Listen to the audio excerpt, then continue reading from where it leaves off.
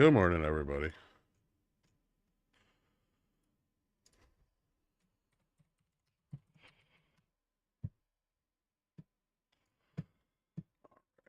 Let's see where this is going to go, because this is a weird setup.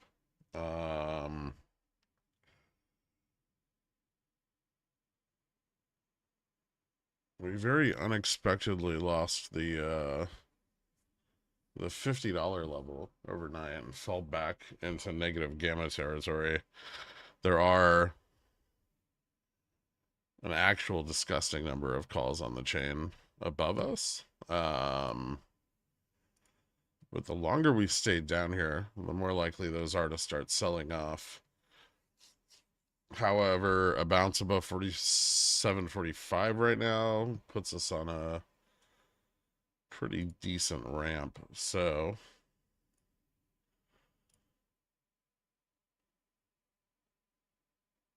keeping all of that in mind, let's see where we're headed.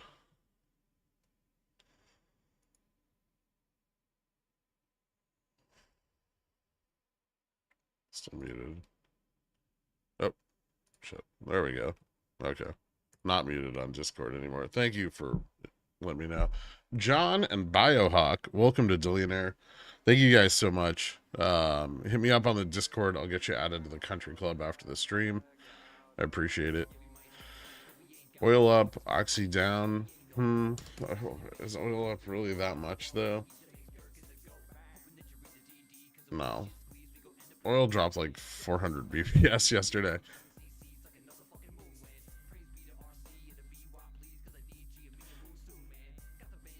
Netflix and Upstart down today. Both I sold yesterday. Ha ha ha. Yeah, that happens. Natgas up bigly. Ooh. How bigly? Oh, that's kind of nice.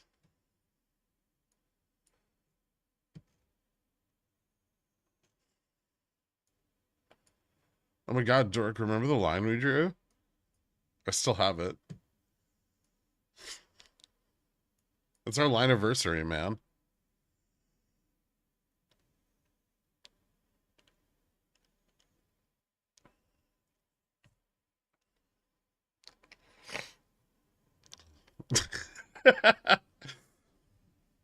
Did pumpers pump too hard yesterday? Yes. They definitely did, but that doesn't mean they don't need to keep pumping.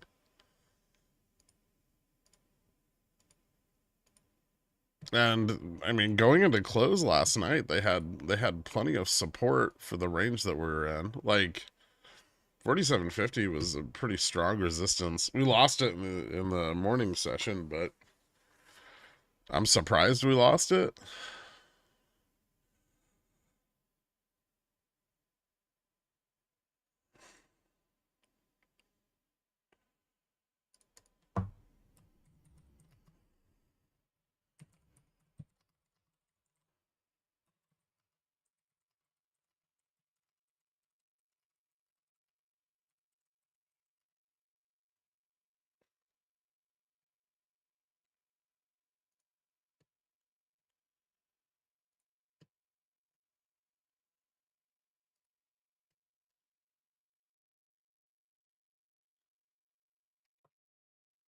Yields were rising into the pump. It was insane. Yeah, a few people told me that Jay Fresh had mentioned that the futures contracts in front, the Jan contract, had rolled over on TradingView, and he was asking if I guess Jay Fresh was asking if that had invalidated the correlation data in any way.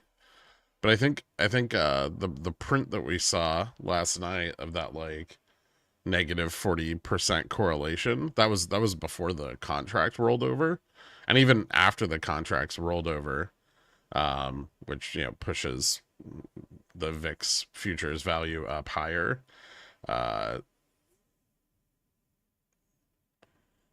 Yeah, it pushes the VIX futures up higher, and so like that dropped a little, but it's still at like 39%.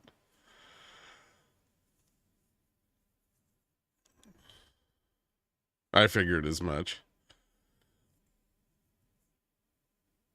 I've been away from here and from stocks for 3 months, but never paper handed my membership. I miss you, but I forget everything.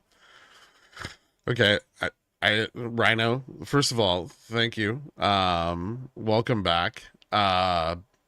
Paper trade for quite a bit before you jump right back into it.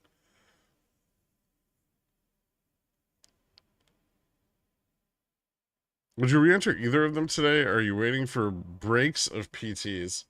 Upstart I'd still be a little careful with because of Nvidia's fucking rally yesterday. Um, Remember that pressures bots, and that could do some stuff. Netflix, on the other hand, I mean, I kind of like where it places the resistance for that, but it could still see upside again today.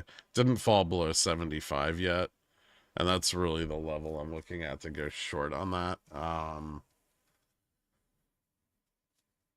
It is kind of forming out a nice head and shoulders though, on the daily.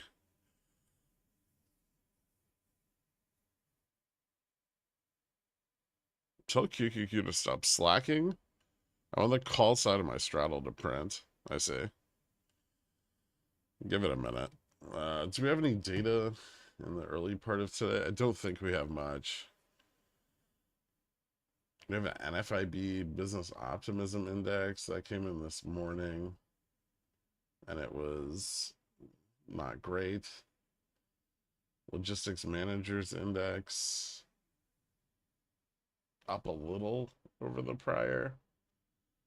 Balance of trade negative 63 billion, expected 64. Exports 253.7 billion, imports 316.9. Redbook up 5.9% against 5.6. Then we have the RCM Tip Optimism, Economic Optimism Index, and then BAR is speaking at noon. So I don't think a lot of negative news here, but what we do have is we have momentum to the downside, which might be more important than any of the data. And we've got, we can go all the way down to GN on the monthly, which is around 47.26. And I would watch, the other level I would watch here is 47.65 on futures.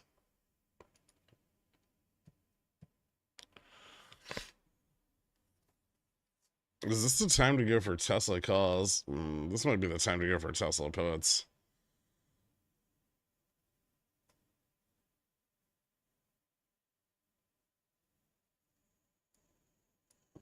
The fail back below trend this morning puts the Tesla call play below risk. And then I would say the Tesla put entry play is right around 230. So I would wait because the market could still reverse. But if Tesla were to fall below 230, I'd probably want to go short on it. No, it's not SLD.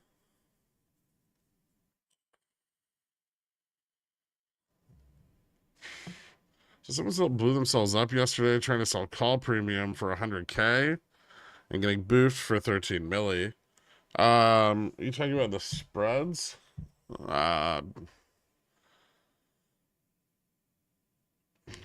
Yeah.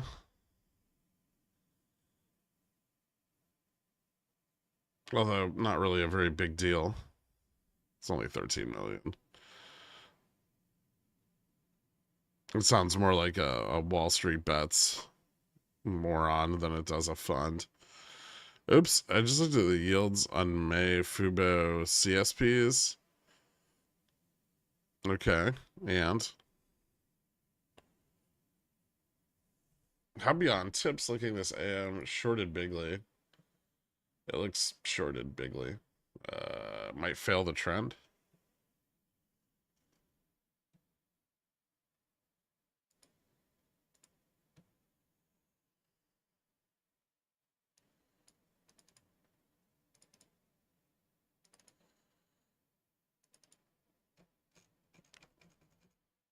we go. Yeah, they're shorting it pretty hard. Probably trying to reverse momentum on the covering. Why is that moved? That's weird. Yeah, we can see this get shorted down.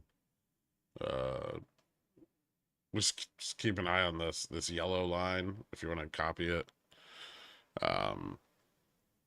A breakdown below 805 is pretty bearish, so keep that in mind.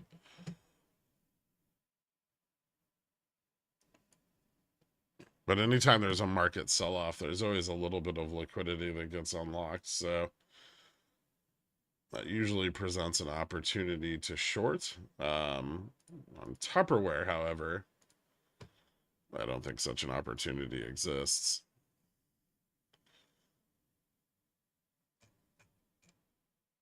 Man, liquidity's getting tight there.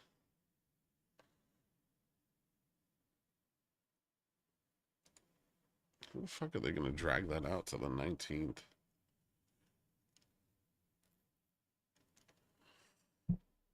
Neo getting slammed. Yep. China's getting slammed. How far could Tesla fall after breaking 230? See, that's the juicy question. And right now,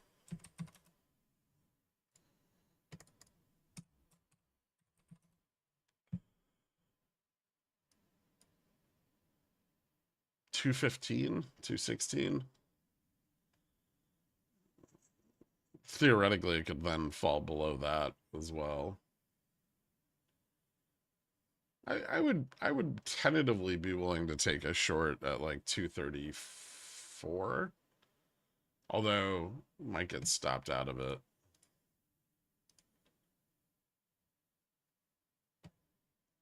The fuck am I still? Okay, I'm still long TQQQ, right?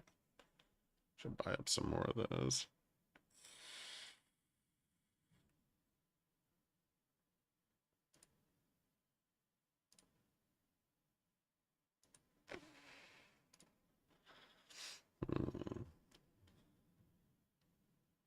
This still looks kind of a little bearish.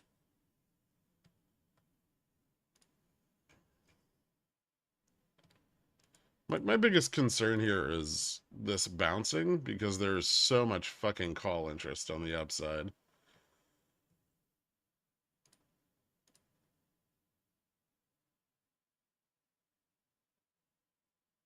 There's a good size put like defensive put position between 47, 40, and 50, which is hard to ignore. However, I don't see a lot of puts building additionally to the downside, which kind of puts our range at like 47.25 right now.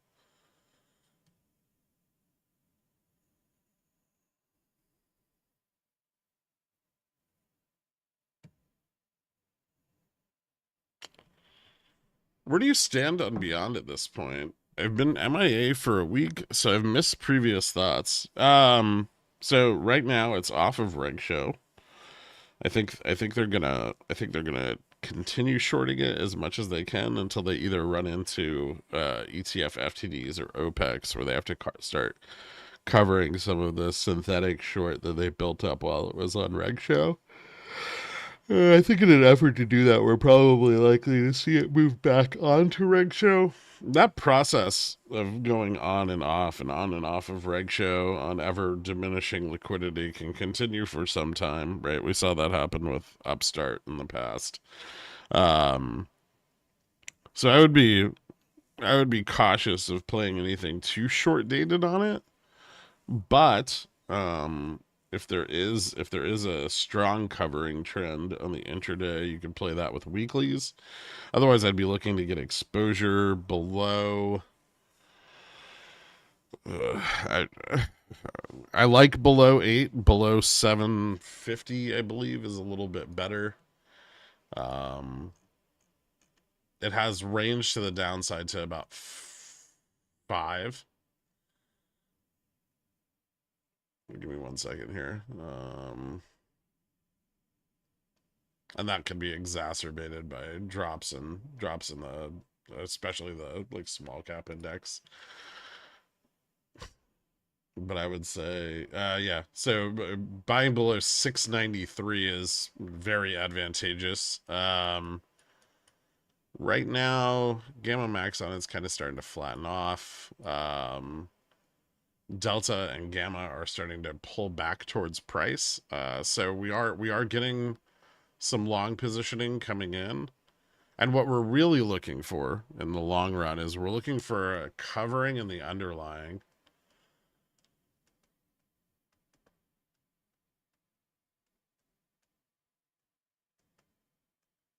to push the long.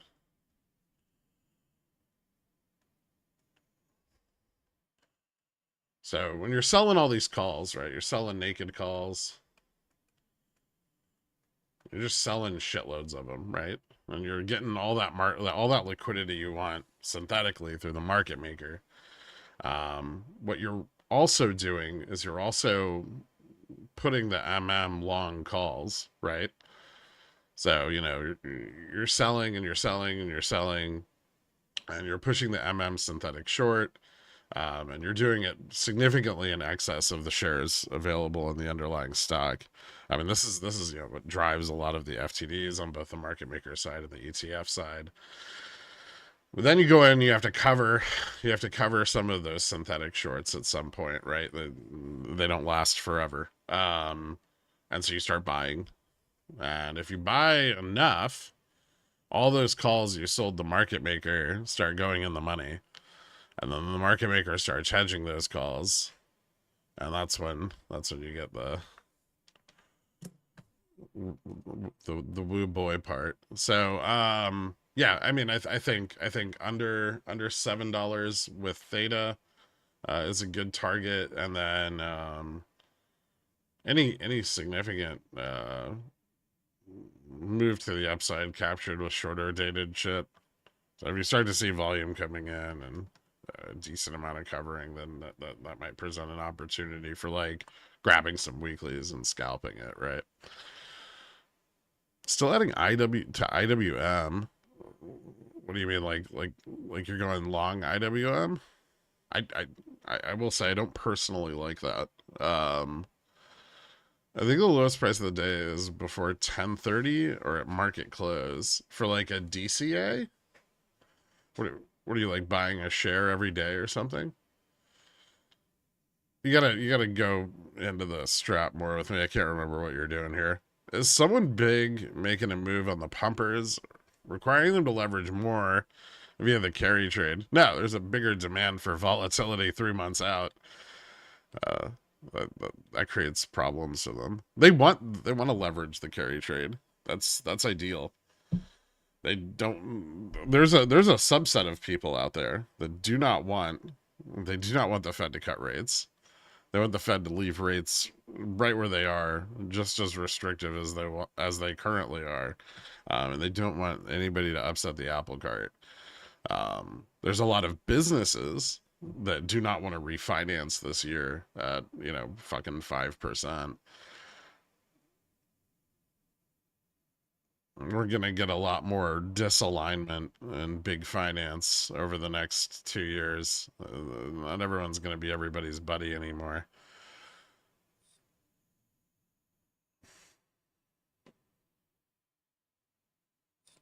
I sold Elon his drugs. Nice.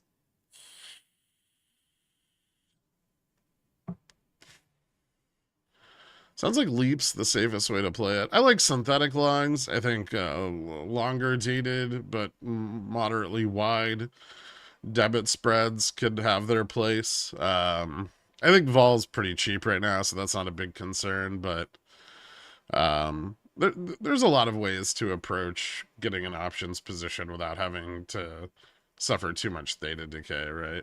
Even shorter dated debit spreads for periods where you think it's going to run, right? You want exposure, but you don't want to burn up all that theta or expose yourself to IV crush.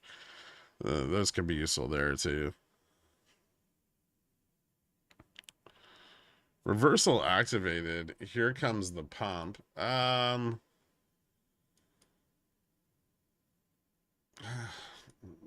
No, not really.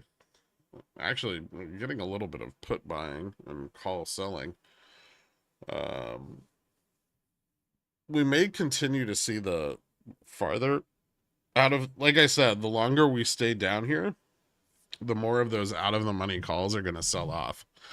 And so that's really how the Bears win here, is just waiting this out. But we have substantially more puts now at 35, 30, and 25 than we did previously. So there's actually a decent put ramp to the downside, and it currently exceeds the call interest. And there is defensive put positioning at 47, 40, 45. The call interest is bleeding off.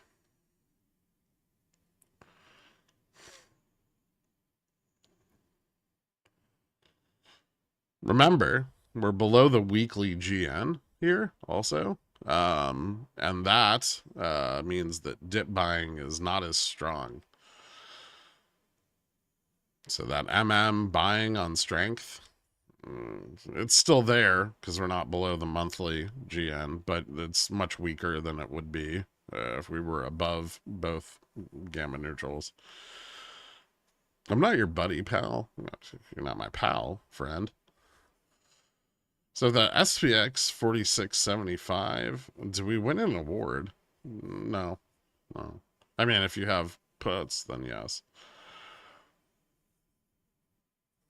Are you going to be JFresh's champion to fight the Croissant Man in the upcoming Duel of the Ages? No, I think pursuing that is fucking stupid. All puts are sold, Gherk. You know this. No, these aren't. Hey man, I had some losses yesterday, but my Vega plays dropped me below 25k on my margin account. I already removed PDT on this account before. Besides switching brokers, what can I do? Swing trade till back up? Yeah. Yeah, it's an option. Did you like cut your Vega plays or something?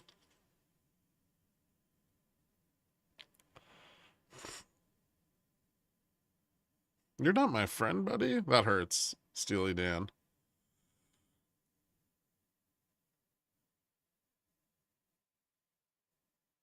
If I may offer some advice, not that I've gotten very good at trading a PDT account, but what I have learned about trading them in the last 5 months is that you want to go super, super slow. No, hold them. Okay. July shouldn't work out too badly for you in the long run. So you were buying Vega plays above VIX 13. That's rough. Yeah, this can drop a pretty decent amount of value in the crush. Hopefully it doesn't stay crushed for long. Well, thanks, Dead Rabbit.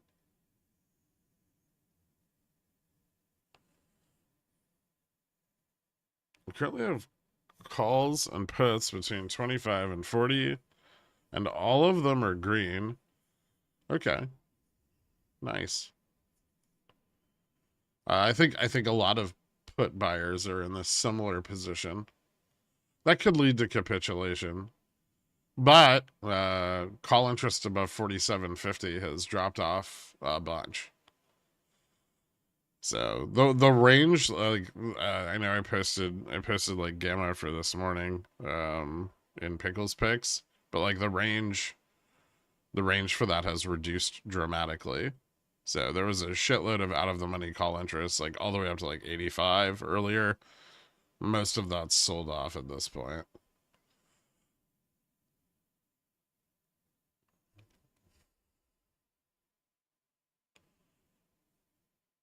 Can you address SQQQ adjusted options? There's a special dividend on QQQ. How about VIX 1190? And my salad is getting tossed too. Guys, don't buy VIX. Don't buy cash VIX. It's the worst volatility exposure and it's overpriced.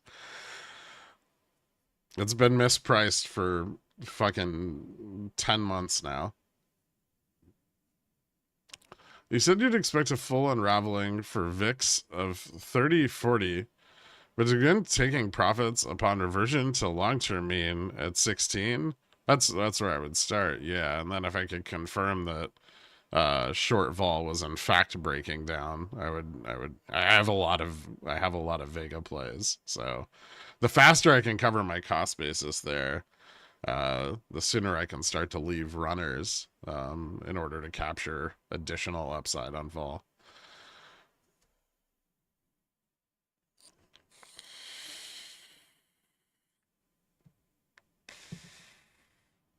Puts yet? No, we're probably gonna stagnate here a bit.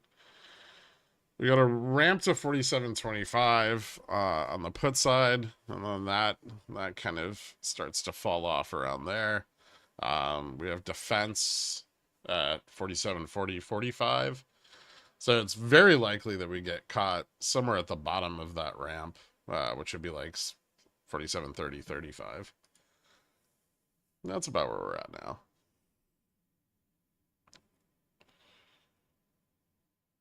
So what you want to look out for here are breaks of 45 or a break of 25.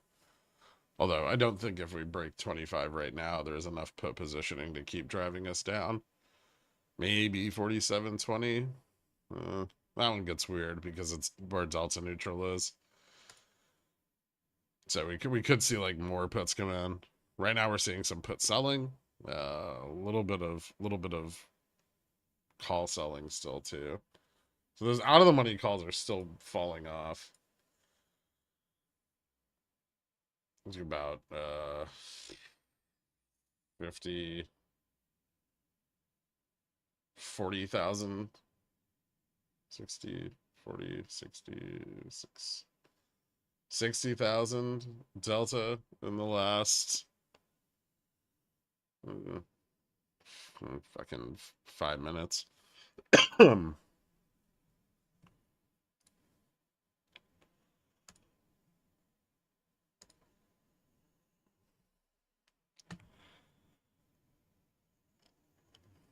I will say that if we fall below 47.30, there's a move for a put there.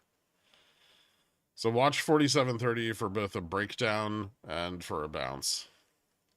That should make it easier than trying to think about all the abstract positions on the chain.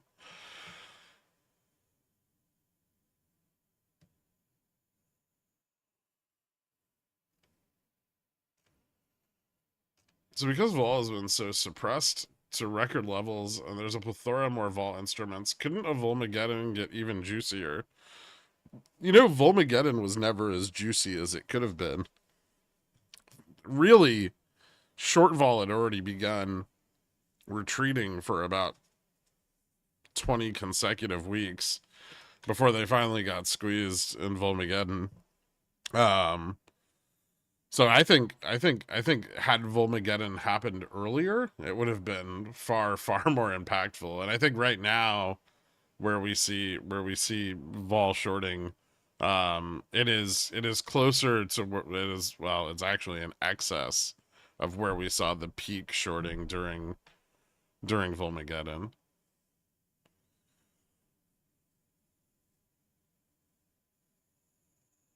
Why did they work so hard yesterday? De-risk? We may be seeing some of that. Although I'd have to wait till tonight to confirm that we're seeing some of that. Yesterday we saw a little bit. What was interesting, I'll say this. The most interesting thing about yesterday, it wasn't really a run driven by short vol. It was a run driven by 0 DTE calls and a metric fuckload of them.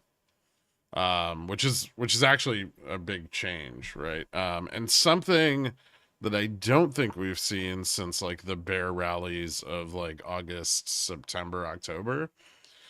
Those were also driven largely by call interest, and so we may be moving into a period where we start to see short vaults beginning to de-risk, as we did during those periods.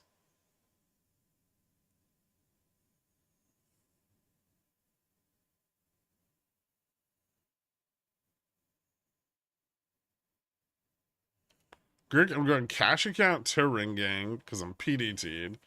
Okay, cash accounts don't need to ring because they're cash.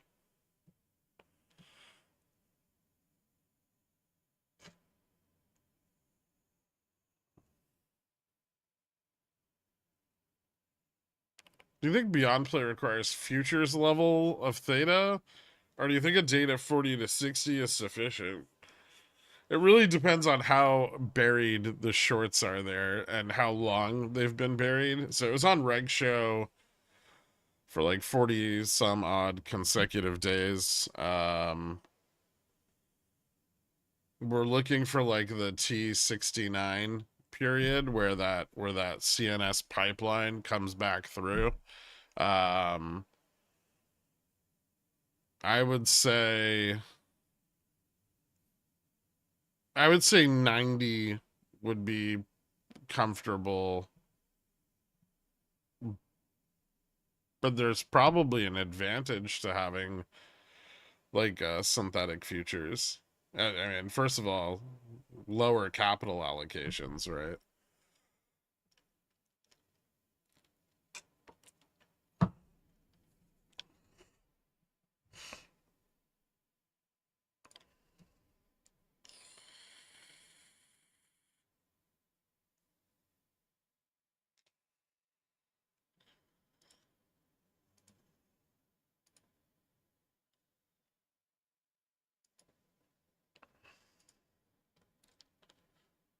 All right, so this bounce is kind of the first indication that we're getting some bullish momentum. Testing 47.40 here. Um, I could make a case for 45. So you did get that bounce off of 47.30. I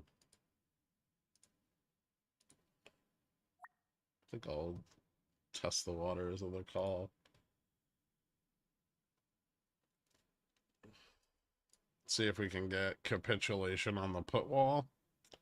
So remember, this is risky. There's a put wall 40 through 45. So here and here, put walls. We want these in the money puts for further upside. We want the in the money puts to take profit. If the in the money puts take profit, then we go up. I don't know how high we'd go. I'm not sure we could fill the gap at this point, but we might be able to hit 50.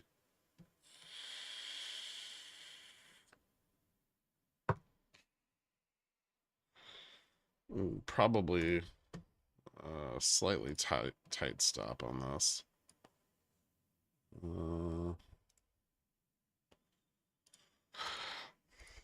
Set a stop at like 5. 5 seems okay.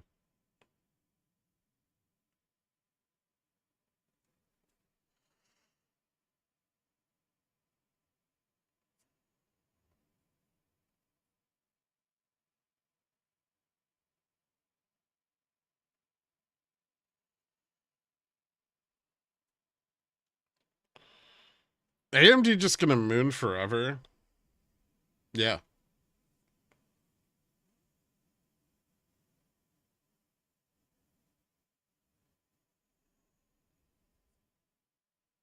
So keep us elevated as much as they can into CPI. And if hot, de-risk 4800, 4750. That's a possibility. Yeah. 4800, 4775, 4750. There's a shitload of Vega risk at every like $25 interval here.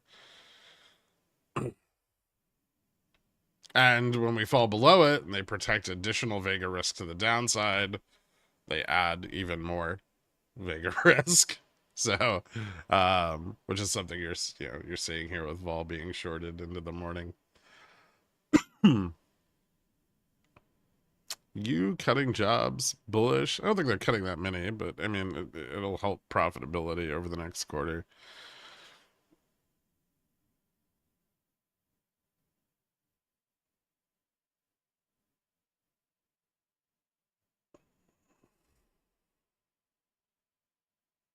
There's remaining Vega risk above us. Yes, 4750, 4775, 4800. I mean, last year they pushed really really hard to try to get that all time high. They just fucked it. But there's still a lot of sold puts at 4800. They were getting real greedy. 139 to like. Thank you, Jackson's G Pop. If you guys could like the stream, it's a big help.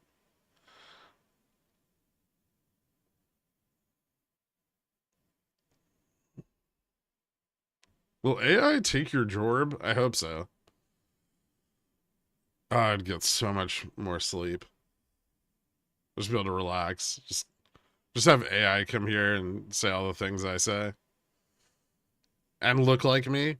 It'd be perfect. Or we could bring on different hosts every day. We could have like Christopher Walken, Willem Dafoe. Wait, you aren't already AI? Apart from the fact that you're a genius, you're also super funny. Thanks, Andre, for both of those compliments. A lot of folks retire with a lot less than you have. Just saying. That's disgusting, NW. Don't ever say that to me again. Just giving up. Just might as well just die. There'd be no point in going on.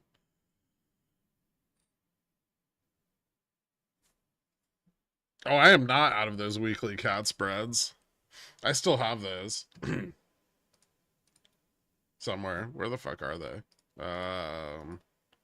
They're not doing great. I should probably close them. Except I think this will bounce. So maybe better to close them after the market bounces. Instead of taking the entirety of the loss right now.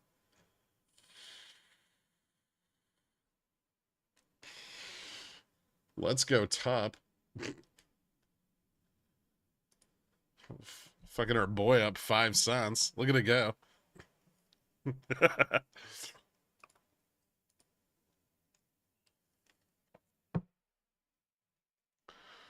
All right, so pushing the second put wall now.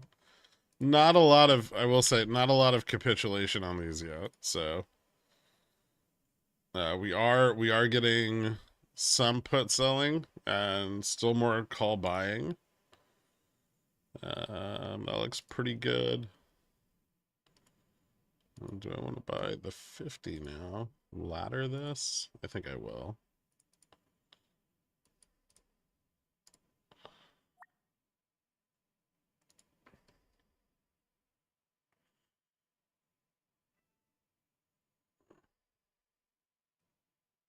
And let's see how much of that call interest that fell off this morning returns.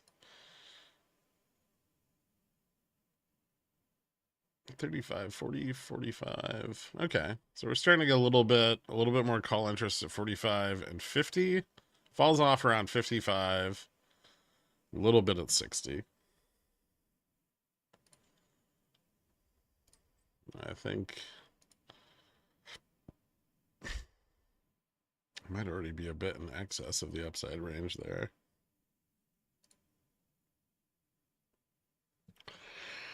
I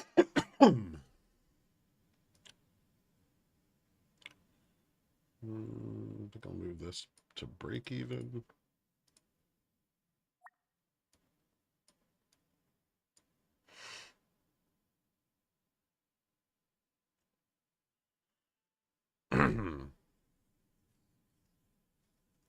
You're gonna need to get a lot of the call interest that fell off to come back to break 4,800 today.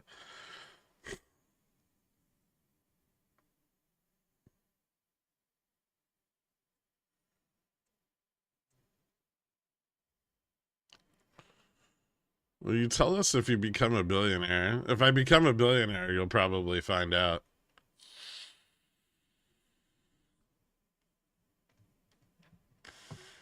What if we're all AI and you're just talking to no one? Well, then it's kept me infinitely entertained for the last 2.5 years. In which case, maybe I should buy more Nvidia. Munger's last interview said that if people avoided crazy drama, people would be happier and richer. Probably, yeah. I'm not a big fan of too much. Well, I'm not a big fan of drama that I don't start myself. I don't like other people's drama. Love mine. Talk to me about top. How spicy are we looking? We're up 5 cents, man. Calm down.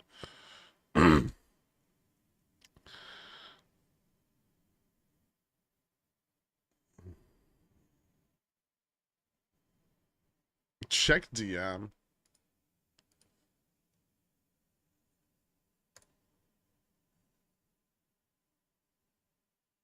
Oh, you son of a bitch.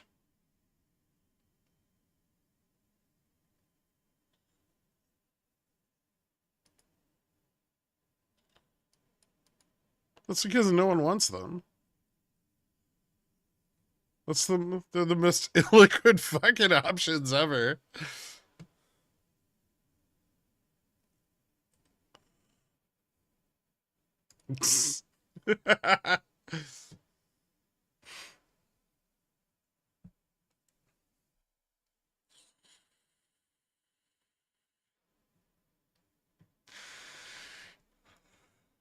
If crowd picks up some momentum, it generally keeps going for a while. Are we any closer to hearing about the mystery stack? No. If anything, even further away.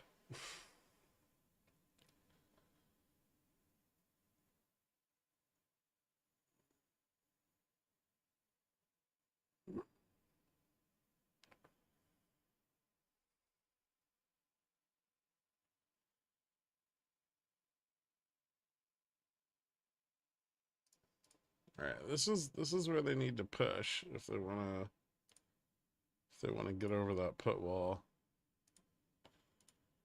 Ooh, a little bit of call selling here.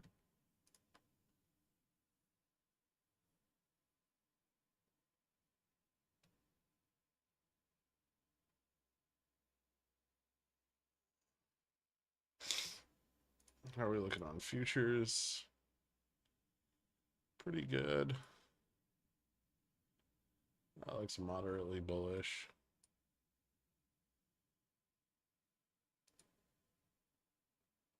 Yeah, I think I'm pretty comfortable being on the long side of this.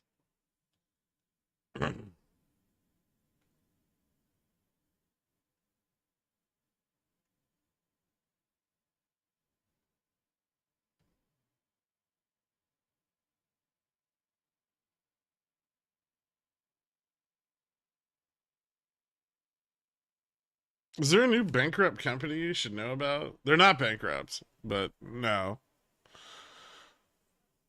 Isn't it? It's in XRT, isn't it? You know what? They're delisted. Don't worry about them anymore. That's fine.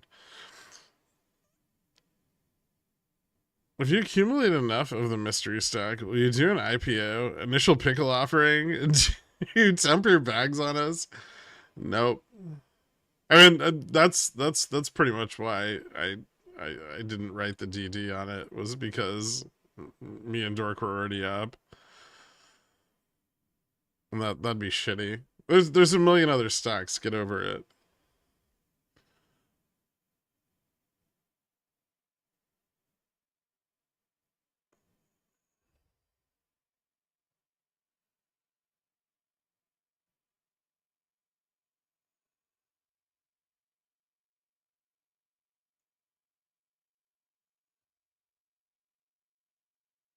Shut the fuck up, Dork.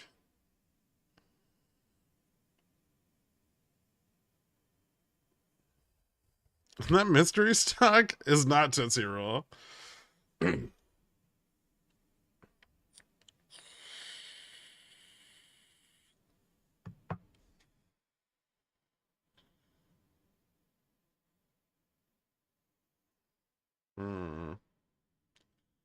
Why are the bears selling my call? I don't like this.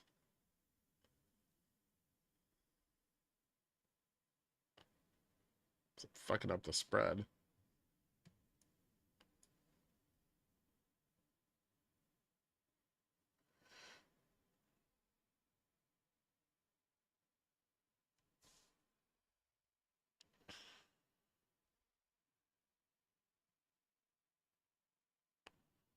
I blew up my port again playing zero DTs. I'm starting to think I'm over leveraging. You might be. Do you find yourself frequently carrying more than one contract?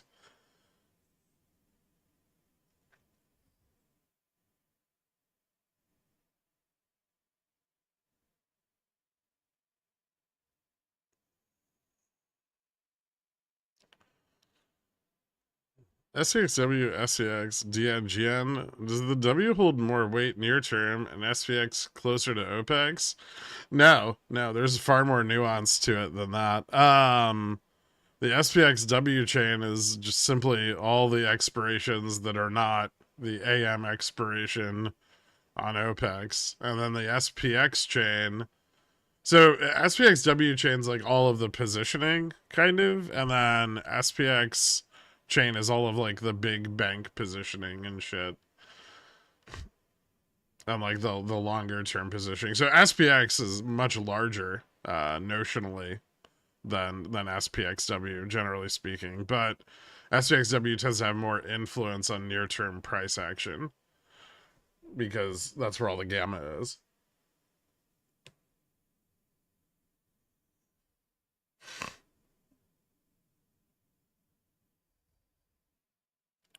No, I would not open 4760s. I'm not even that confident in my 4745s right now.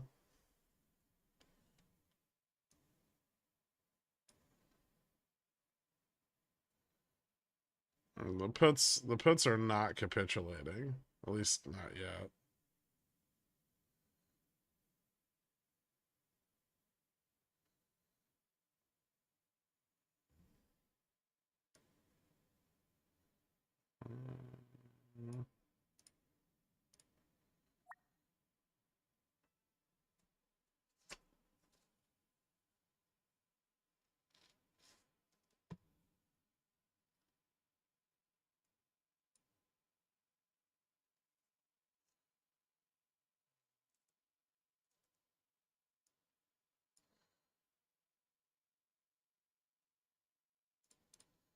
A little bit of a battle here.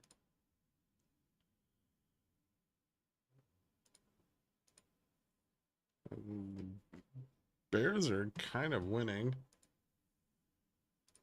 Well, I guess no one's really winning, but the Bears are fighting back.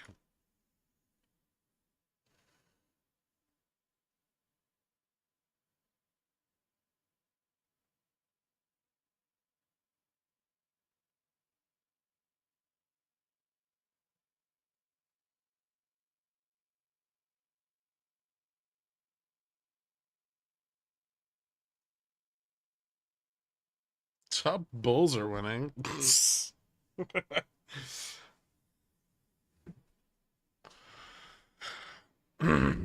Yeah, we're below the weekly GN.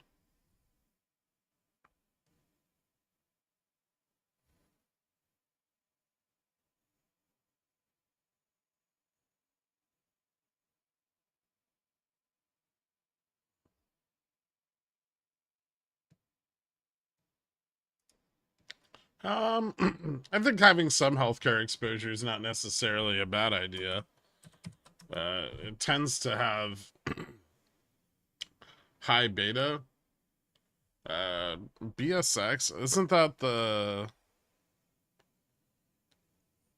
like the healthcare like distribution service?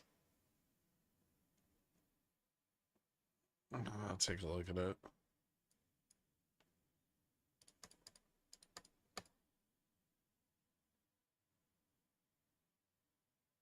It's up quite a lot already.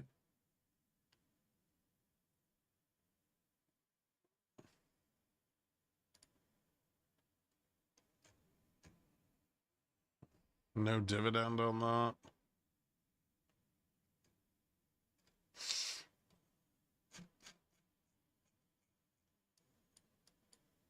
I usually don't like buying things at all-time highs. Up to you, though, I guess. Ooh, fuck. Look at that shit. God damn. Motherfucker. 1 second.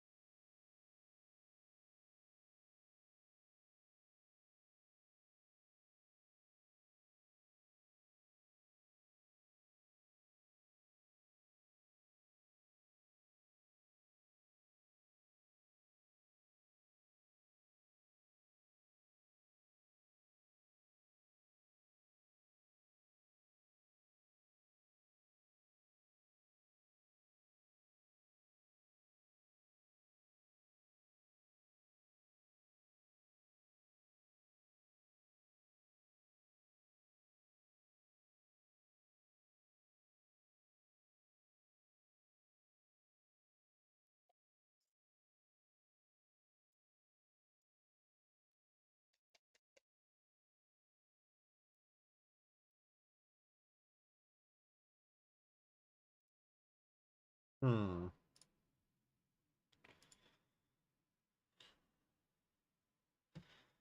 All right, bulls are pushing back on the drop a little bit. This looks like it's gonna get choppy. Fucking hate that.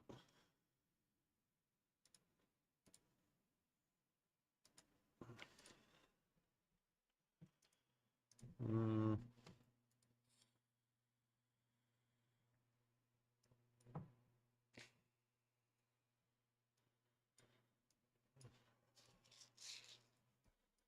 You can buy this 45 callback cheaper.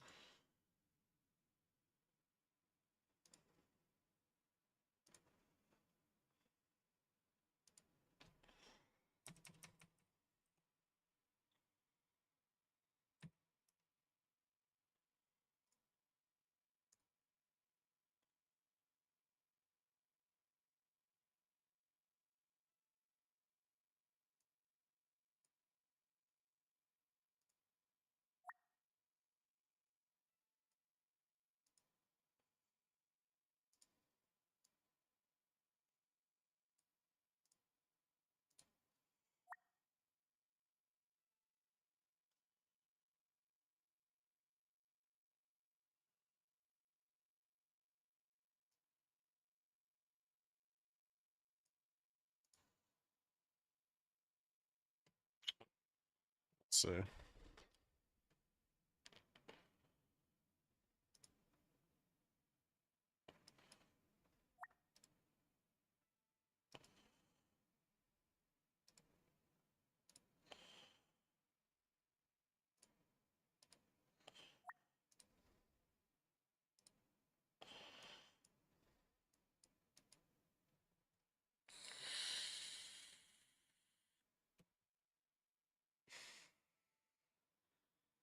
All right, here's the next bullish push.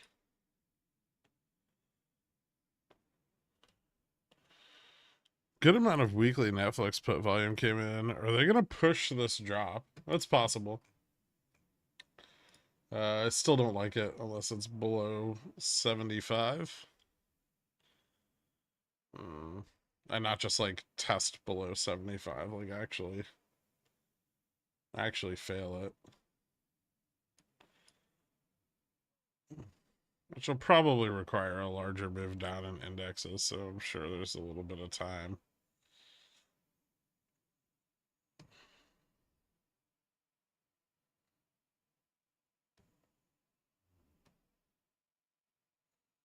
They don't have anything they really like for nat gas exposure.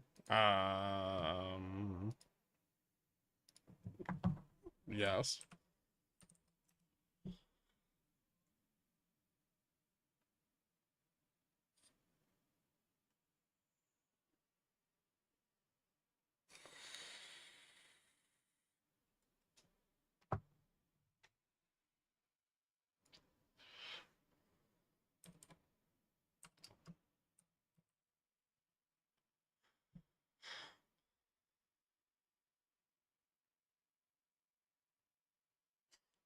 There's usually what is it? Like UNG or like boiling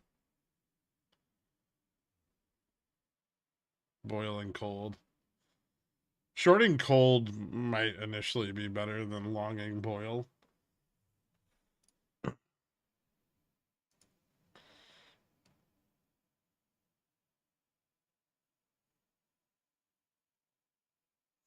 I'm more jazzed about the inflationary impacts of nat gas. These bulls suck, dork.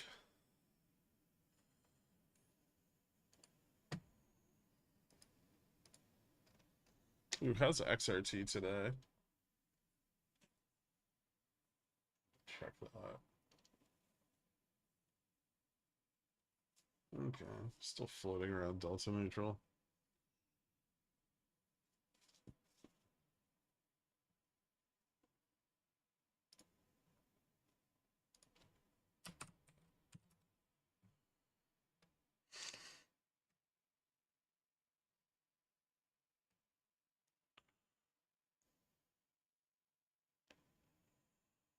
Tesla under 233, good short entry, still risky.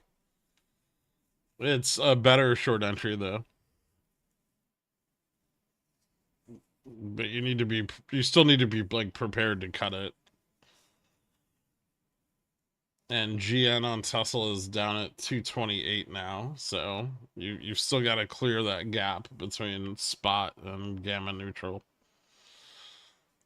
Until it's past that, risk of a reversal is very high, especially overnight.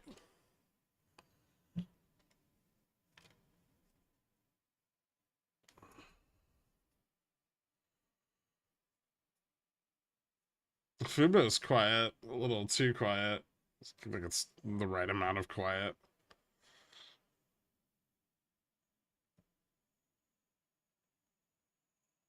When's Tup's bankruptcy news? The 19th?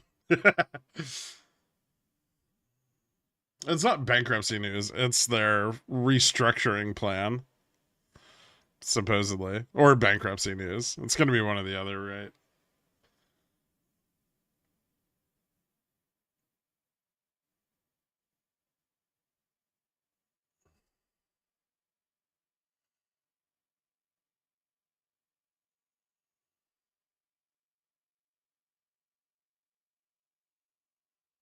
Do you have enough puts? I think I'm alright. I'll probably get more over the next week or so.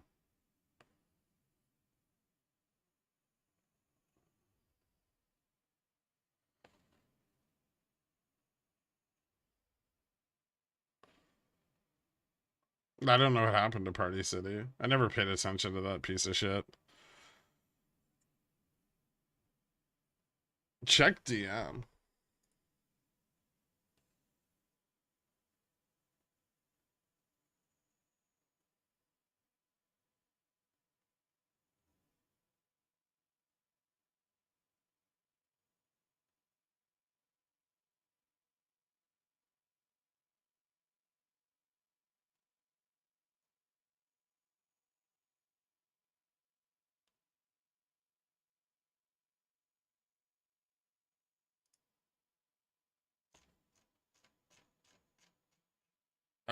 We're gonna have to.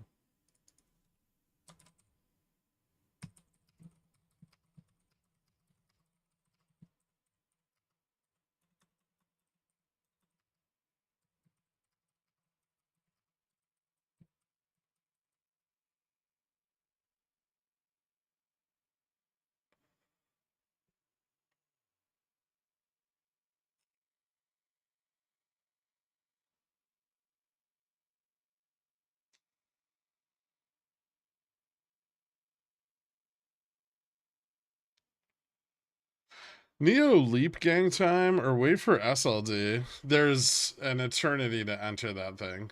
You could even wait till it starts to go back up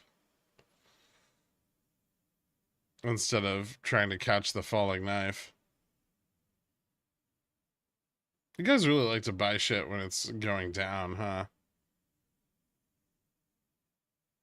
What's up, crypto? What's pushing SPX up today? I think bulls are trying to buy back into their foothold at 50, but so far they're not very successful in crushing the put walls. They're giving it some juice though. Usually they don't lose. Why are my hands always full of cuts? Wrapping paper. What's up, popcorn?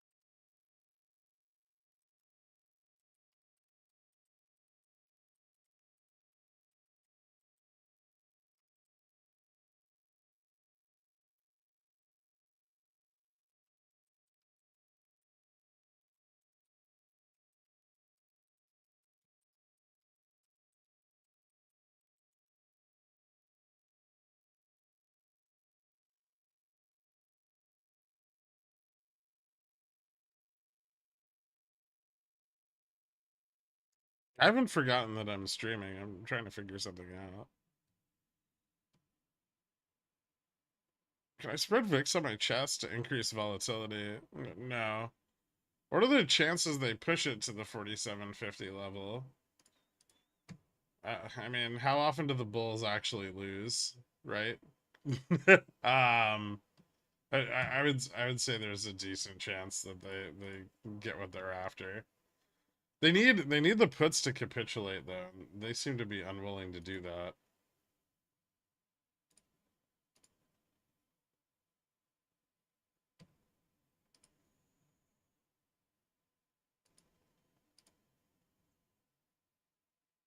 Why wouldn't it let me just fucking drag this shit? Drop it. Drag and drop. Whoa.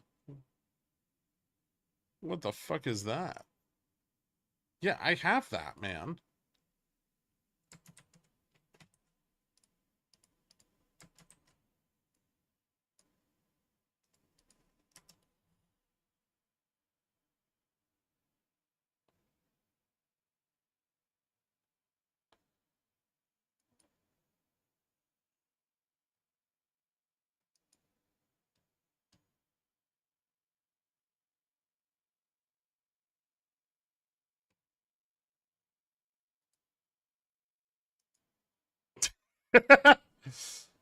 Oh, into the...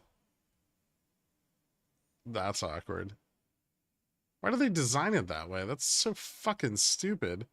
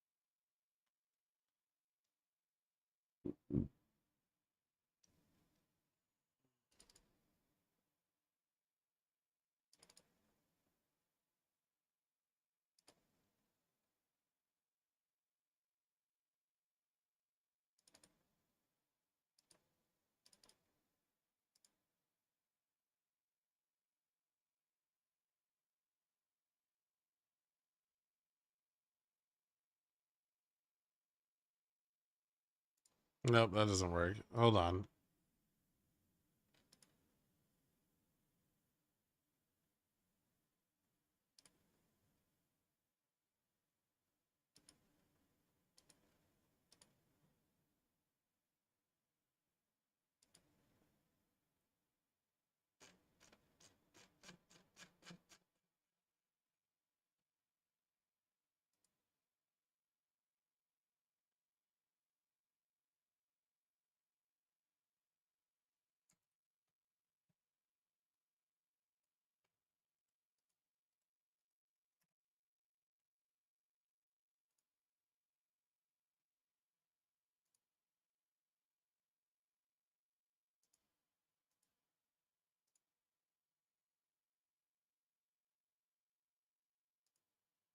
Hmm. Still stable.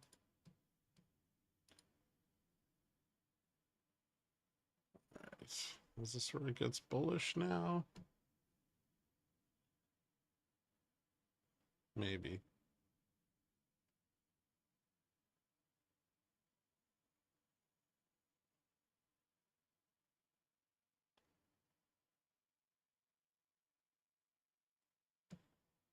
Well, it's either gonna get bullish or bearish here.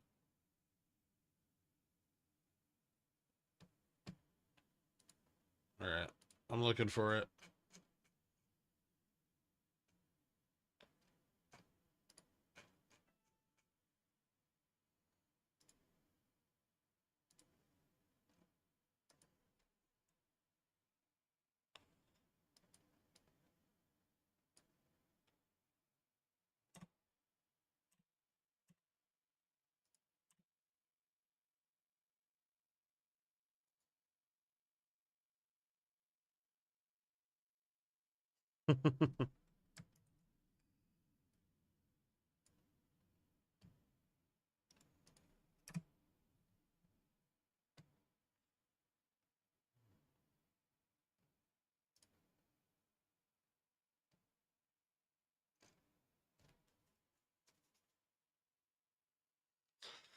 Yeah, 3-year auction at 1 p.m.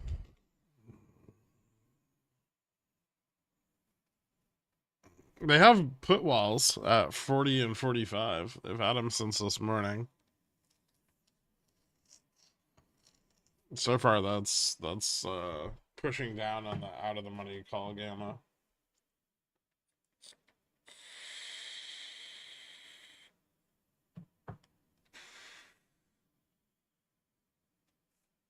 Do you expect one more pump regardless of CPI print result? Not necessarily.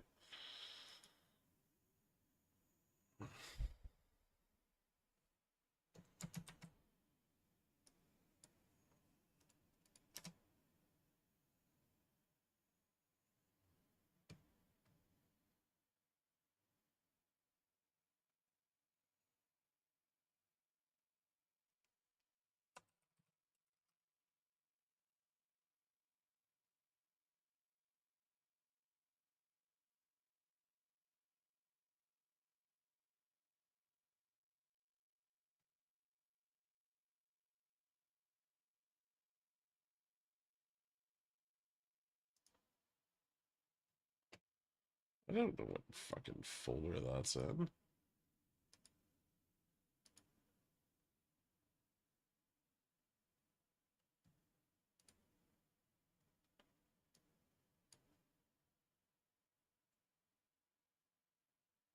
Oh, god damn it.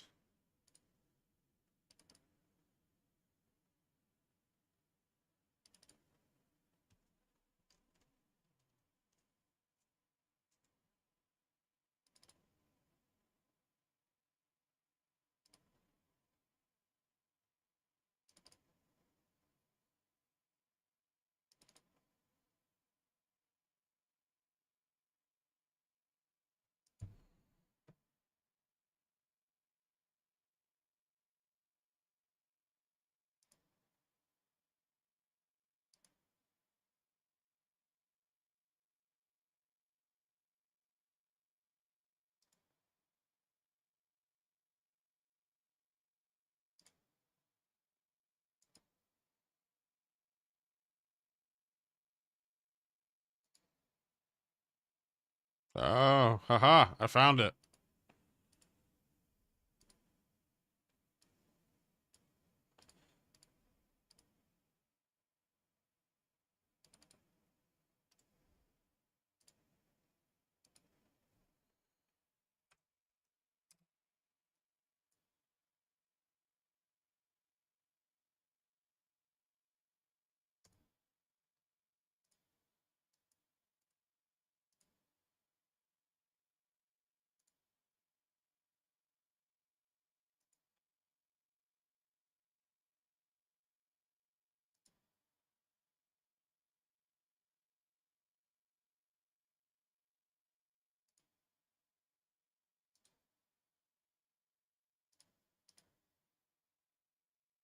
Mm.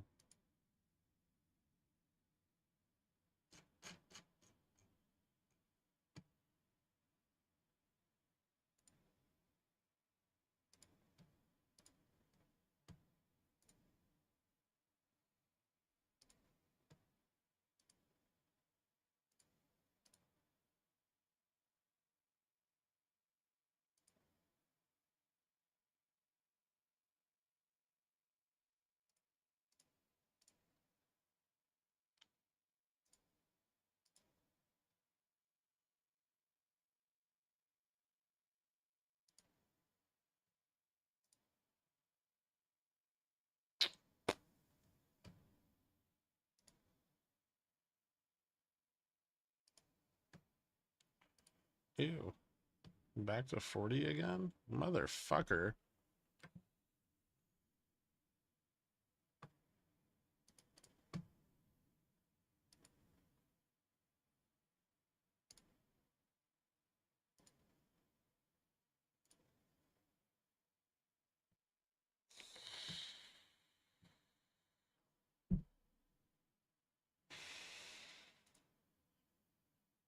Should be some support here.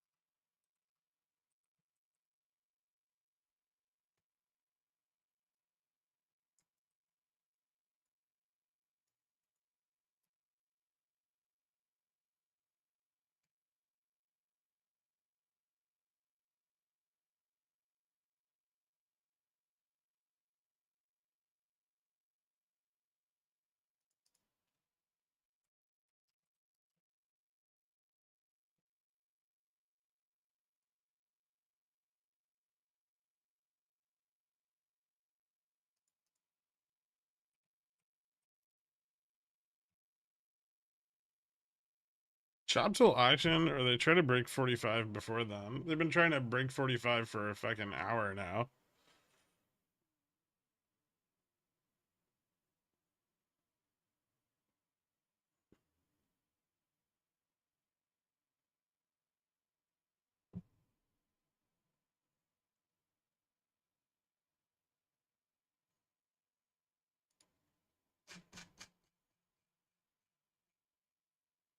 Okay, so then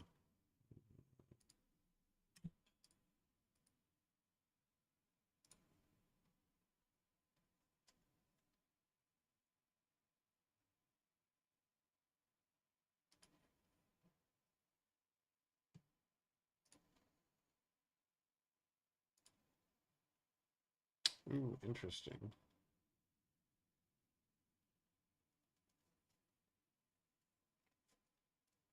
I see.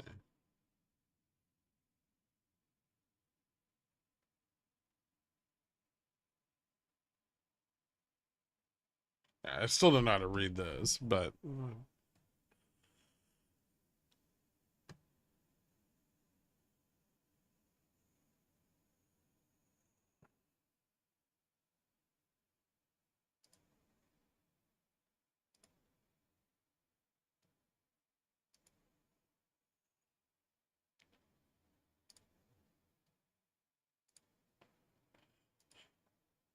we can fuck with that later. JFresh never explained how to read that fucking chart.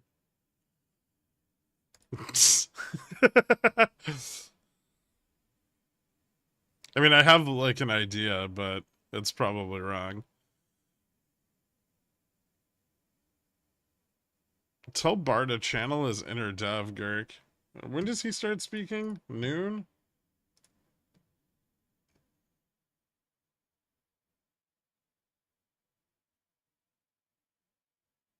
Yeah, he starts speaking in like 2 minutes.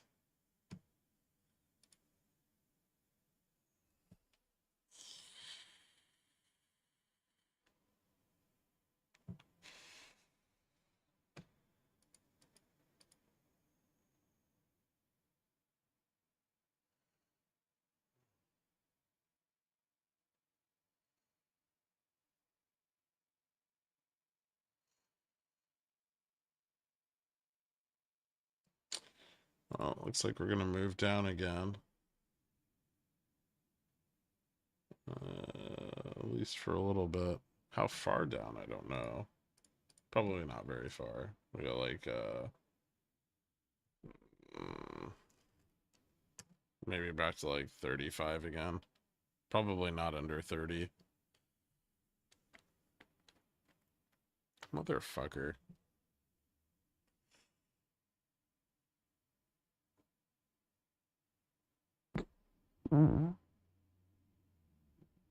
The one day Bears decide to hold the line.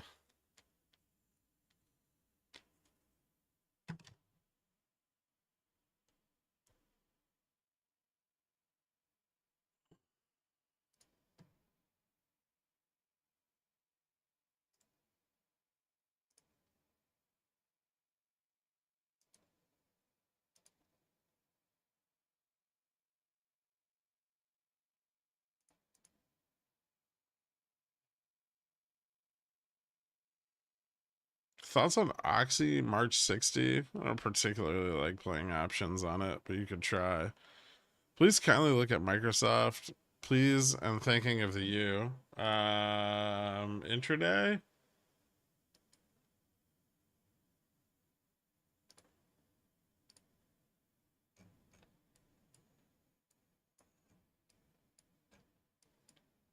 It looks like they're trying to pump it up over 375.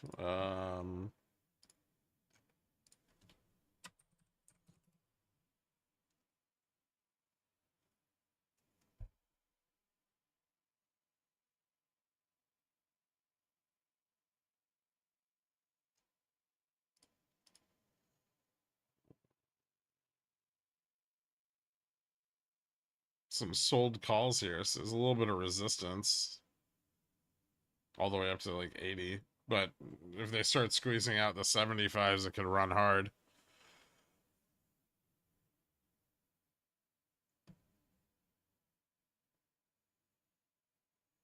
Is there something else you want to know about it?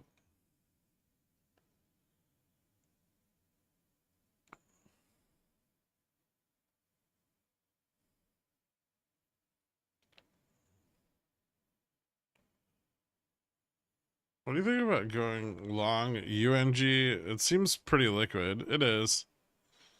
It is pretty liquid.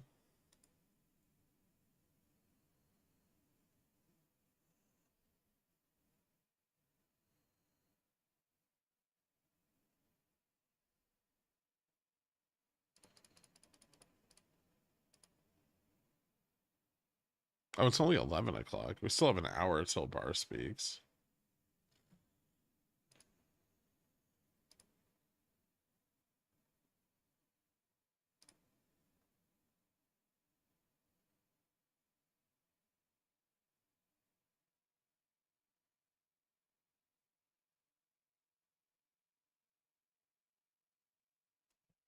Uh,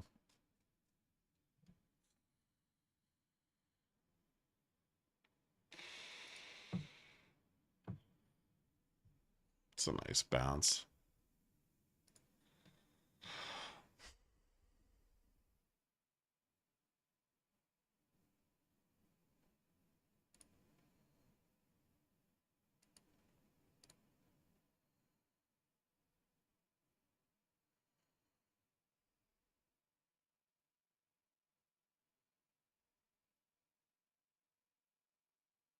We need to short vol harder.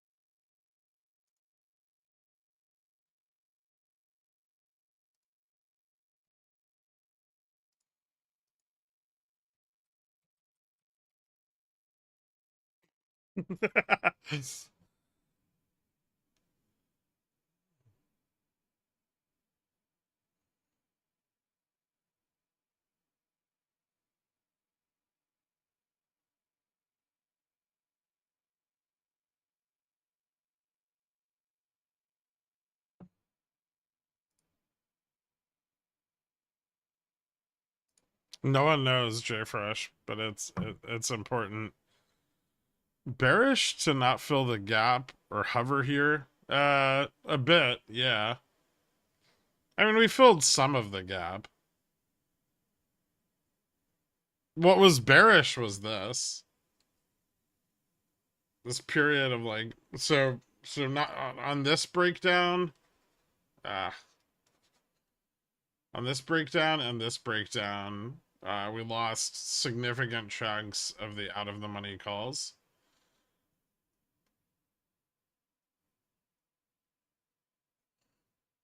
And then, bulls finally got a little bit of a foothold here and we pushed up.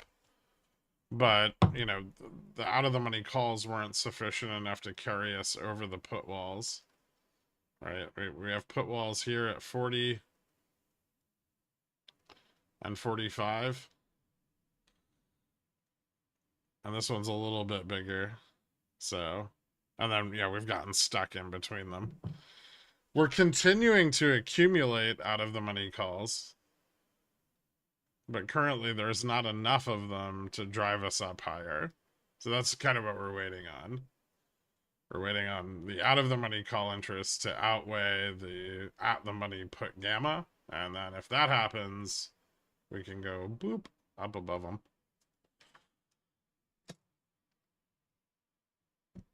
Dude, it's been snowing here. Well, it snowed here, I should say, like the other day.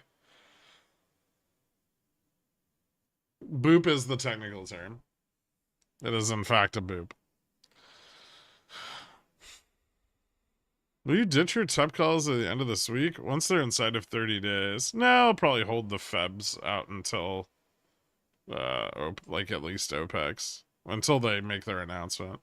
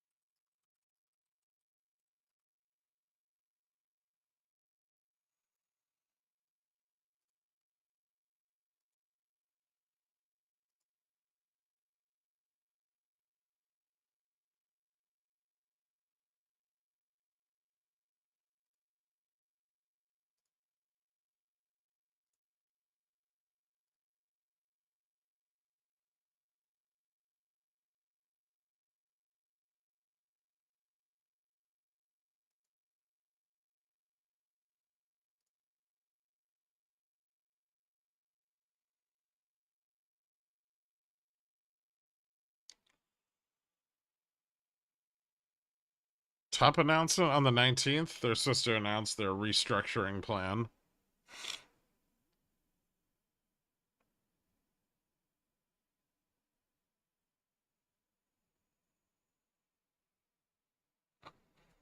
Dixie's kind of ripping today. It started moving last night. Yeah, that's not bullish. Dixie above 102.50 is definitely bearish.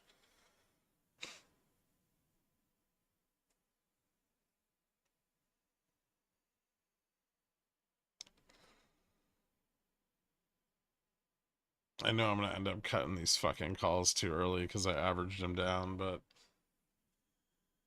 I guess it's worth it if I make a little bit of money off of them.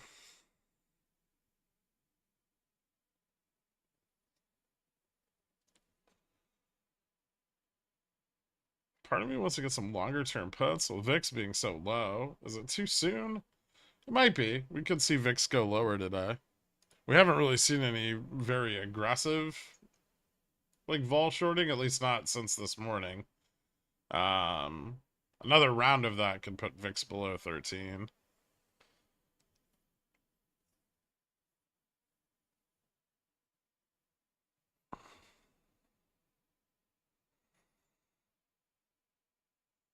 XRT's still kind of stuck. The bounce definitely didn't help the downside. I got out of my I took profit on the Feb call or Feb puts. Now I just have the March puts, which are a little bit more out of the money. I'm not particularly worried about them, but that's where I'm adding any interest that I pick up. I think XRT is just like right at delta neutral right now.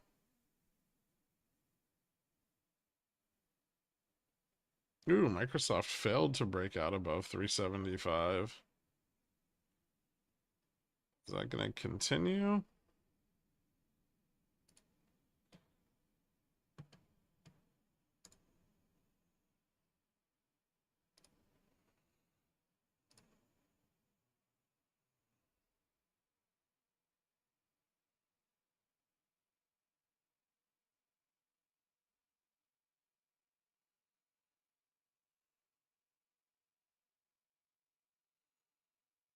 I would say the VIX at these prices, it's definitely, and above gamma neutral, it's definitely way too soon to be looking at puts with delta.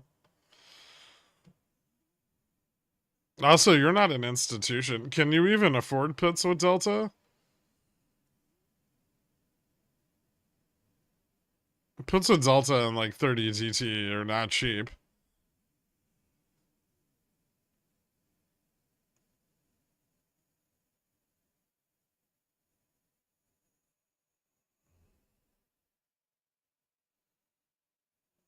Oh, okay. That works.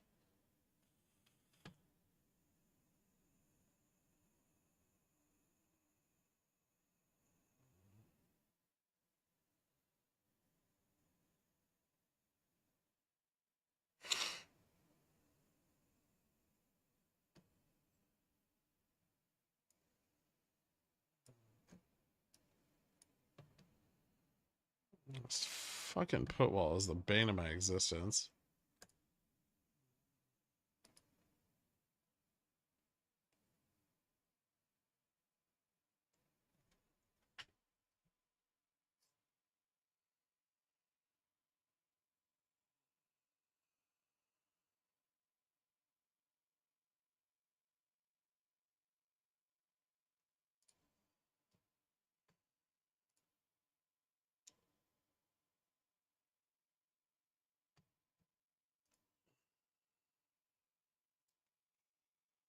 Fucking bulls selling off all their calls and then pumping the market. Genius strategy.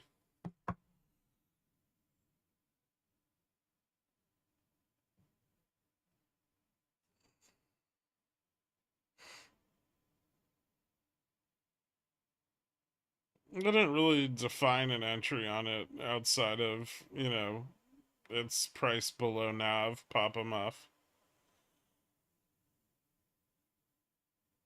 But I did pick some up.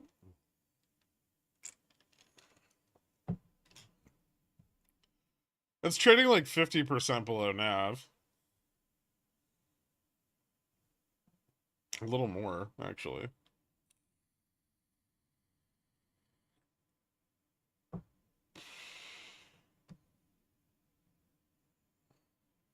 Can you do the wizard thing where you say how many more minutes until it chooses a direction?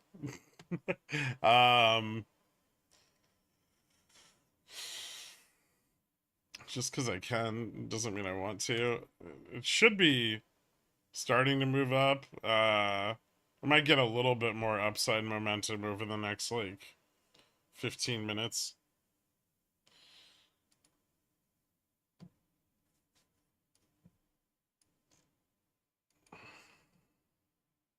Not there yet, and holy fuck, this is overextended.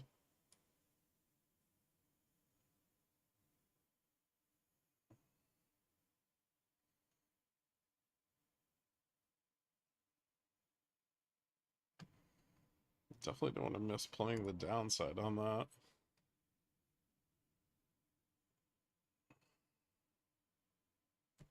Come on, just a little more. You don't even need that much more fucking... Just buy some more fucking calls.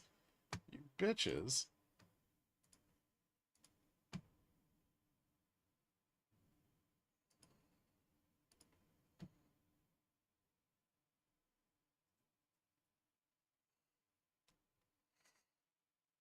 There we go. Was that hard? Ridiculous.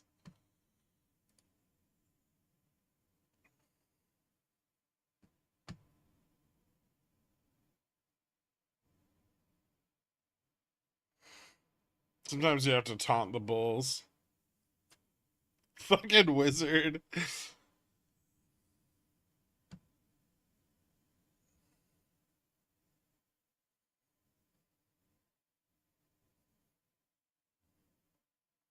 That's okay, Sistani.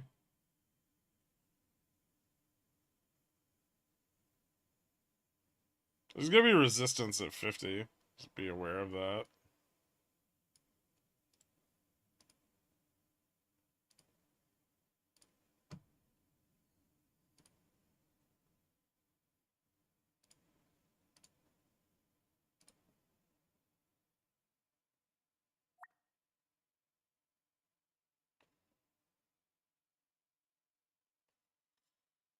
Uh...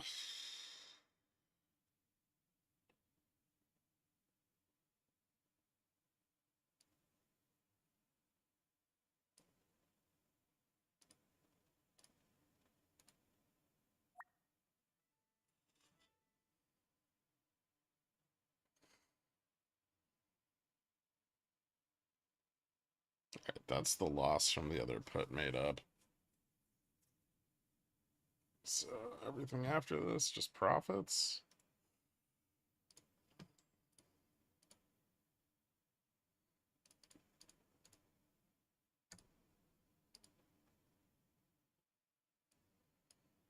Oops.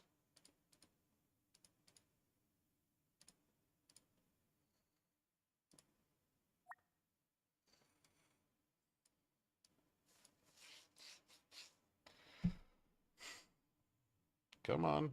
A little bit more. So close.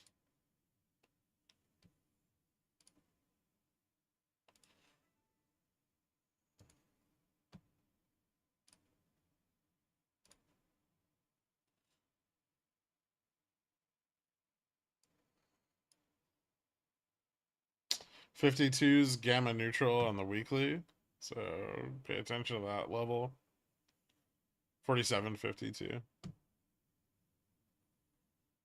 What a shill. Gherk over here saying ups in 45 minutes, and then we pop 2 minutes later. Just a little bit.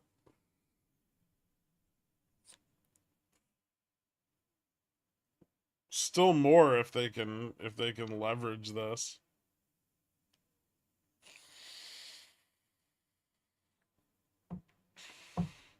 Chance of put capitulation? Gotta go higher, otherwise they're not gonna give up.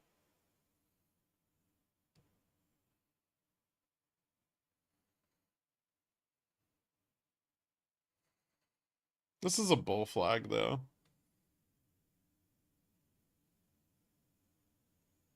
Major uranium pumpies? What happened? I'm not sure. There might have been some news.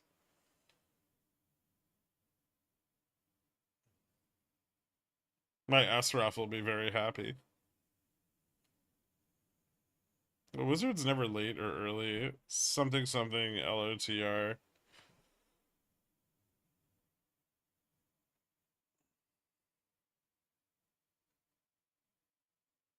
Need that next leg to really pressure the puts, though.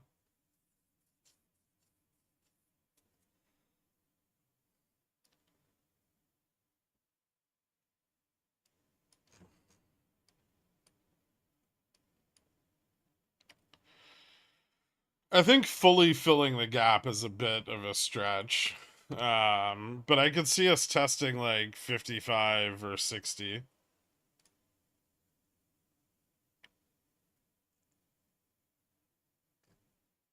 if especially if like a lot of call buying comes in, which we're getting, volumes picking up on the 4750 call. That's a good sign. And we're breaking to the upside of the little wedge. Alright, so I can...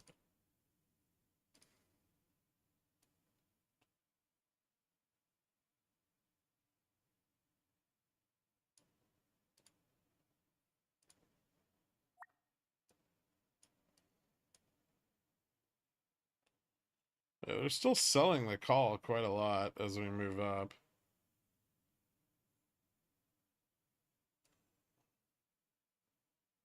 Spread on this is fucking garbage.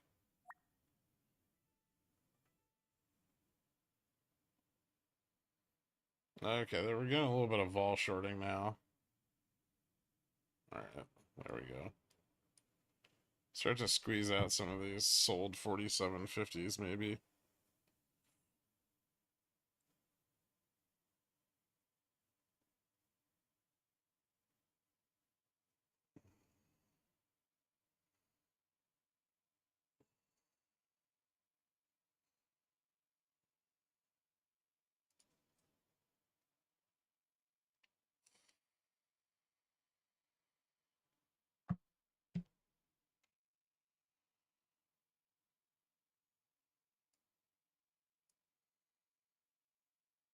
If you ask Rick Astley for his copy of the movie Up, he cannot give it to you as he will never give you up. However, in doing so, he lets you down, thus creating the Astley paradox. Thanks.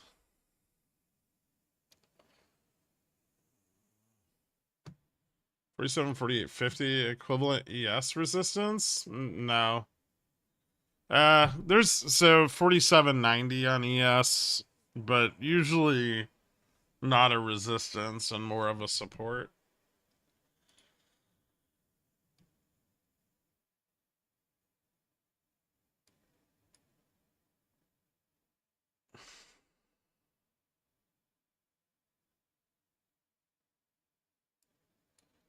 Definitely wasn't a fucking resistance yesterday when we smashed through it.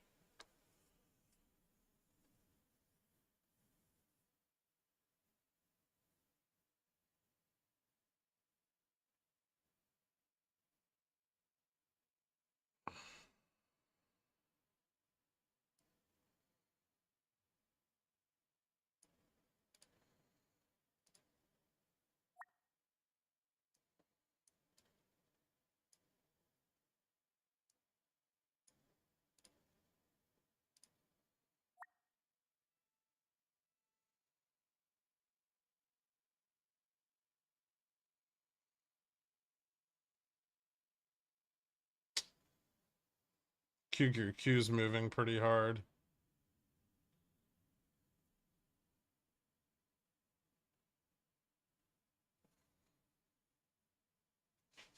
Milestone chat for gifted memberships. Big thanks to all the grifters.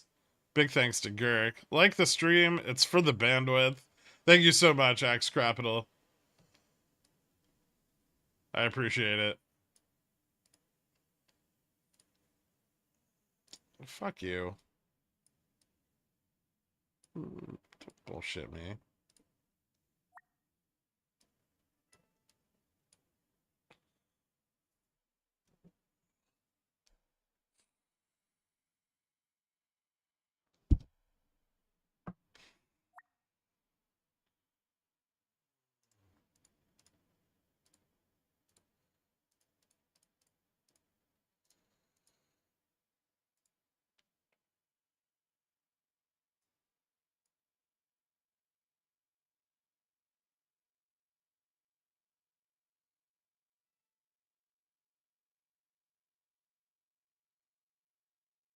Bro, I love 2024. It's been decent so far, right? Is it just me? Oh wait, am I making any money on Caterpillar yet? No. No, still losing money there. Maybe I should move this up to 6.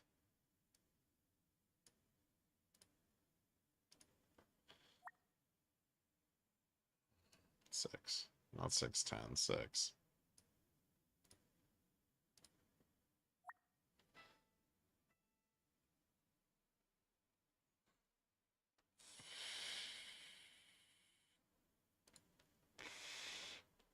Dow's just a piece of shit today. It's down 62 BPS. It's almost as bad as RTK. Can we test 55 on this move? Potentially. That's what I'd like to hold this last call for, if I don't get stopped out of it.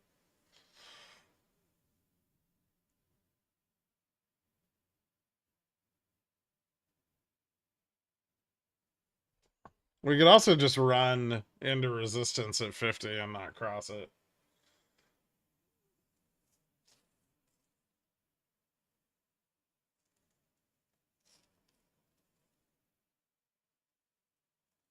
Can we hit 47.70? Not with the current call interest on the chain. We need a lot more to come in.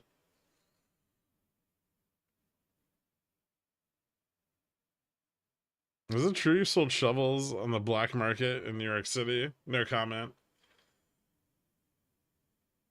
What makes you think they stop at 55? I mean, I'm not. They don't even have that much interest at 55 right now.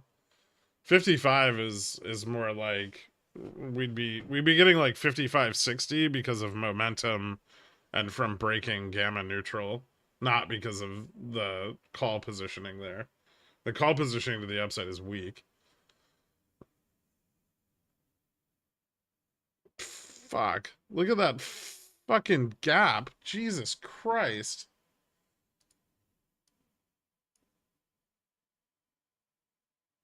I fucking went all the way down to my stop. Oh, lucky. Lucky boy. Get the fuck out of here, market makers. Trying to steal my fucking call.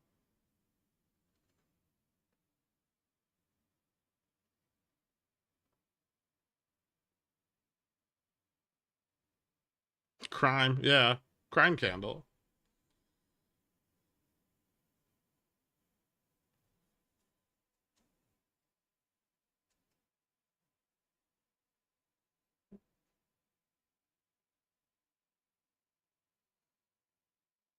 They got me, Captain. Same stop at 6. And I got filled. I mean, some people definitely did, right?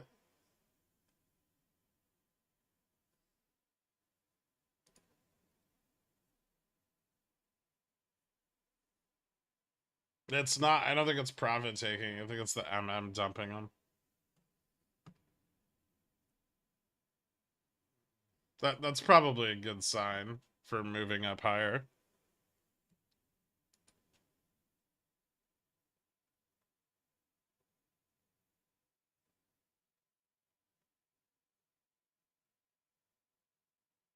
Or a bad sign. What are you doing, bulls? Don't give it up here. There you go. Maybe I should just move this down just a little bit. It's a little closer comfort.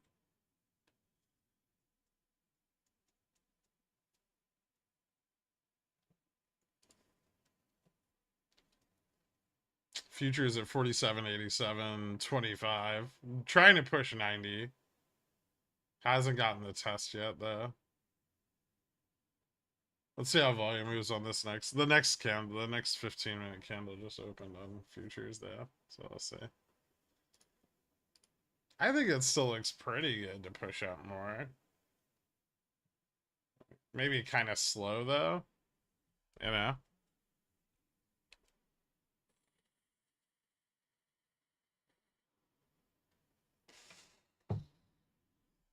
I want those delta gains, Dork.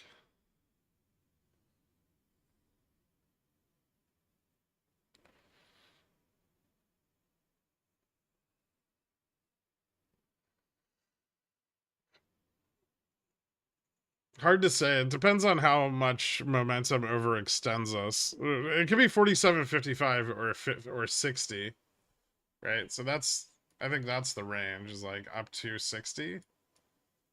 Um, so you can test there or even there before failing.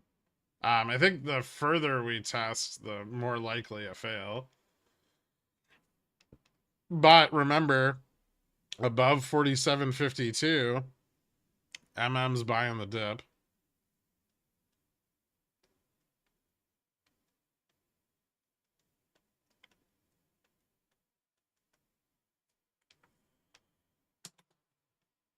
And this is that test.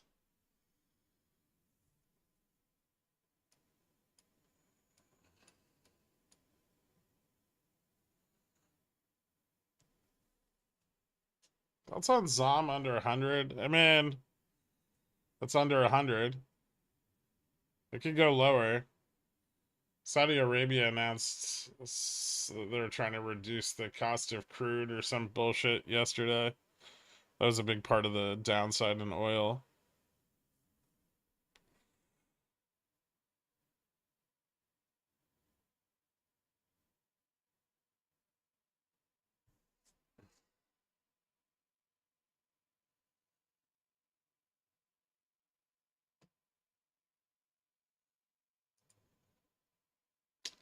That's on EXR. Does it still have more to move? It's kind of a hedge against the Fed actually trying for the soft landing, right?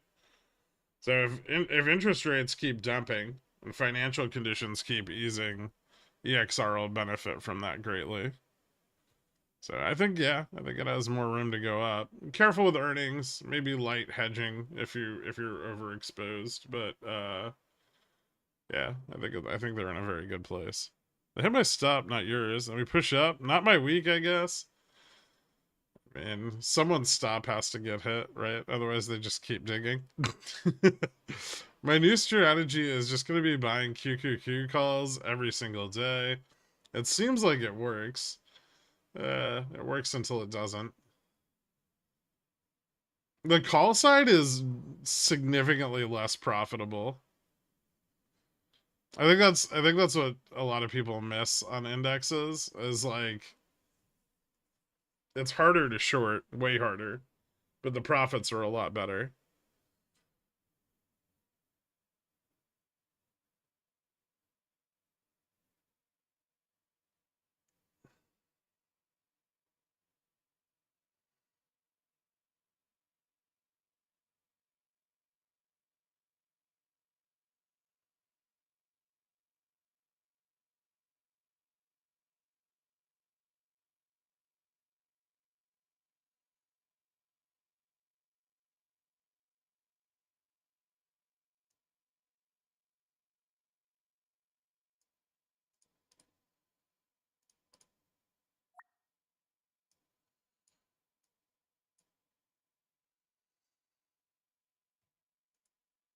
Really trying to get VIX below 13, huh?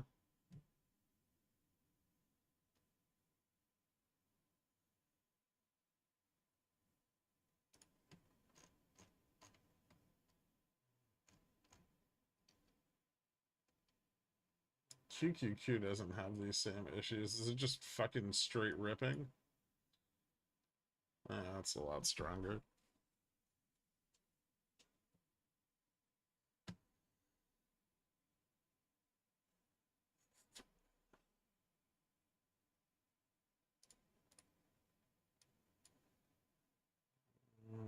Microsoft failing the 75 test. Oof.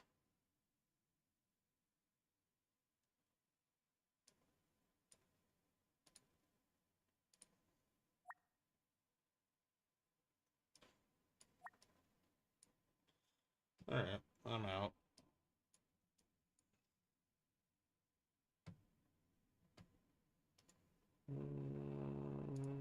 I could stay in those for the rest of the day. Caterpillar. Oh, you piece of shit. I fucking hate it when Cat sells off overnight. Double bottom.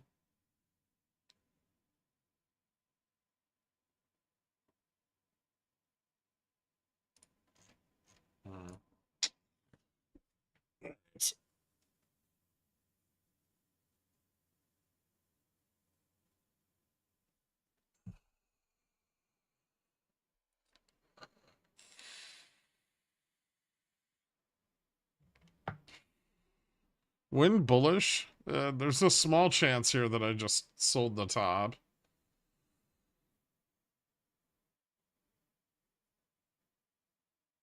If this rejects back under 50, VIX is going to pick up again. And we're going to get drawn back towards those 47, 45 puts. It'll really depend on what positioning comes in from here on out.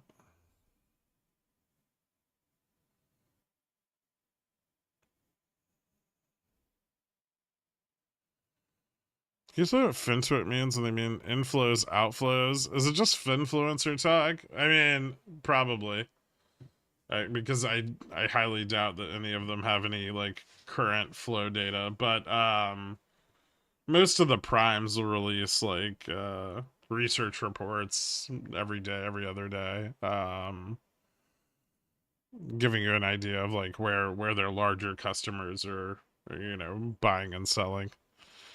And that's just what they mean by inflows and outflows. So who's buying what, who's selling what. They're obviously not giving away that information in real time.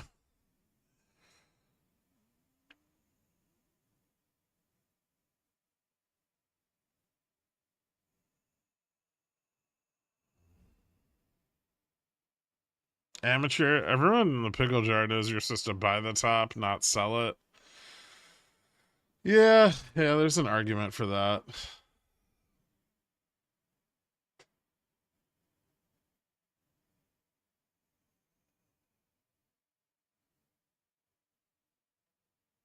How much do you need to have a prime broker? Let me put it this way. You're not going to have to worry about it. No problem, Taco, man. Yeah, so it's mostly bullshit. I think most of them don't structurally understand what flows mean. Um, some do. Some influencers have a good grasp of how those like institutional flows affect the market, but I would say the vast majority of them don't. Twitter is kind of it's cool because there are some people on there that know what they're talking about, which is a far cry from Reddit where no one knows what the fuck they're talking about. But also there's 10 times more just bullshit.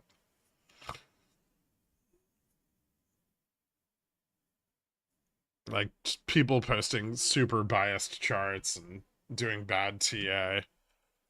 Everything's a fucking cup and handle. There's a lot of shit to sift through.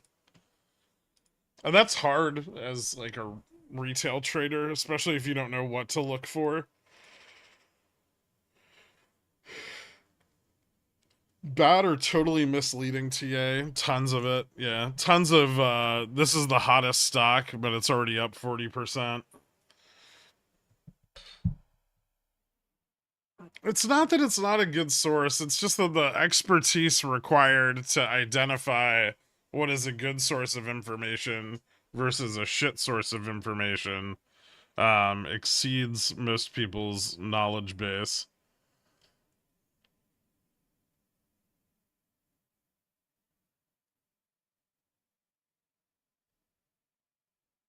And there are people on there with like hundreds of thousands of followers who have no idea what the fuck they're talking about.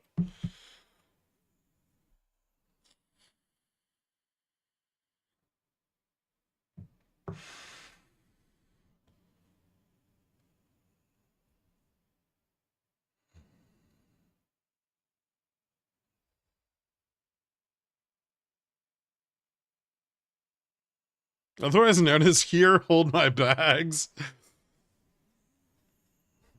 I would say everyone that ended up here is pretty smart then. You guys got lucky.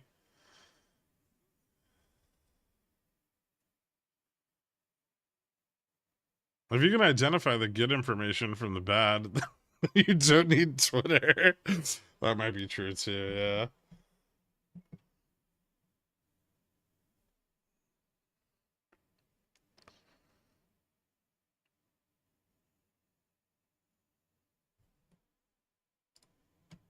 Alright, what do we have left?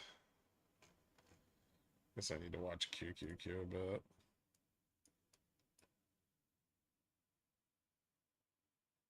See if QQQ holds the 30. I don't like that failure.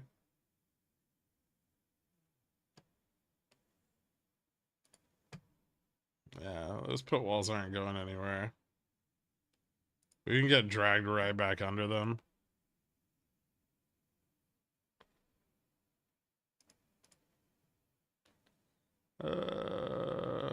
17% profit.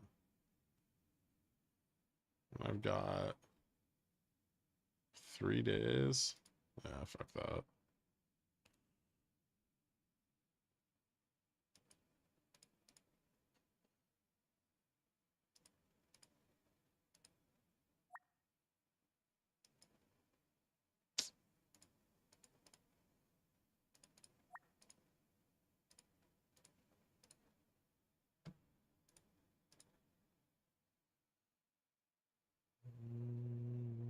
I guess I don't have to take the drawdown on that today. I can wait till tomorrow, although I don't know if things get more bullish tomorrow. Cat dropped 1% today. Fucking people aren't gonna like that. Let's see. Fell back under trend, but then recovered on the lower trend.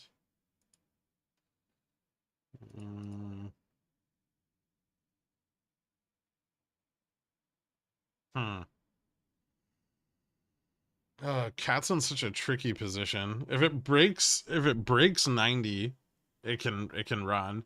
I hate playing low momentum moves on this. Yeah, I guess we'll see what happens.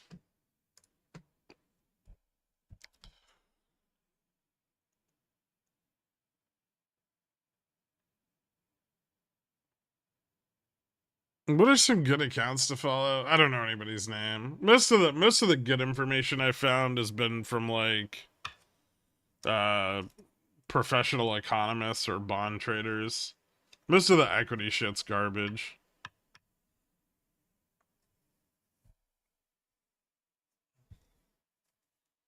And most of the like bigger equity guys seem to just say a lot of big words that don't mean anything. And that confuses people, and then people are like, that guy's smart.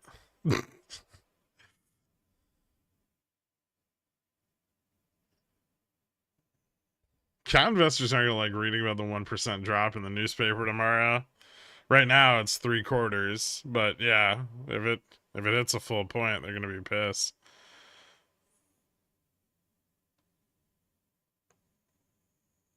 Kiger, EBITDA, MOASS. More like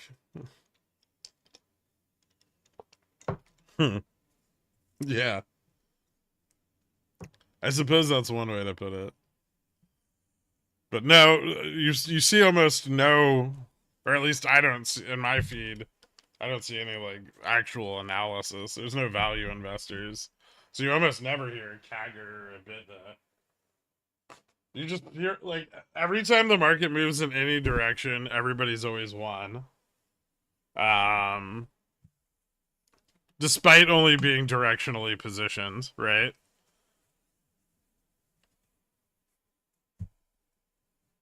You never hear any talk of hedging, risk management. It's all just like, oh, I made so much money today. Look at me.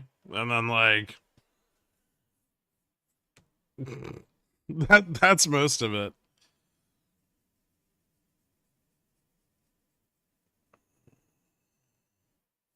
It'll be like, Vana is stacked at this strike because some other finfluencer said it was. And it won't be.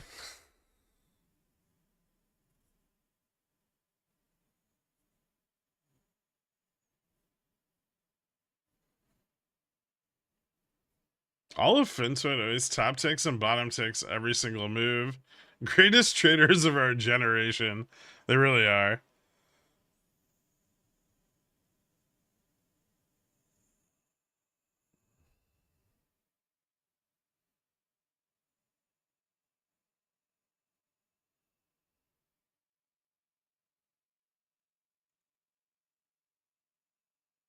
When Nvidia below 500 again, it seems like a crazy price. I mean, it is.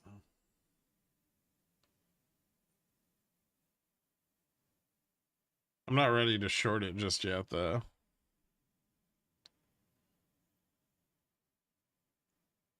50 is really not out of the question here. It should be, but it's not.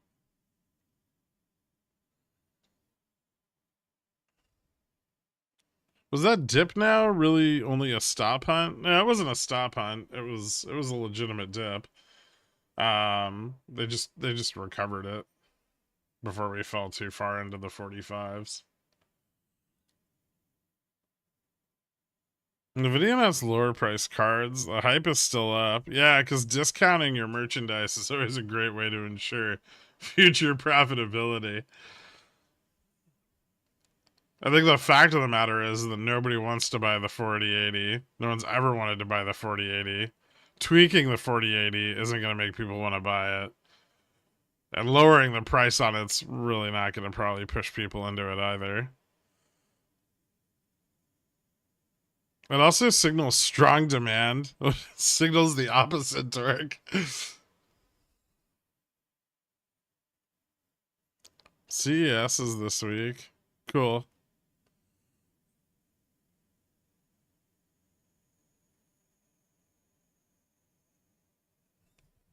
I seem to recall you looking at DTC a long time ago.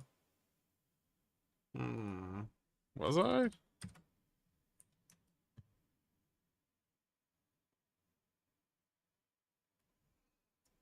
Jesus Christ. Someone wants them out of business.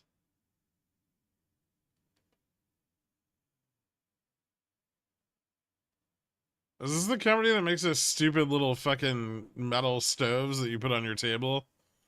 Little portable fire hazards? I don't remember looking at this. Well, I didn't look at this for me, at least.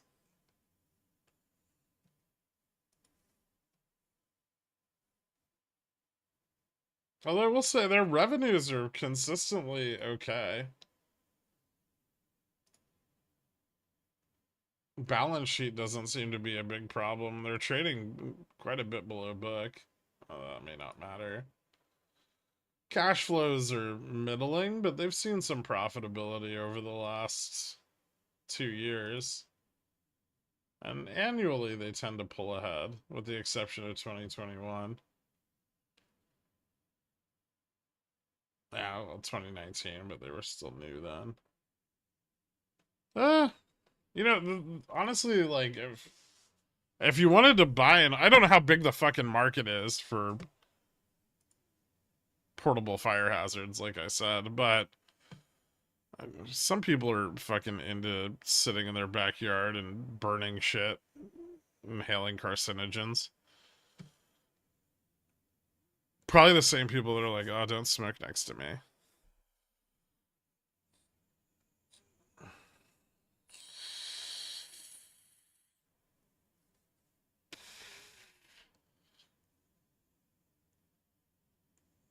Garbage? They're burning garbage in the solo stoves? When you live in the Midwest, anything is entertainment. Yeah, I mean, their product lines. I mean, I guess they started making kayaks. I don't really know. It really seems like they're targeting a very specific audience of people I don't like. But I don't know. I mean, they're not like REI or anything, but they're getting there, or they're trying to get there. It could be like a good long term buy and hold, maybe. I mean, their financials, like I said, aren't that terrible.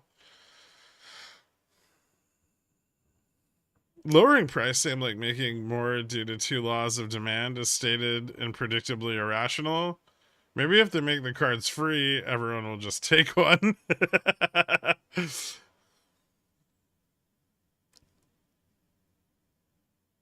Comes preloaded with AI waifu software. If it did, it would sell better.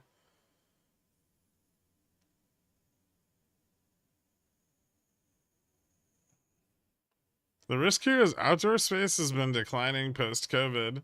More people realize that inside is better.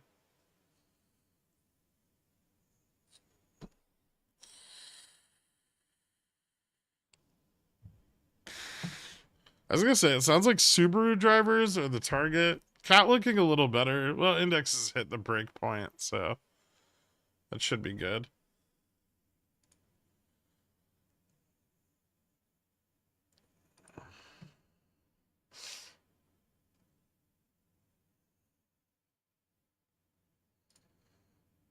Yeah, yeah, breaking above 90 is a good sign for Cat. Still got a long way to fucking go to catch back up to yesterday's high, though.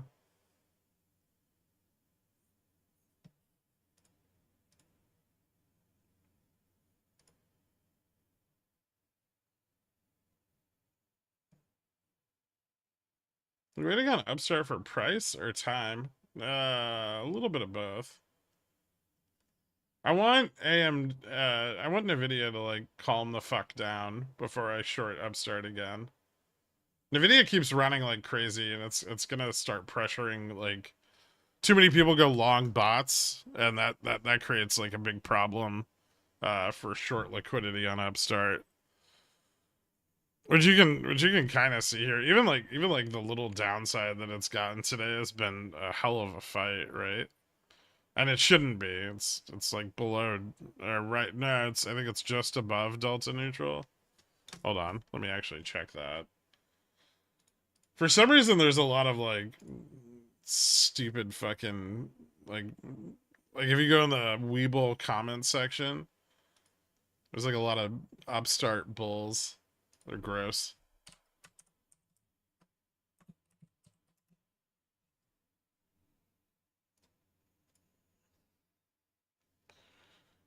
There's nothing I dislike more than people who are like, "Oh, this stock ran once, so it's the best stock ever."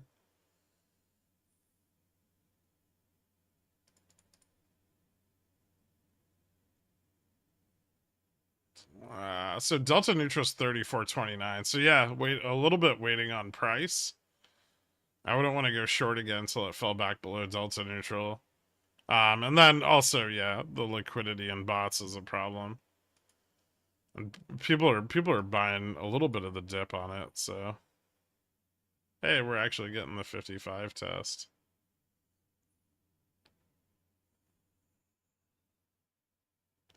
It's not word, it's just a common theme among and yeah, honestly, it's just common among investors in general to like continue to chase something that paid off for them in the past.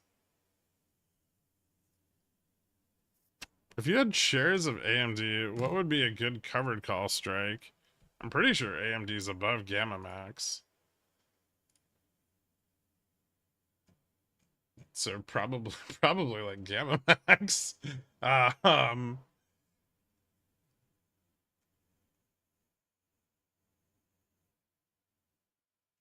I guess it's that it's subject to a little bit more risk than most other stocks because of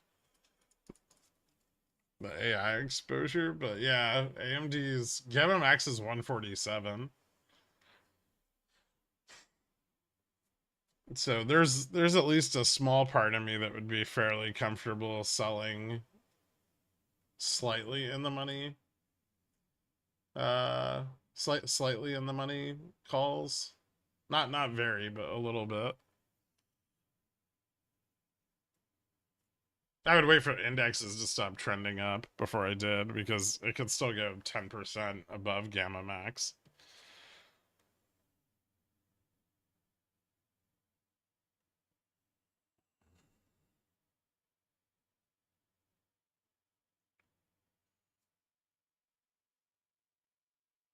I foresee us to be over this week, and Nvidia and AMD making lots of announcements at the show. They are, yeah. The Weeble comment section is pretty funny. It's pretty degenerate. That is worse than Reddit. If you have shares of AMD, my UNG Febs are now 25% for this morning. I'm not used to this problem. Imagine if you'd gone long boil.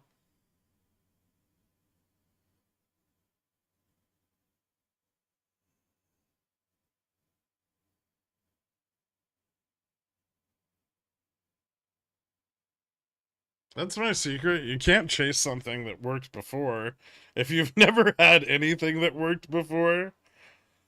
Are you positioning for the Fed talk? I mean, I still have my call side of my straddle. So I think that's pretty much all I have right now.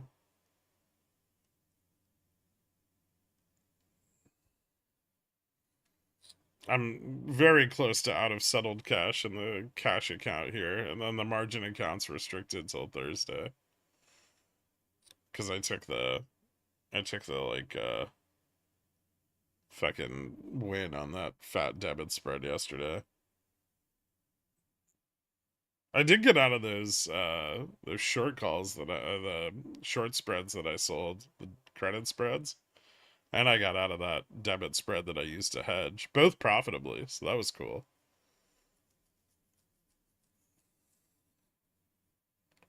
Time for 60? Why not? Yeah, let's see if we got enough buying. Yeah, I think 60 is possible here. We're getting enough accumulation of calls there that it shouldn't be too much of an issue. Most of the profit taking seems offset. 70? Not yet. 70 is still a bit of a stretch. Where are the margin and cash accounts at? I think margin's at like 12 now? 11 or 12? And then cash should be at like 4 today.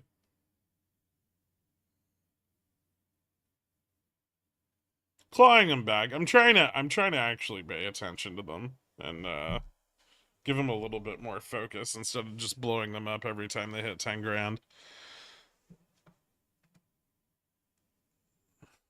Breaking the 10K curse, it's just PDT keeps you from over leveraging, and it's really annoying, but I'll just try to grind through it, I guess. The bond auction's at 1 o'clock.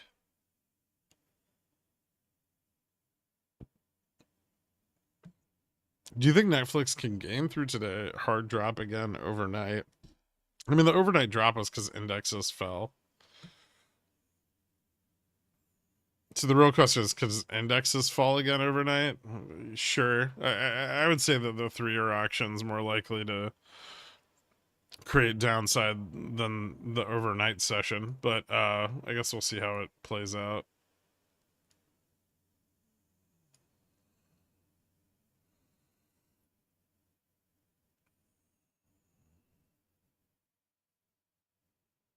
What's the pump from? A repeated effort over several hours to get back above gamma neutral at 47.52, which they just finally did.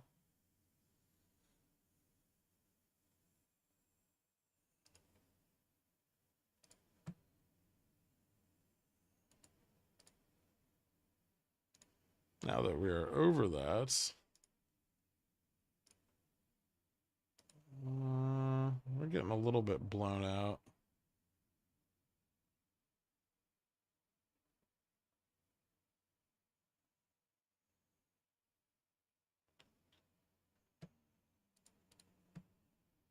Should be some resistance here as we approach 60.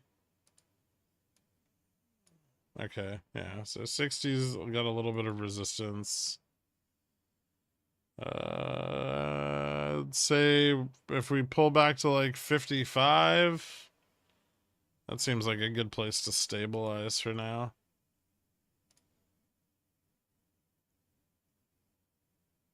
Shouldn't be too much momentum on the pullback, although this initial sell-off is pretty strong. And that's our well, almost our 4800 test.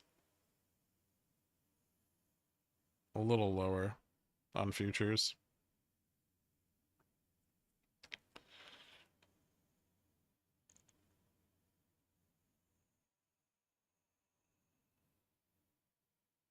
How high do you think CCJ can go? I have some 45C for next Friday. I'm thinking of diamond handing since they're down.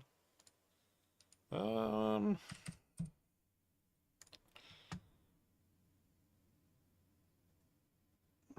it could hit 45. I don't know if it'll hit 45 by next Friday, but it's up a shitload today. It's up like 2.75%.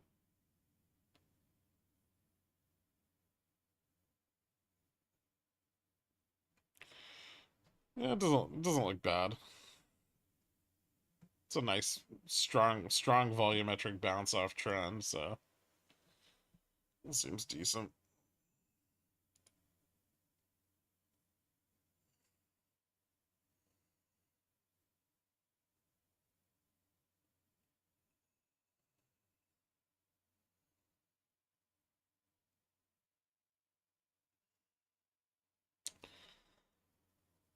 Market's just doing a GameStop again. It's not quite that crazy, but yeah.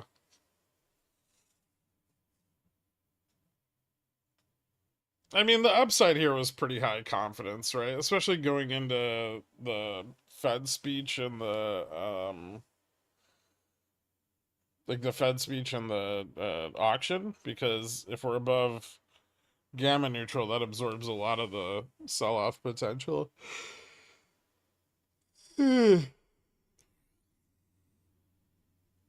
Close with Jan 19, GME 15, 16, 25 cc's for 85% profit, lowering my cost basis by almost $3. Nice, dude. I still have Feb 18s open, up 79%. A few more runs, and I'm going to have my cost basis around spot. Well done.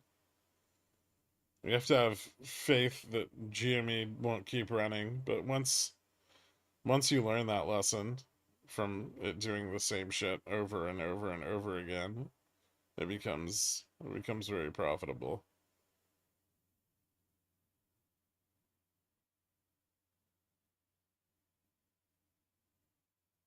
Nvidia is straight up being a silly goose. Yeah, it is.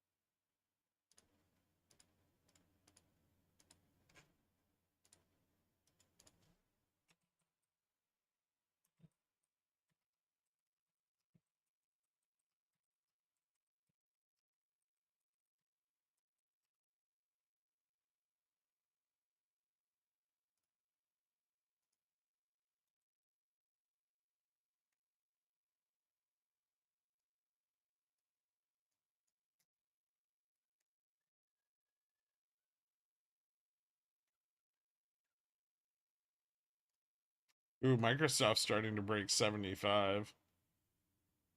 If the 75 calls squeeze out here, Microsoft can move up to like 80 bucks, 380. Yeah, 380.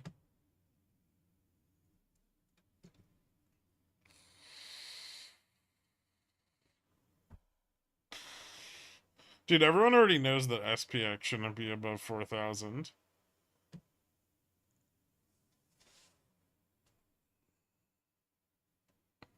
I'm just proud of myself for starting to watch this stream. Congrats to all of us, gang. Thanks, Baradactyl. What does spot mean? Yeah, current price. Why not just say current price? Because spot's one word.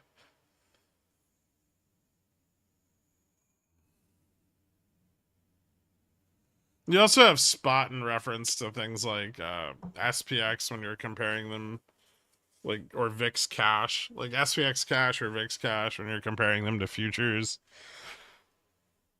Do you say like spot VIX? You're referring to this price.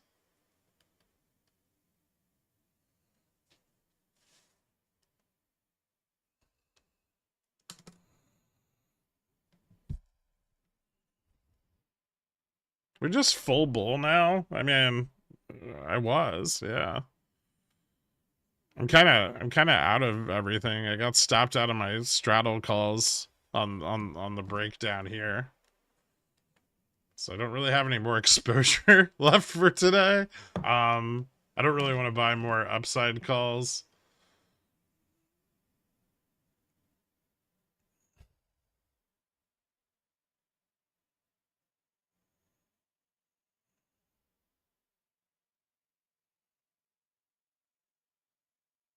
Theoretically, for the G-Gens, if the G-Gens ever win the lottery again, like on GME, and actually sell realized gains and pay taxes, what's your first suggestions to the D-Gens on how to handle money?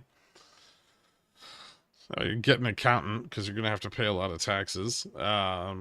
Second, get a tax lawyer, so you pay less taxes. Third, get an accountant to watch your first accountant so he doesn't steal your money. Fourth, disassociate yourself from all your friends and family, because all they'll do is ask you for money from that point forward. Probably take 80% of your winnings and put them into safe investments, treasuries, AAA bonds, long-term mutual funds. I don't know, have fun with the rest.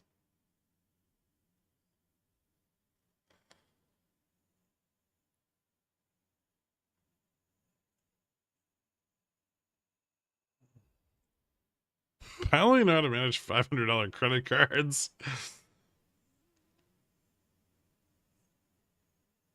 Get a lawyer for the tax lawyer. No, just get a lawyer for all the people that are going to come and sue you because you're rich now.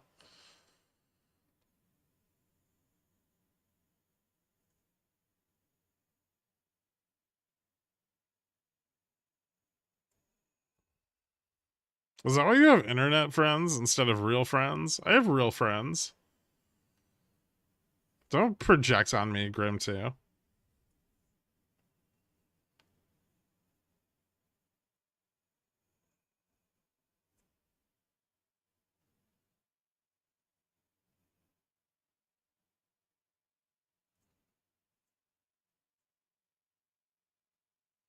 Do you know all this because it's happened to you? No, because I used to.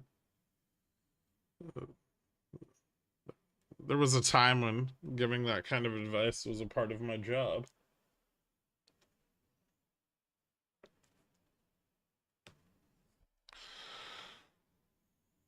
You get a lot of people that come into money and don't know what to do with it.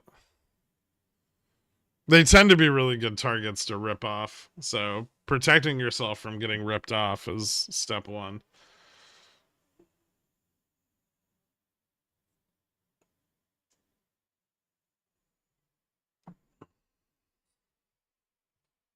How many of those friends know you stream? Zero, as far as I'm aware. That's not true.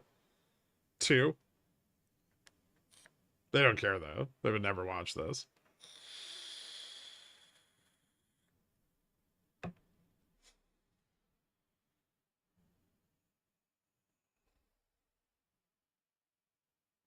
I thought you sold drugs in LA. I didn't sell drugs. I worked for a large corporation that was a marijuana distributor in California, Canada, Oregon, Arizona, and somewhere else. Not Arizona, Nevada? Nevada.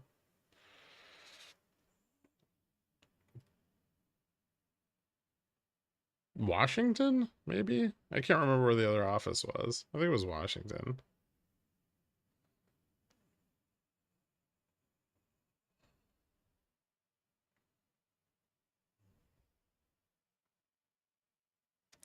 We moved drugs. We didn't really sell them. Well, we did. We were like a drug middleman.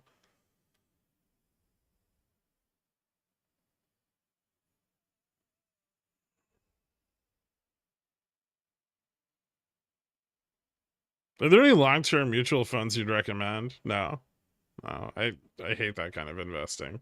It's just best for most people because most people will blow up all their money doing anything else.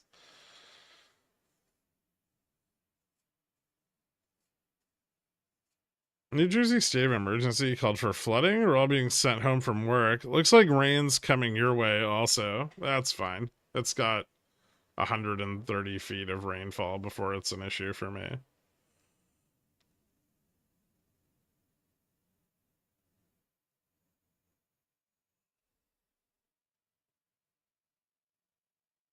Hypothetically, no tail on the auction. How high can we go in current positioning? I would say 47.75. On the near and longer dated positioning. That range is pretty open. Above that, liquidity starts to get kind of thin.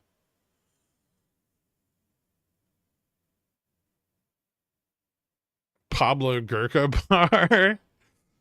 It wasn't that exciting.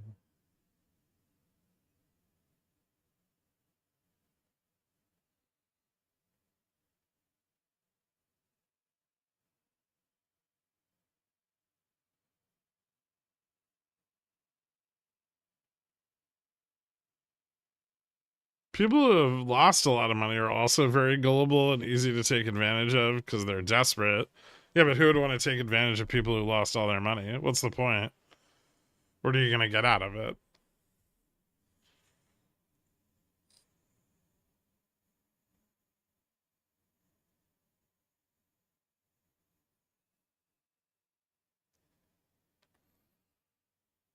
I bet Matt and Trey watched the stream. I have no idea. Tup up 3% today. Tup Bears in shambles.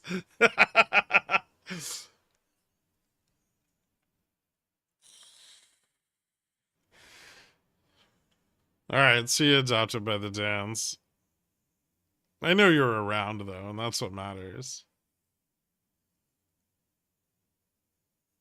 Did anybody actually hold through all three tops? That wasn't in like a debit spread?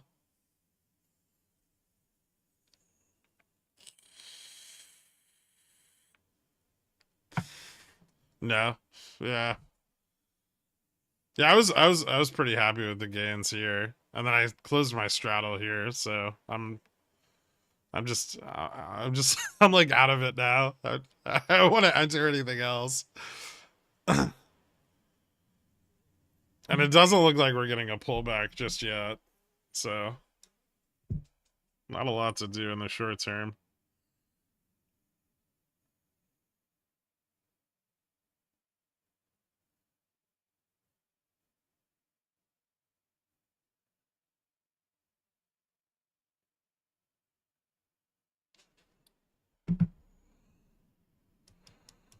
I held TQQQ weeklies through all three. Professional DGen. I'm trying not to blow this account up again, or these both of these accounts. I think I've established that I'm really good at getting an account from $500 to $10,000. It's the 10 to 25 part that I keep fucking up. So I think I'm just gonna focus on this part and not over leverage them anymore. Which is gonna make all my trades way less exciting, but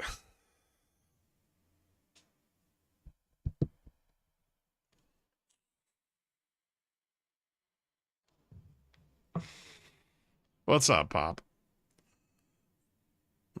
My pain is 20 to 50k. Sick of bouncing between that.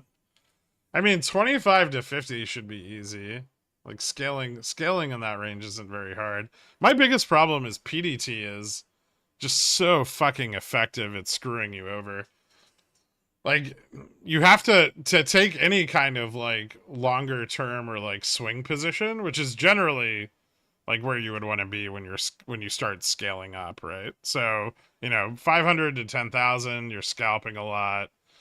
Once you clear like 10,000, then you want to start entering like longer term trades and swinging, but on PDT like you can't fucking appropriately hedge those trades because even if you wait for all three trades to accumulate and then look for an opportunity, you're down one trade immediately, right, on taking your position, and then you only have two trades to hedge, and it's just like fucking sucks.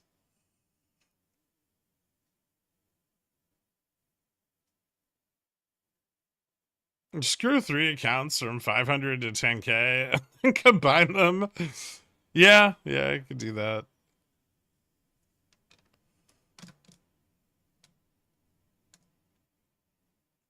I find that like when you have PDT, you're often in the position where you'll have like a spread and it's profitable. And then you can't close it. You're like, fuck, do I close this and take like my 20% or whatever and burn a day trade, or leave it open, right? And then maybe take a loss on it? Like it really just sucks.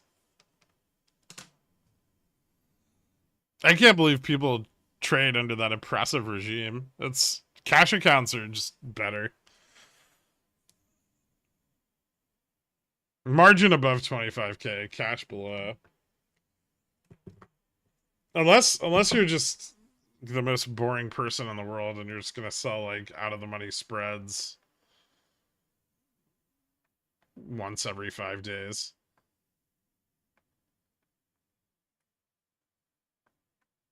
This is fine.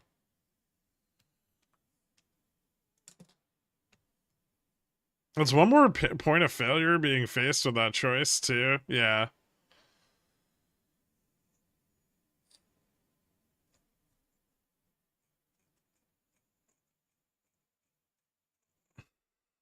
Green message for green Nasdaq. Recessions aren't real. Ignore the import-export data. AI. You know, I fucking read that when you wrote it, Evans, right? I didn't read the AI part, but it didn't seem necessary.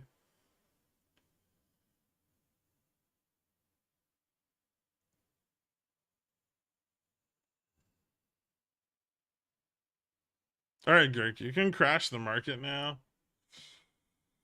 Oh, it's too soon.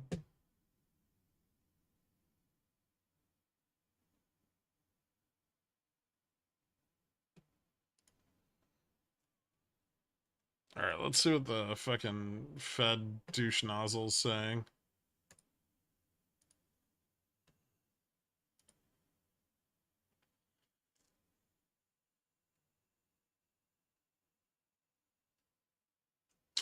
Ooh, Pimco said a bunch of shit today. It's too early to declare victory over inflation or recession risks. PIMCO expects to be neutral on duration and fixed income after the recent bond rally. It sees potential for more weakness in long-term bonds due to elevated supply and high fiscal deficits. Could give equity-like returns if economic conditions. Bonds could give equity-like returns if economic conditions persist. Ooh, bond market's gonna get spicy if fucking PIMCO's out fishing for extra money. BMO CEO, I see a Fed and BOC cutting rates by 100 BPS end of 2024.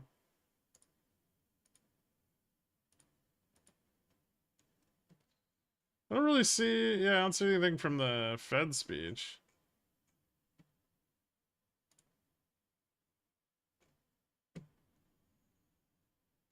Crude output from OPEC down about 1 million barrels a day.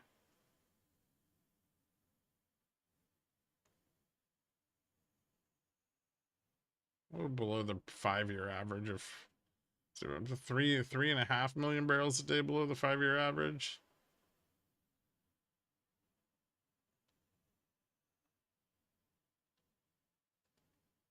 Hmm.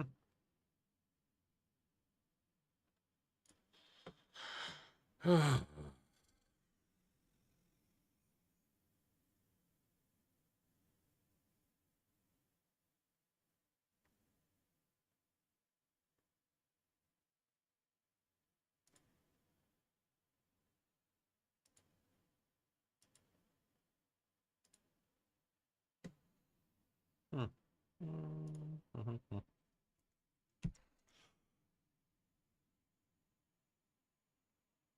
Might get a 295, 300 call spread for next Friday. Why not just do 90, 300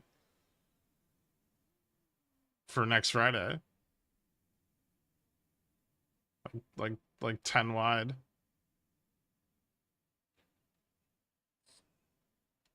Do you target a certain percent gain when you straddle, or is it just dictated by your stops? No, I don't know. I try not to bias myself by having a specific target.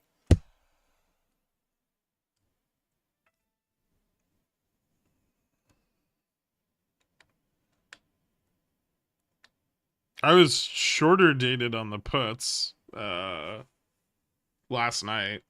So I did like 2 DTE puts, 4 DTE calls. And so I closed the puts this morning because we opened down. Once we found support, and then just held on to the call side up until the not this test, but I got stopped out of them here.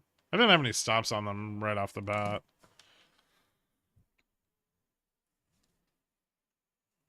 Do you think DVN is accumulating? Sure. I mean, DVN's just, if you're looking for growth, like DVN's okay, but your window's long. Like you're looking at 3 to 5 years. Most of the benefit of DVN is its dividend right now.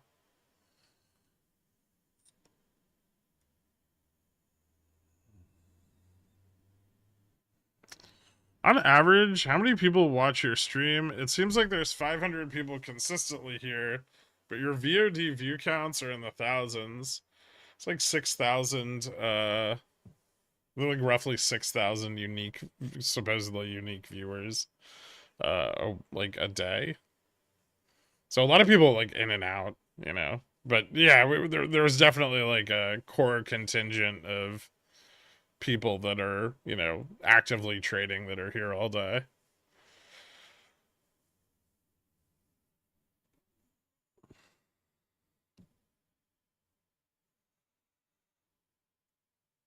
I hit refresh 5,000 times a day. It's supposed to be unique IPs. So unless every time you hit refresh your IP changes, then it shouldn't count you.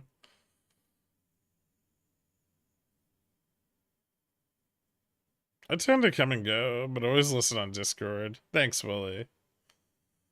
I'm here pretty much every day. Yeah. Some of us have to work still. I know. It's not like I have a great time to stream, right? I literally stream during the period of time when everyone's at work. I'm sure if I like streamed like a market wrap up at the end of every day, we'd have a lot more people, but gross. I power cycle my router 100 times a day just to get those fresh viewer IPs for you. Thanks, Trash.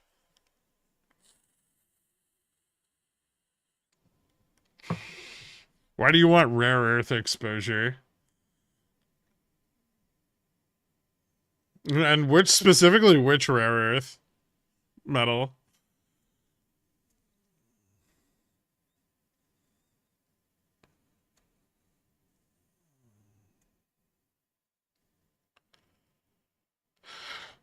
I don't know, puddin' flops.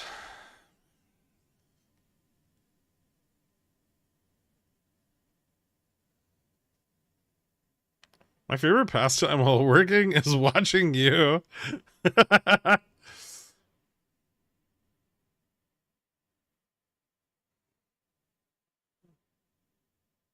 Yeah, there's like another like 100 people or like 70 to 100 people on the Discord that are in and out all day too. I lost all my day trades for a few days, but futures account got funded this morning, so I still have a reason to be unproductive. Nice.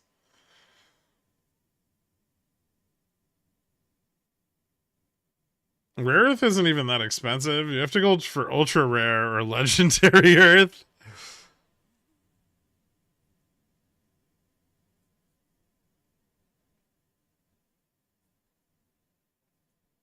I would like Diatomaceous earth? Isn't that the shit you sprinkle around to like kill bugs? You're on my 75-inch in my treatment room all day. The kids used to love it when the Guybrush and Cardi VWAP are on the screen. That's awesome.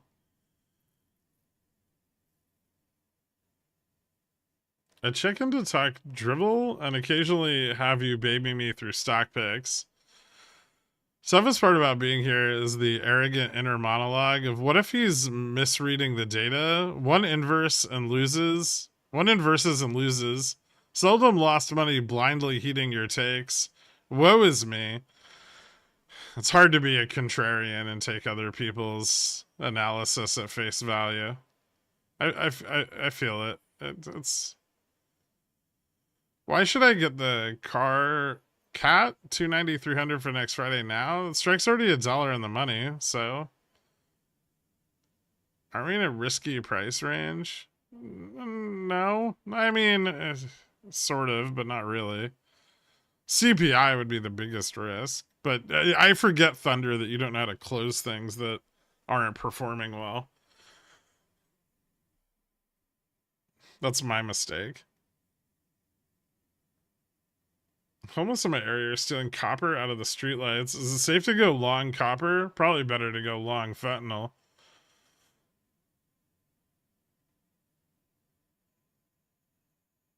Microsoft finna do the thing you said and go macro hard. I'm on Discord most of the time and use this stream for chat when you show something. Usually the Discord is slightly less delayed. There should, like, the stream should only have, like, a couple seconds of delay. But yeah, the Discord should be real time.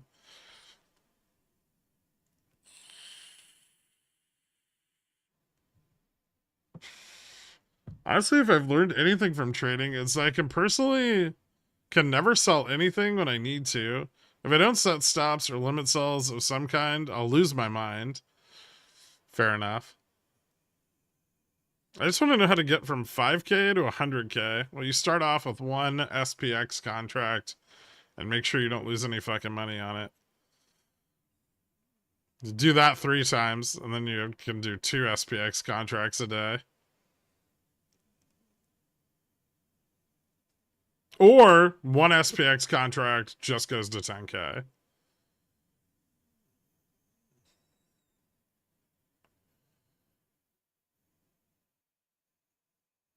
Did you stop selling spreads on your poor account? No. I just closed a bunch of spreads today. No, I closed what remaining spreads I had. I'm out of day trades on the margin side of this.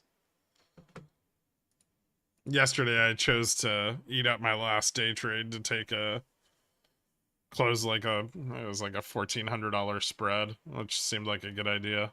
And then I had some credit spreads open this morning that I closed while we were still down. I actually had 3 credit spreads and a debit spread that I closed this morning while we were still down. So just waiting for trades to come back in on this. And getting chopped out on futures right now, which is super fun. God, I fucking hate MNQ.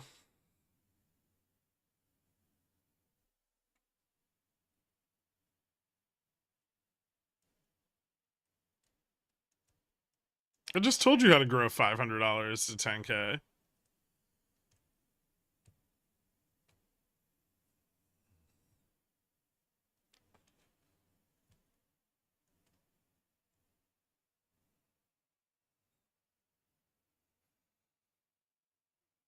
How get from 25 to 50? Personally, directional debit spreads. It's pretty easy to play those. They have a pretty low, like 14 to 30 DTE. They have a pretty low drawdown when you're wrong, and they tend to perform really well when you're right. You gotta step back and move out to a longer time scale, but those tend to be easiest to manage.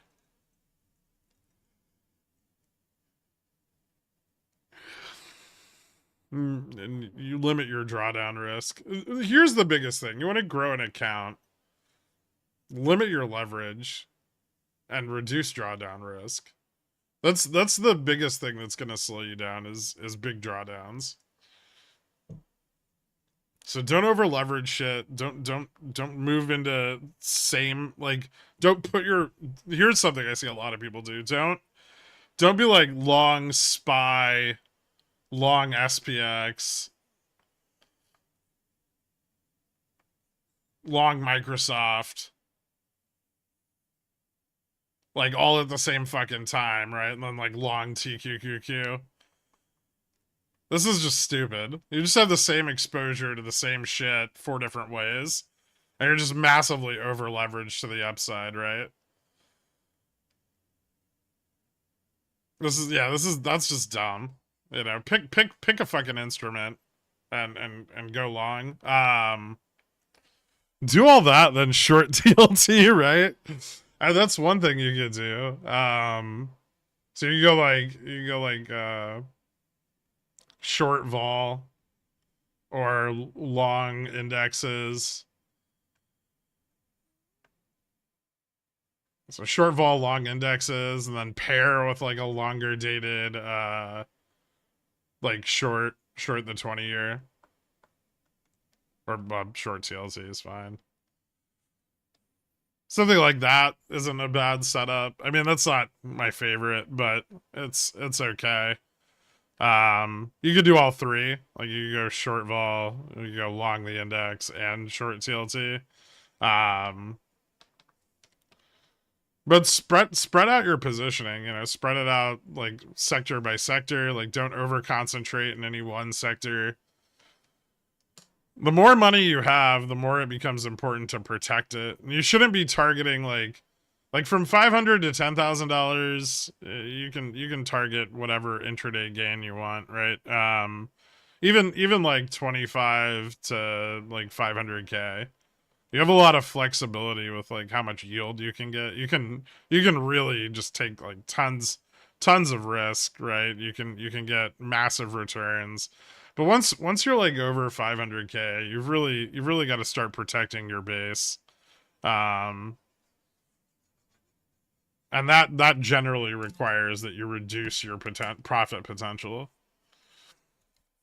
This is like funds perform really well when they first start. They'll be like, oh, we beat, you know, the S&P like 80%. And then it's like, you know, a few years later it's like 50%, and then it's like 30, and then it's, you know, like 20, 10, and then they're just like a bank.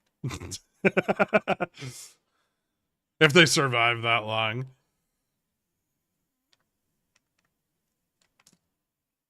There's some exceptions, like Rentec, but most of those limit the amount of capital they take on, right?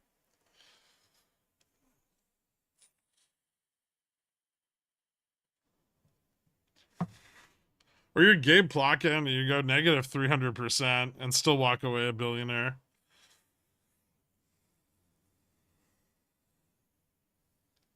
You just wait till there's a drawdown and then jump and call spreads? I mean, no, that's why you do analysis, right?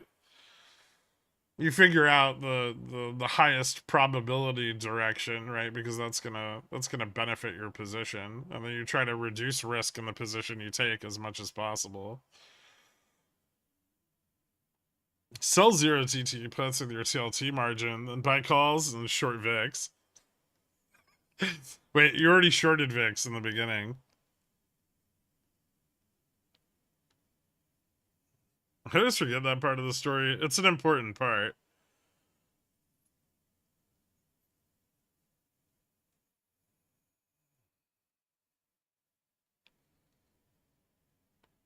At least I've been smart enough to leave most of my port in cash until I get better at consistent profit. Right now, I'm closer to stationary bicycling. That's good. Flat is winning. If you're actively trading and your account's just flat, you're doing really well. You just need to work on your, you know, trend following, and probably work on taking a little bit more risk on. But you can add it slow, you know, and get to that point. Did you take profits on the secret stock run? No, but I probably should have. Did he actually lose a huge chunk of his client's money? Oh yeah, I mean he blew up his fund. I don't know how much his clients cared. He made them a lot of money prior to that.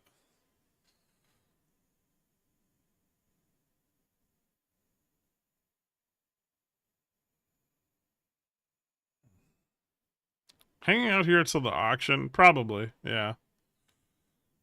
We're actually kind of the upside of where I thought we'd end up trading going into the auction, but I guess we could pull back towards like 55.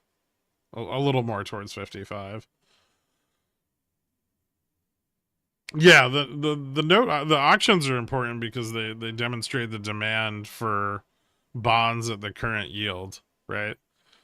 So if there's less demand for a bond at its spot, like whatever the spot is going into the auction, then the bond will print a tail, which means that the bond is mispriced, or at least mispriced from what people are willing to pay for new issuance.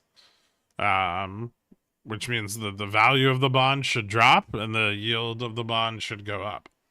Right, so they're kind of like every auction that happens is kind of like a little pricing event for that maturity, and then you know obviously that says more about you know less liquid maturities or maturities more towards the top end of the curve. So like if the 3 year is kind of low demand or prints a tail, you know, and that means that you know more of the buying is being pushed off onto the primary bidders, and there's not sufficient demand in the market for that bond, and that means that that bond's a little bit illiquid, right? Or it's going to be a little bit illiquid, and you know we're going to see the yield rise and the bond value drop. And when yields go up, you know demand for volatility goes up, dollar goes up, so there's some negative knock-on effects there too. My account grows when I sell theta. My account does not grow when I don't sell theta. The only thing I had to learn is discipline. All right. You could do both, but some people find comfort in being on one side of the trade only. That's perfectly fair. A lot of new traders tend to do a lot better selling theta than they do taking like speculative long positions. No problem, Metal. I've been deleting the app from my phone after winning trades to keep from over trading. I've been green every day for 2 weeks. The gains have been small, but it's been nice. Yeah, but they compound, right? That's the weirdest cycle. You know what? If it's working for you, keep doing it.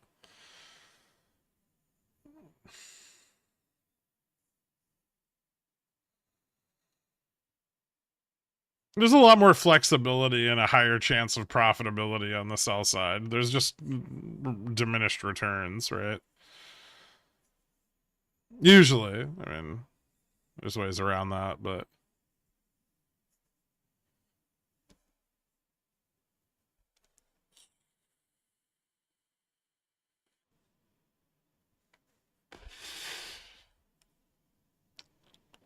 I've a market mechanic that works perfectly. When my cat enters my room, the market goes the opposite direction I want it to.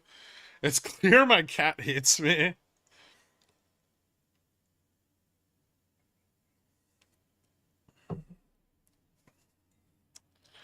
Also, you know, think about the mechanics of managing positions and managing multiple positions. A lot of you guys are at work, like on your phones, right?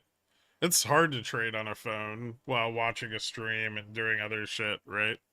So maybe don't overextend yourself simply because it's difficult for you to navigate opening and closing positions.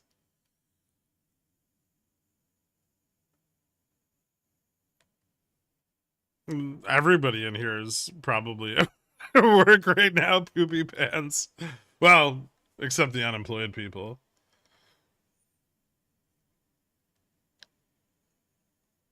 I've been completely flat on my port for the past 2 weeks with a 5% profit 3 weeks ago. I appreciate the knowledge to lose less. Well, if you're not losing money, it greatly increases your chances of making money. Quit job and spend 10K on a sweet computer setup. Got it. I'm at the gym. Night shift for the win. I'm not unemployed. Yeah, but you are at work.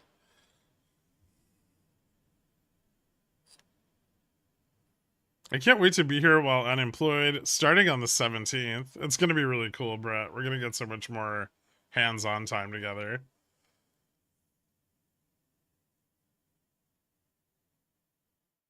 How many ports are you retiring with?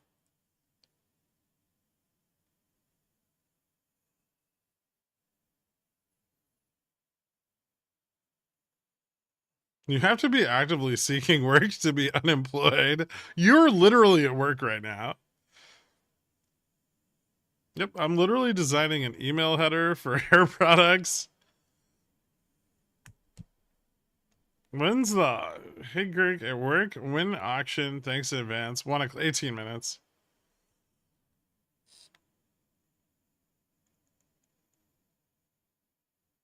I just need you some more debit spreads I can ghost. Buy. You buy debit spreads, you sell credit spreads. Just the right way to say it. My opportunity cost at being at work but not actively working every day and trading a flat port is huge. I mean, if you could effectively do your job and not get fired while spending your entire day trading and you're a profitable trader, winning.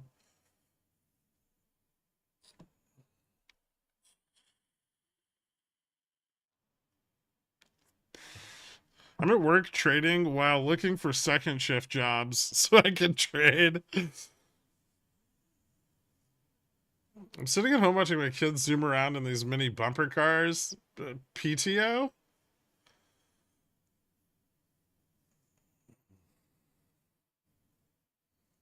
When will Moody's do a saucy boy? Maybe later this year. Bonus income. Let's go. My ports don't retire, they explode. Fair enough. I've decided that if I ever quit trading, I'm gonna learn COBOL.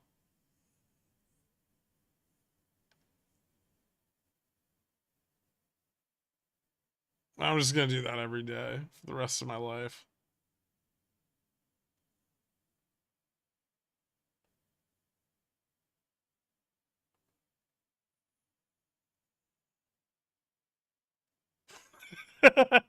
ATP runs on COBOL.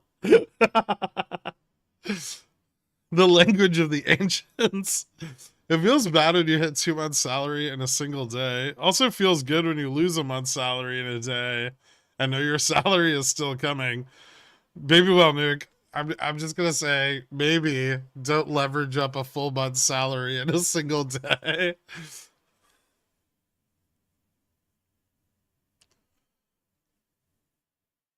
I'm at the stage where I can just respond to like 5 emails a week and not do anything if I don't want to. That's a good place to be. Just remember that people in your book are gonna die, and you'll have to find new ones.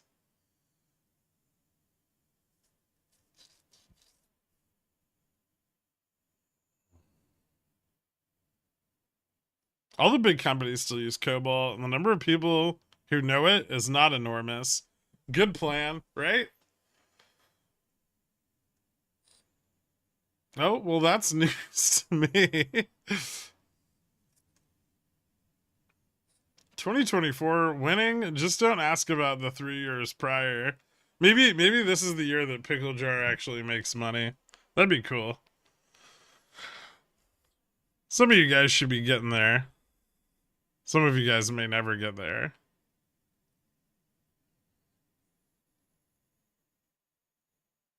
I don't have a book like that though. Mostly young docs and dentists. Alright, fair enough. I have to do stuff occasionally, but it's generally only to act unhappy and tell people to work harder. How do any of your employees take you seriously? Is your real life persona just drastically different? Stream card idea. The year the pickle jar makes money. People were starting to get better into the end of last year. Last year was good. We focused on risk management a lot last year, and I think that helps people out decently. I'm up 1% on the risk cash with a bunch of in and out trades on the day. I finally got the fundamentals of not losing money. Only up from here. Fucking A. Are you still long Fixie? No, but I'm long yen. I don't particularly like Fixie. It's a way to get exposure to yen, but it's definitely not my favorite way. I prefer futures. They're way better. Not my real life persona, but my real life work persona is extremely serious. Is it because of all the press breaks? You don't want people getting stuck in them.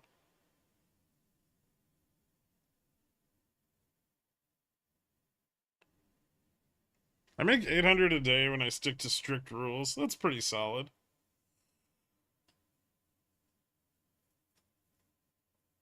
How often do you stick to strict rules? But then I get too bearish and I do undo everything I did very quickly. Never mind. I see you've already answered my question.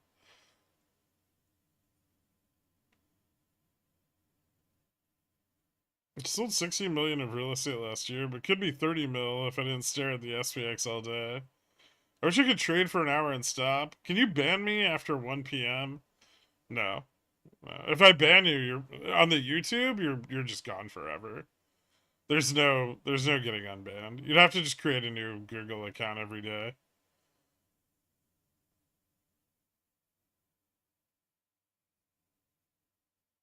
My work and real life personas are non grata.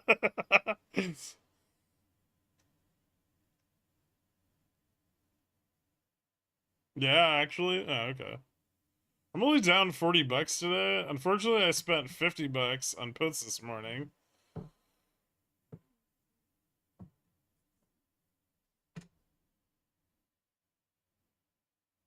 Ooh, this is looking. Hold on. Am I gonna spend my last $200 on settle cash on a put that never prints? Maybe.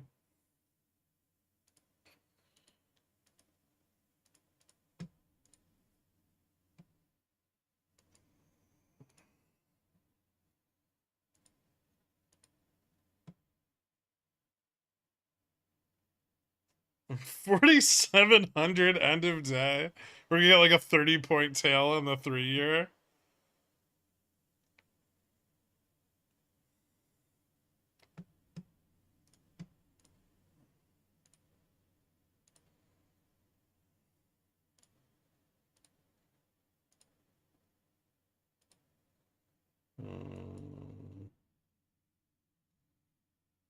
Yeah, what, 10 minutes till the auction?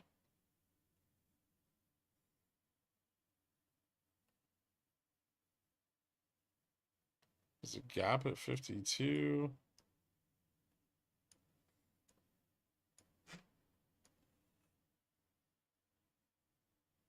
There's an upside gap to 62.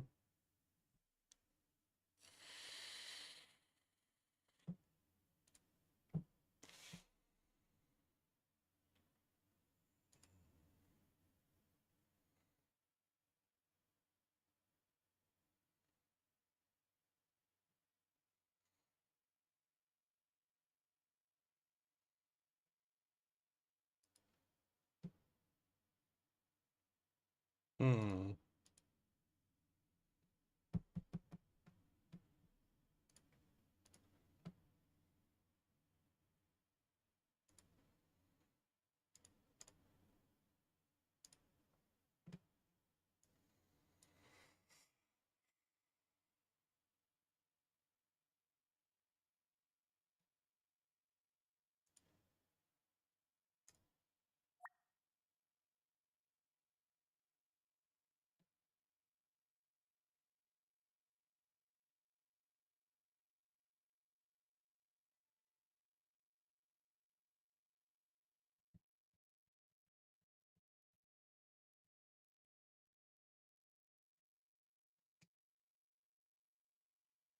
250-point tail. Fuck it.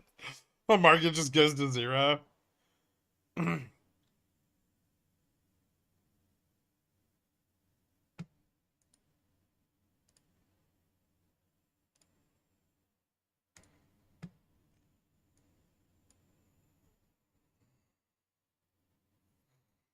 Is this an ascending wedge on the 10-year?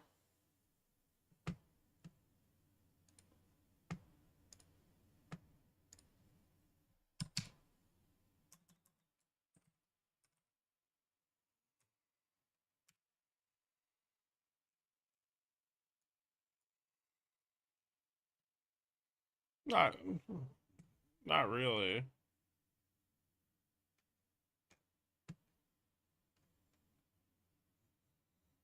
No.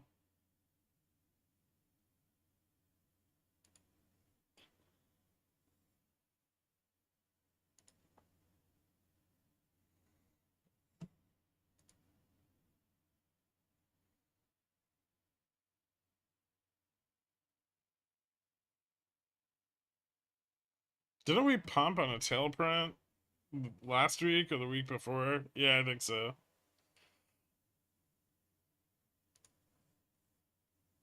But this is a pretty big auction, so that was like $28 million or $1 billion or something. It was really small.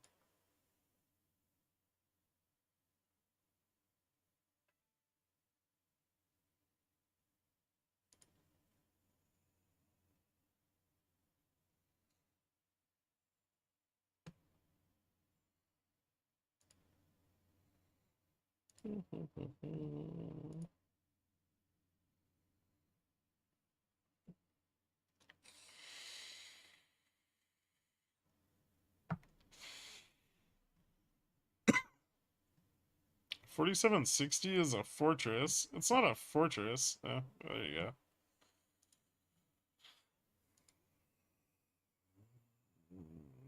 Pump into the fucking auction. God damn it. Thought the Bears had this shit under control.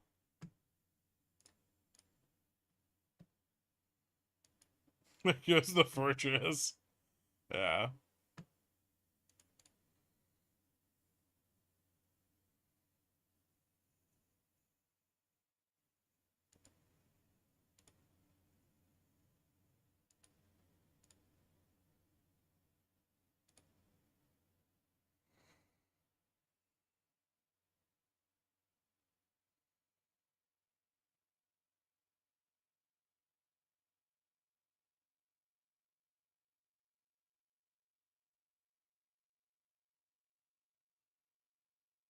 Was Wall Street bets always dumb? Largely, yes.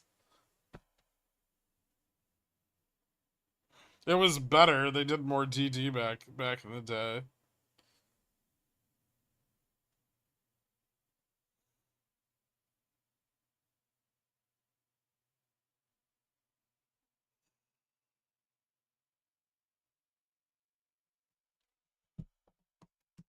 Give me a second. I'll be right back. Well, hopefully in time for the auction.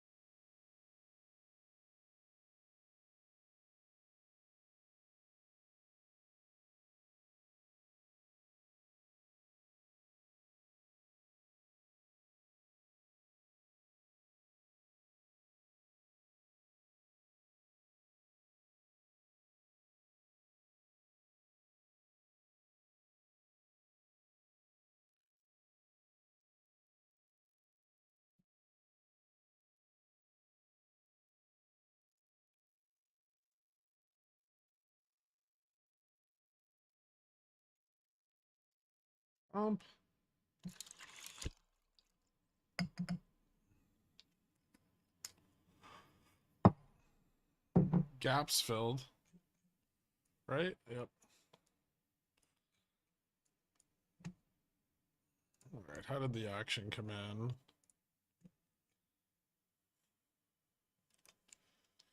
4.16, 4.105. So, no tail.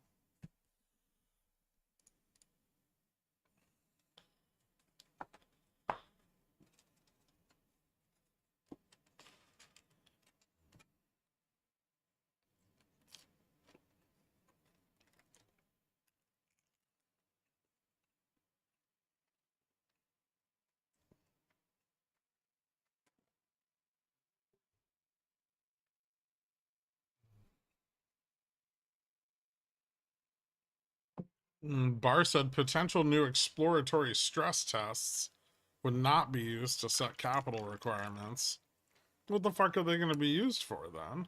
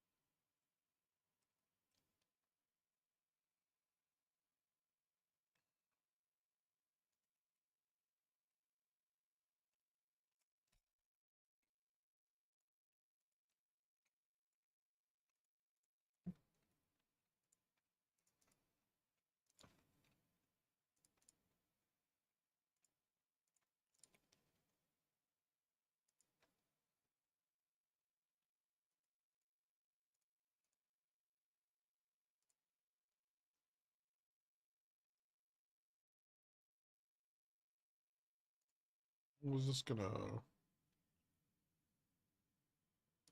go up more, or do we just run into resistance on futures again?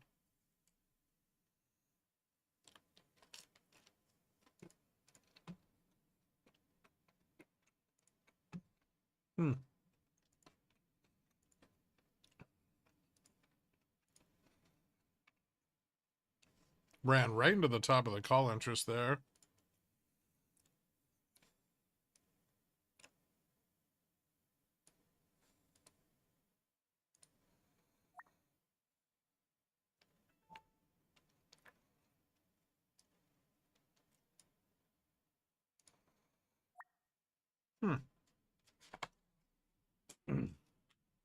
Guess we'll see if calls take profit now.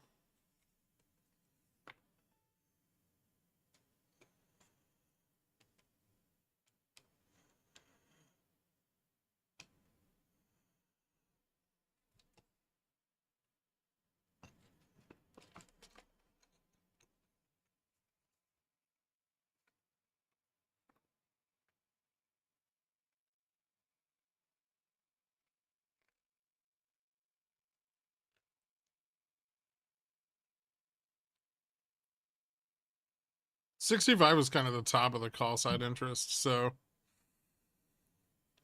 there's a possibility we see some profit taking, which I think we're starting to see.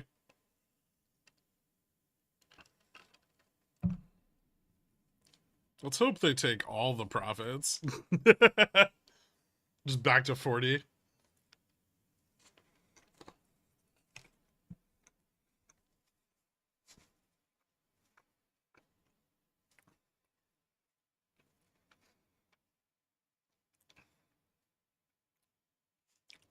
GN on up starts at like 34.20. GM doesn't matter. It's like way out there somewhere.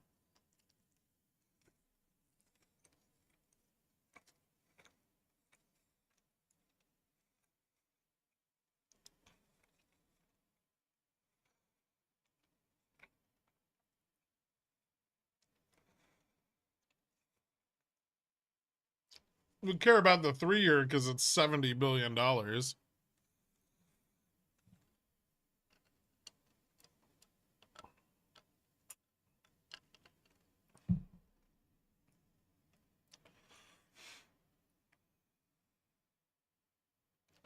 Let's buy 470p for Friday. Went to the doctor's office before this run up. I'm down 80%. Do you see any downside later this week? You could get lucky off CPI. Take the 80% loss and smack myself. That's another option.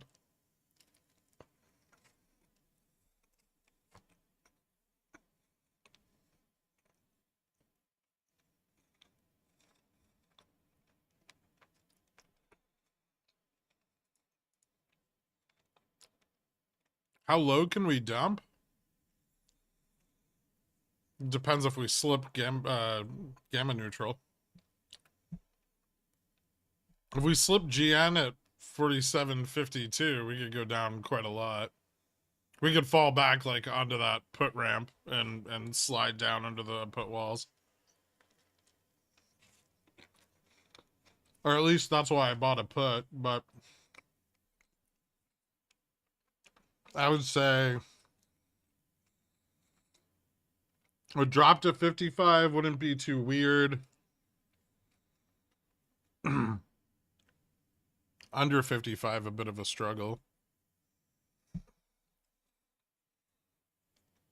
The CPI leaning one way or another?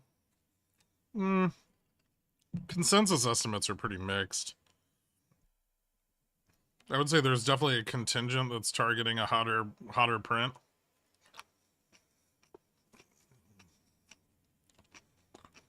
But there's a few outliers where the expectations are cooler or flat. I think CPI is going to be a little hot. Not very hot, but like 2.25, 2.27 month over month on headline. 0.3 on core.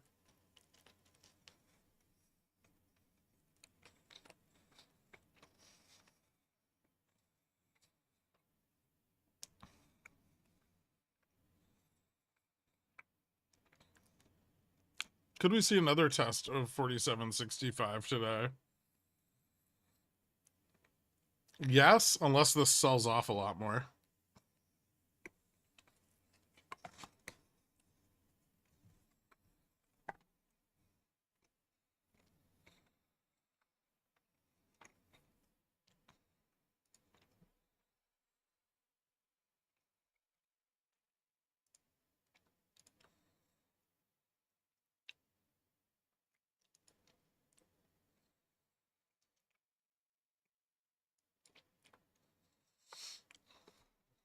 Hmm.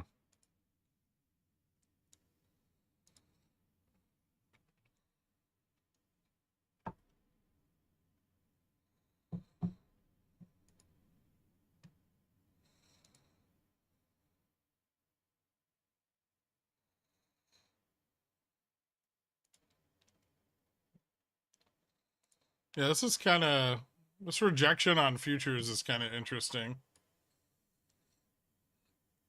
It's a slightly higher high than yesterday, but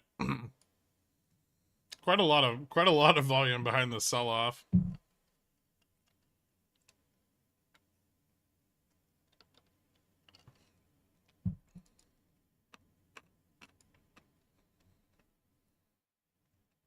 Could get bearish. 47.65 in 15 minutes or less. I would say that if we're going to see a retest of 47.65, sooner would be better.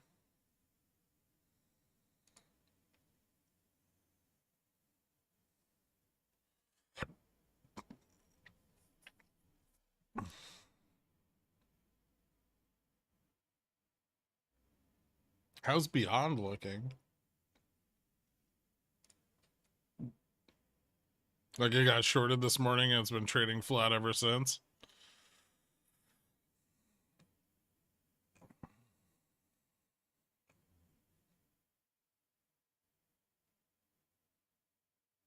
Hmm.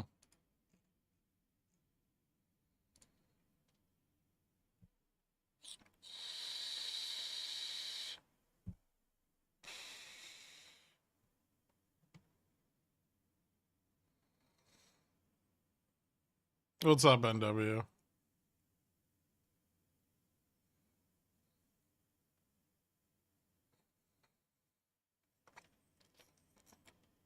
So yeah, we found support, but on a descending Head and Shoulders, which isn't the best. Head and Shoulders with a giraffe head. Sure.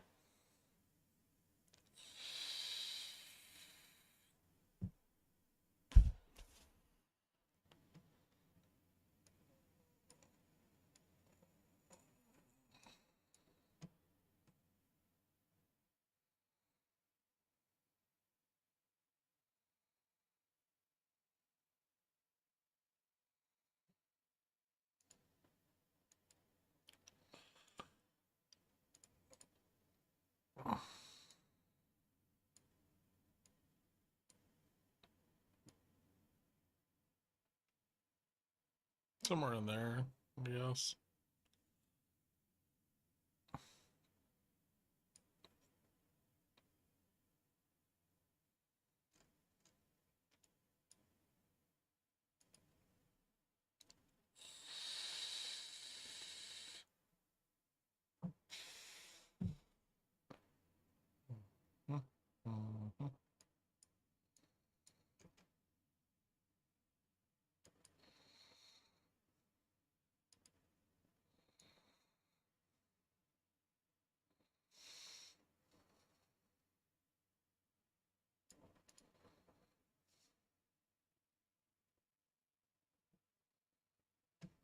Interesting.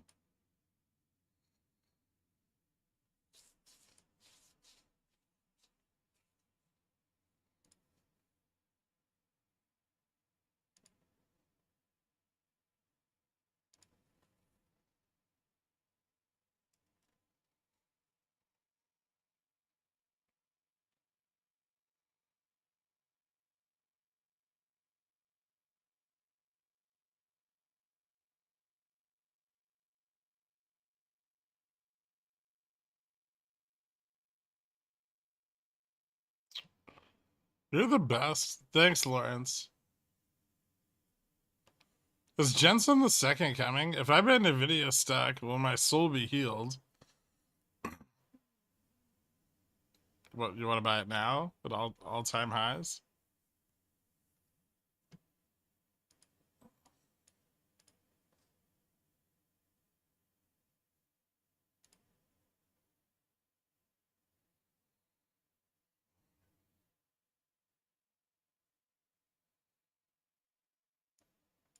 I don't think Upstart positive 10 cents on the day is MOASS.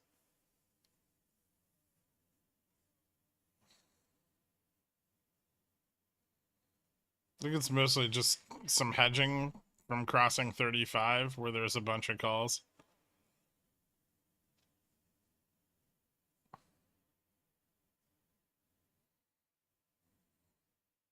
I learned from GME that getting in at all-time highs is not ideal. I made 300% on the 3-year bond auction print pump. Thanks. Nice, man.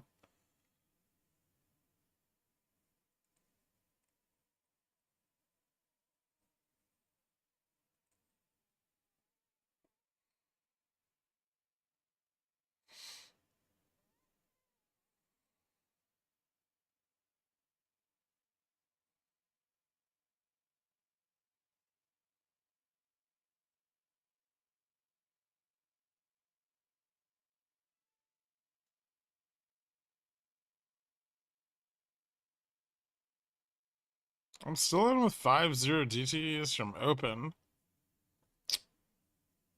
Careful. Momentum's starting to shift a little bit.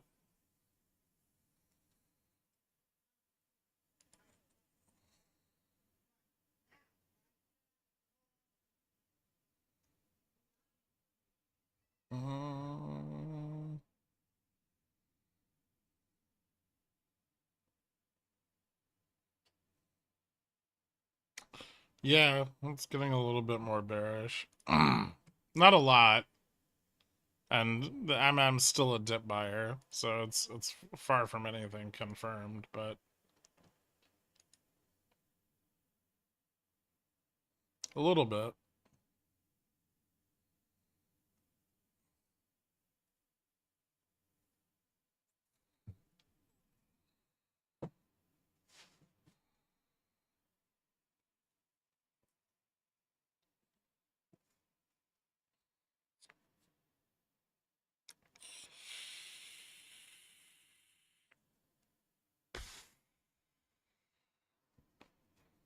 Top IV just spiked a bit.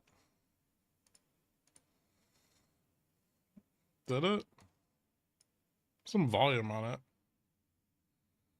On that bounce. Not a lot, but a little bit of volume.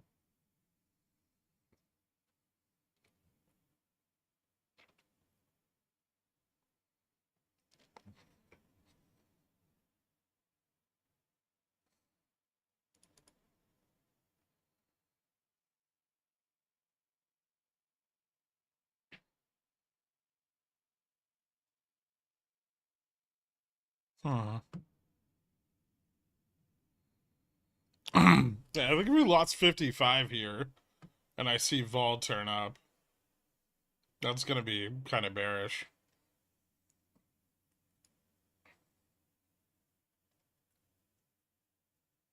We're still red on the day.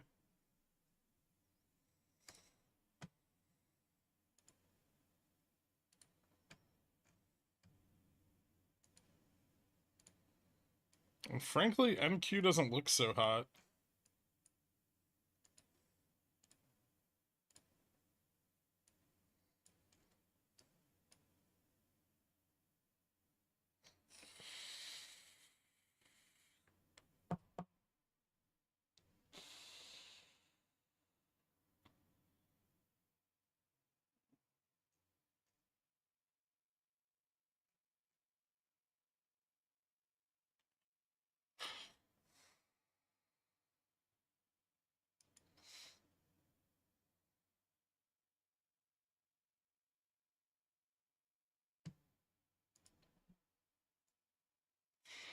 No, Nvidia's not in the market. Oh, that's why Upstart's pumping, by the way. Because Nvidia rocketed up another $5.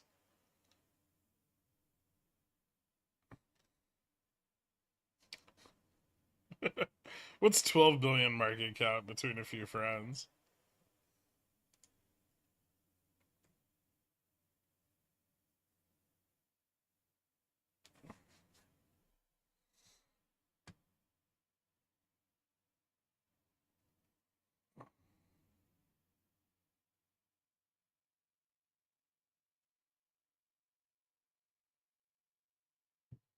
That's what I said.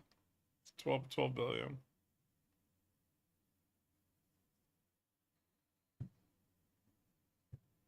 I mean, that auction sopped up a lot of liquidity.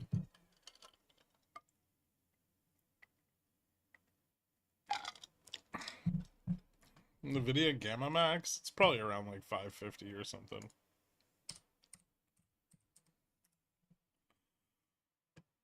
Oh, 520. That's above Gamma Max right now, but it's got a shitload of range.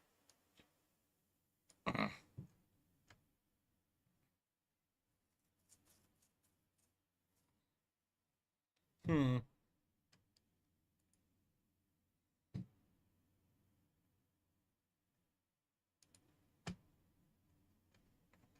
Ooh, do I want to open? Do I want to open Nvidia 5? Hold on. So if I do a 10 wide spread,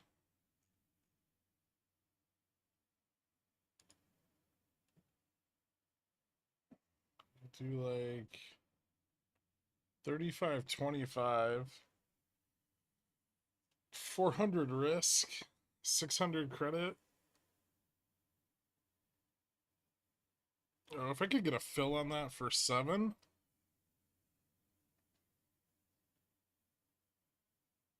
Jam 19.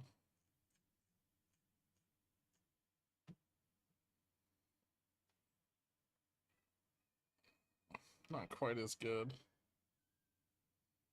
Good. 32.50, 22.50.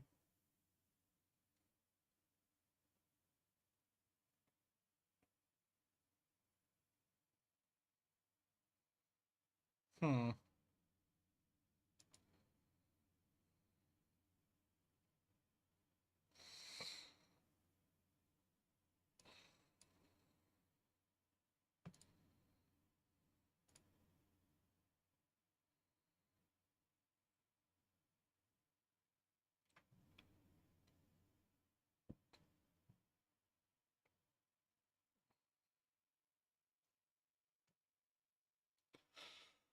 What do you think about TUP 2.9? I don't like weekly contracts. They're too illiquid. It's not the date, it's the liquidity at the strikes. It's gonna suck. No one's gonna buy that shit off of you if it does run. Fubo looks like a bump and run setup over the last 2 days. Fubo's looked like a bump and run setup over the last 3 months. Gherk, I'm back. Took a long. What's up, Frank? Took a break after being up at the end of October to ending the year down after seeing all-time highs. Sigh. Yeah, that sucks. I've started to DCA into June 400p as Vega play, but what confirmation to buy more Delta? A drop below gamma neutral, and then more so below Delta neutral. Right now, gamma neutral's at like 47.26. I'm surprised at how little they're pricing down my shitty out of the money put.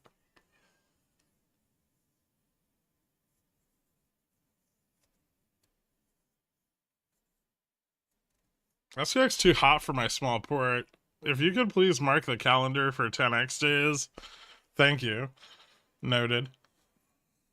What's a bump and run? It's where you have a trend and you get a large move off of trend, usually above the prior. Then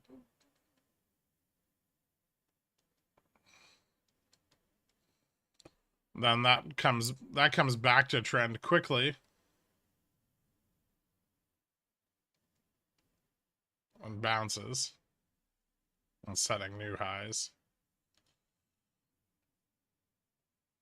It's called a bar. Bump and run reversal. Bump and runs are actually kind of bearish. It's the reversal part that's bullish. Because these can fail, right? But when you confirm the breakout of the reversal, usually here, that's super bullish because it means it's buy pressure has remained constant, and even though initial buyers were over exuberant, there are more buyers that want to come in at a lower price. Dixie back above 102.50. Fuck. I'm up 30% on my shit put. Looks like I had the read, dork. Maybe. This is so many levels to lose before, like, the 47.45 goes anywhere near the money.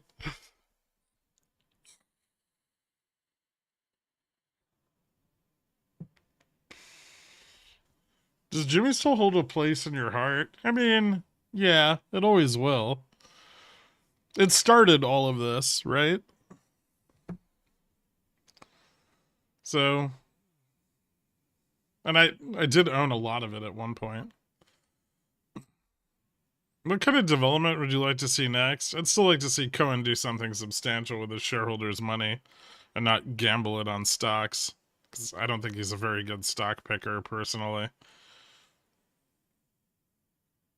Could go back as low as 40, though. Yeah, that's what I was looking at as kind of like max range for downside.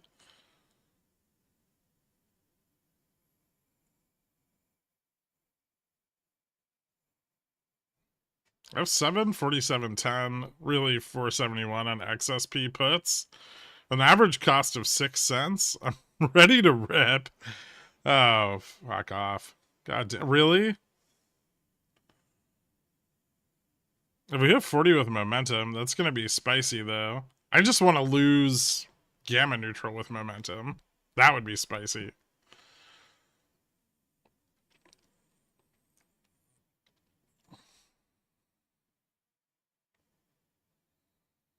Feb 250 top calls, or is that dumb in hopes of a decent turnaround plan? Are you want to buy 350, you mean? Do you mean 350?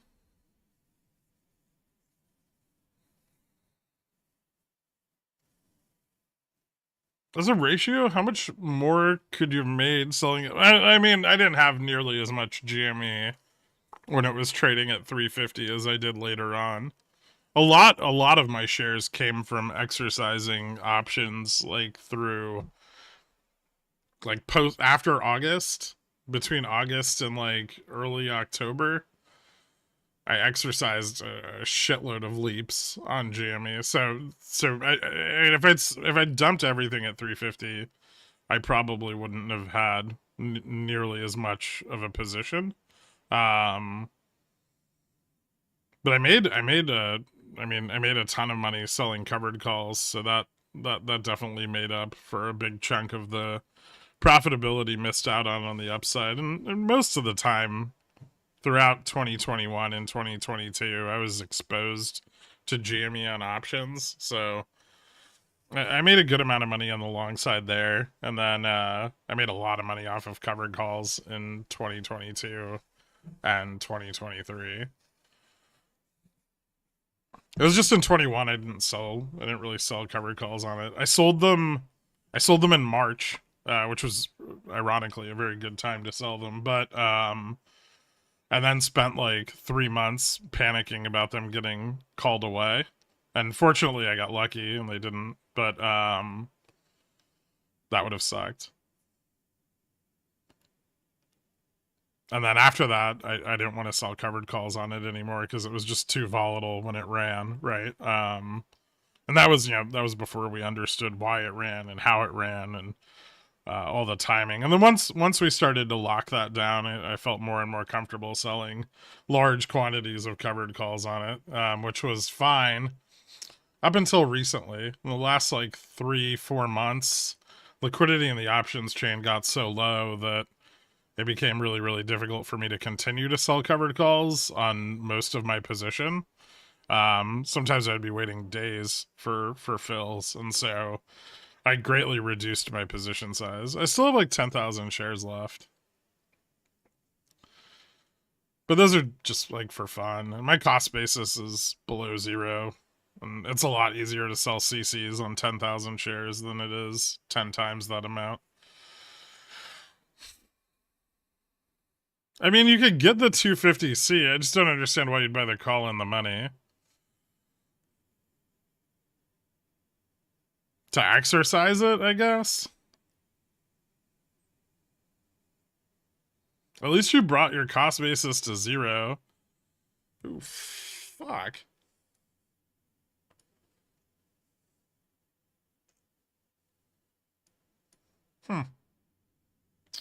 Stock God.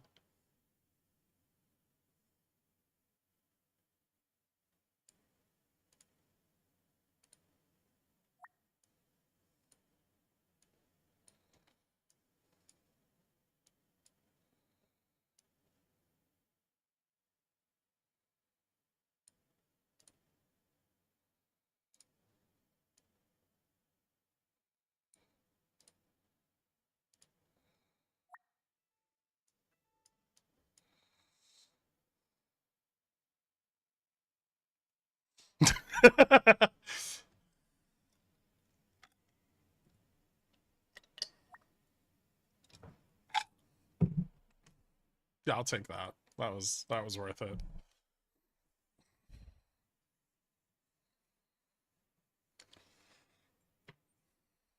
Nice.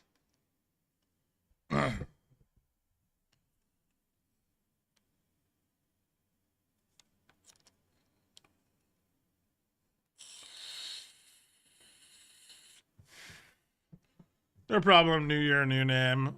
Thank you so much, Richie Zillions, and welcome to Cornichon, Geronimo Balthazar.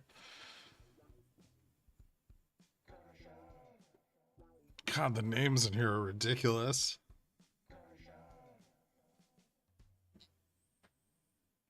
They hit my stop and dropped again. I've been off by 1 cent, all 10 cents all day. That's what happens when Gherk makes me money. People become Cornichons. Not gonna lie, at the 4750p, did I do good? I would have bought it, but I couldn't afford it. I didn't have enough settled cash for the 4750. But yeah, I'd imagine if you had the 4750, you did quite well. You'd have done even better if you'd had the 60 or the 55.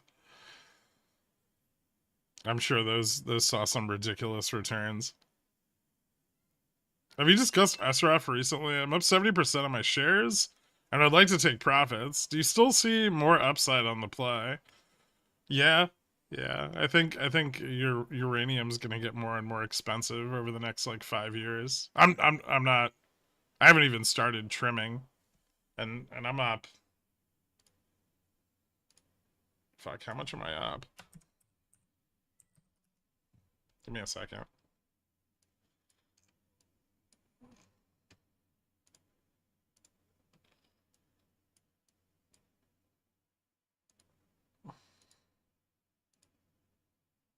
I'm up like 100 and yeah, about 107%.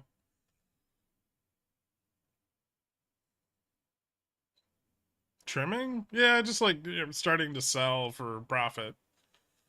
I wish I'd bought more SRF. It was something. It was something that I struggled with a while, deciding how much I wanted to allocate to it.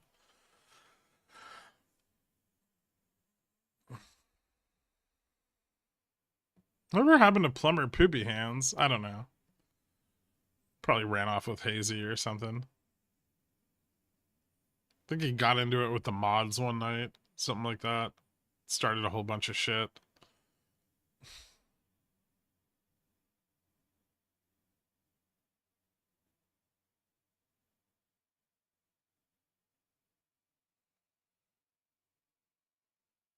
Would you consider adding to your position at this point? On SRF? Maybe on a pullback, but not. Like if it pulled back under 15 again, sure.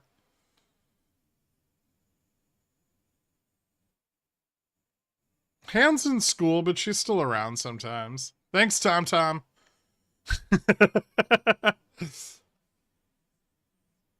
This can keep going down, by the way. Losing delta neutral or gamma neutral there is pretty bearish. Also, VIX up. Did you say you thought the bottom of this drop would be around 47.40? That's kind of the maximum range I think it could hit.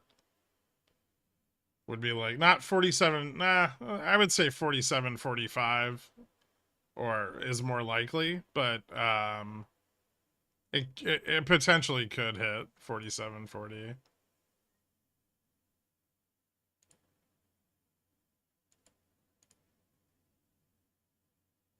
What the fuck did I close?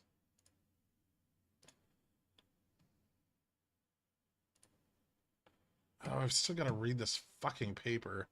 God damn it. Maybe I'll get that done today. Oh, I closed Chrome.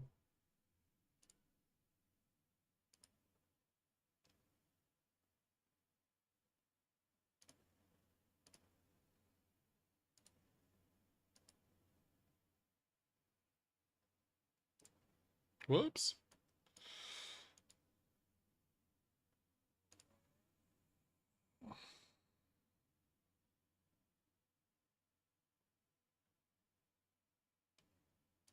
Upside call interest broke down again for the second time today.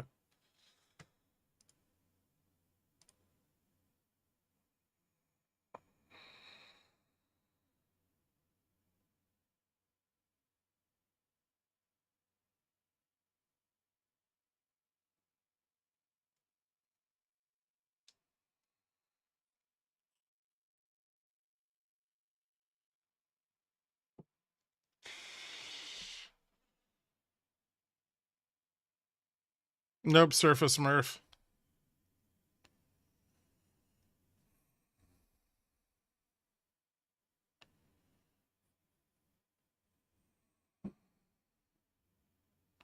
I only lost GN on SPX. We lost weekly GN.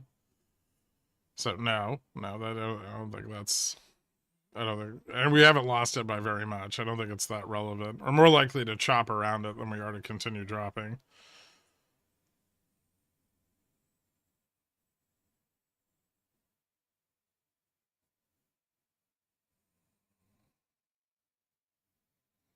Why did you hold your put there? Because I didn't see any more call interest to the upside. And, we immediately bounced to 65. And I was like, oh, they're going to probably take some profits here. on the calls that are in the money. Because there was really no call interest above 65 to like perpetuate a further run. And so I figured, oh, it'll pull back, and then I'll just cut the put at break even, and then it just kept pulling back a little more and a little more, and momentum started to shift to the downside. So I was like, oh, I'll hold on to it, right? It was like $130 or something. So who cares? And then, well, then it just kept, and then it dropped, right? I did my hand back into swinging today, shorting the bond print. I made 200. 1 for 1 in 2024. I'll keep you updated. All right.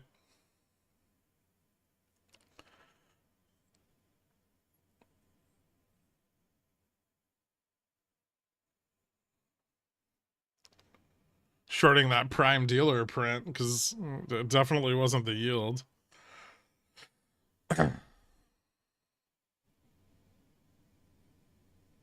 Do you work out? Rarely. I should more. I've been trying to get out of the house and walk a bit every day. But I spend so much time working, it's hard to find the time. But I've been doing like 2 hours of walking a day. No more Uber to the grocery store, that kind of stuff. No rowing. I'll fuck myself up if I try rowing right now.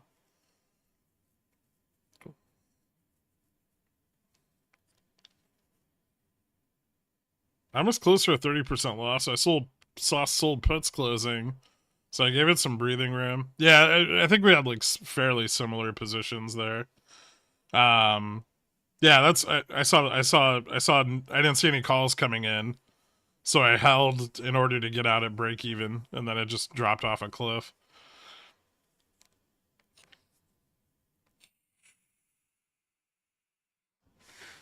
You were getting an Uber to the grocery store?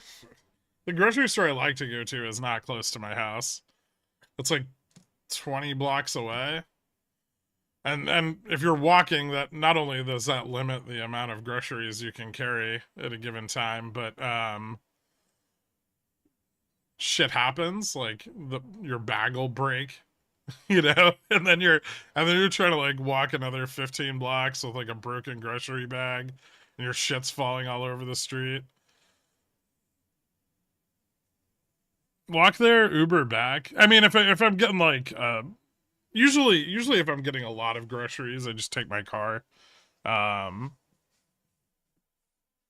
but no, I'm keeping a little less food in my fridge. I don't know. I used to care about it a lot more. After the pandemic, I just don't give a shit. Once I realized that girls would still fuck me even though I'm fat, I just stopped caring.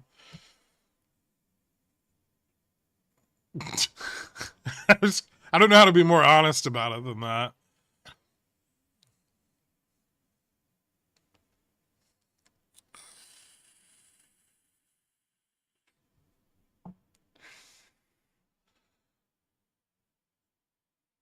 Down with the thickness.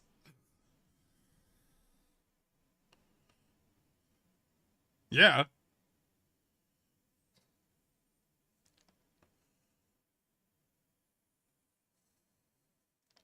Do you have a magic pickle? It's the one I was born with. I like it. I wouldn't.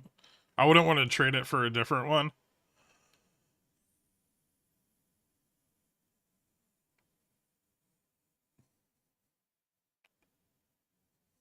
7-figure port gives Giga Chad levels of confidence.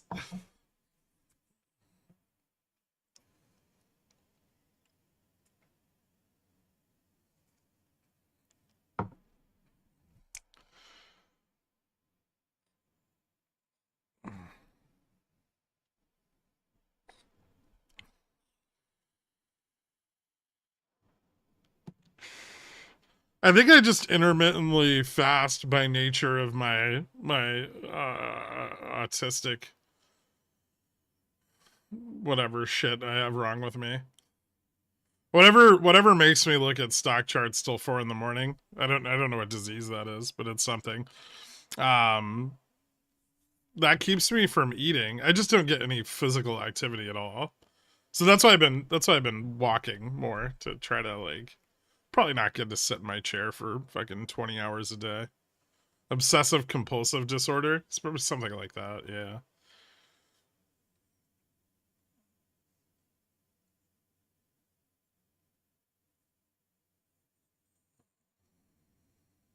Asperger's. Do you show them your calves and then they just open spreads like a bad trader? I mean, the calves are still pretty good, which is impressive given that I haven't worked them out since I was skateboarding as a teenager.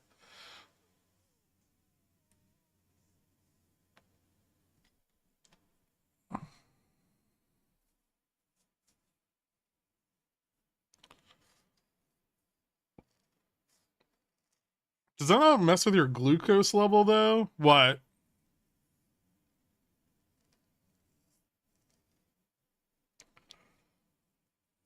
My calves are in the Discord, Surfa.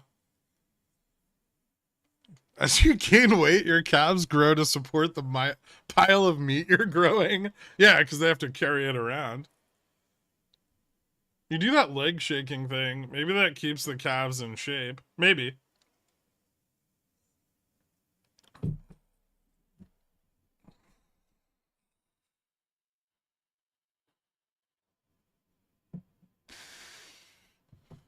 You get about an inch of peen back for every 20 pounds you lose. Source, I went from 280 to 210 during the pandemic, holding 235 currently. So you're saying I should gain 40 pounds? I could do it. It'd be hard.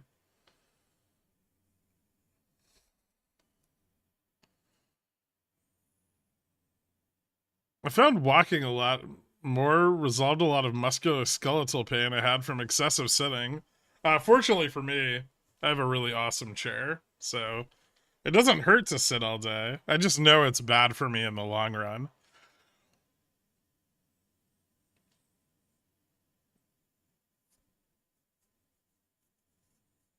You should buy puts, get exercise, walk over to the market, yell at them for being dumb, and tell them to sell. Then walk to your place, back to your place, sell for a profit. Daily double wins. Me? I'm not 195. Are you shitting me? Oh, ha. Steel case gesture, in case anyone's wondering.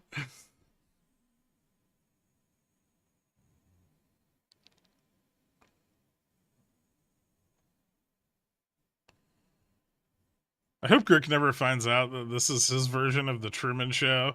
I think I'm already aware of that. Gherk is 4'3" and weighs 195 pounds. I wish I was 4'3".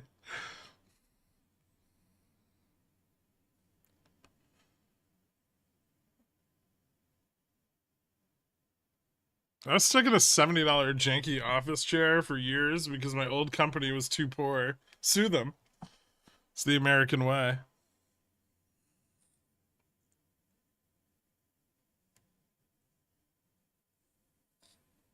Wait. Why the fuck haven't you walked on top of the NYSE and shouted fear? Be the change you want in the world. Hmm. If you were 4'3", you'd just be angry all the time. Maybe.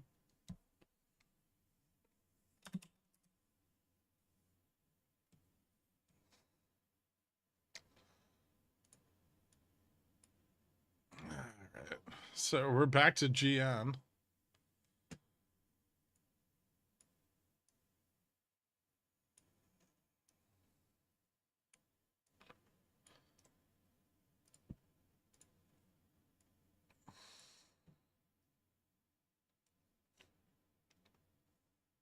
I'm English and they went bankrupt. Oh, fuck. I wish you and Andy Milanakis had a show. I don't know who that is, but you know, DM him, send him my way. My company makes tons of money, but I'm still sitting in a $70 no-name office chair.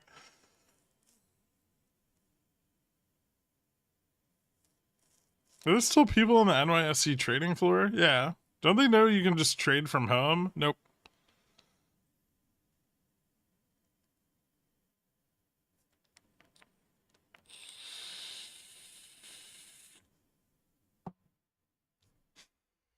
I don't know who he is.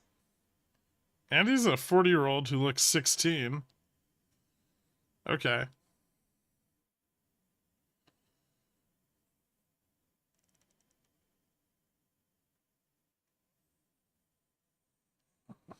He was a child comedian back when Tom Green was still cool. When was that?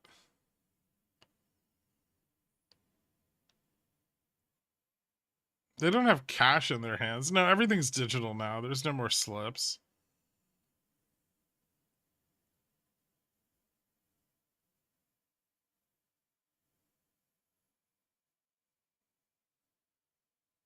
'95, 2000. Dirk wasn't even born yet when Tom Green was cool. I don't remember Tom Green ever being cool. Weird.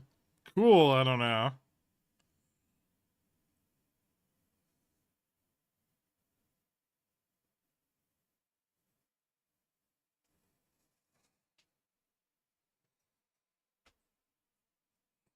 I think I weigh like 150 right or 250 right now,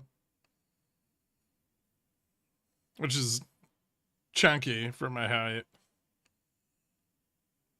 CME floor, there's some card traders still, but most have tablets.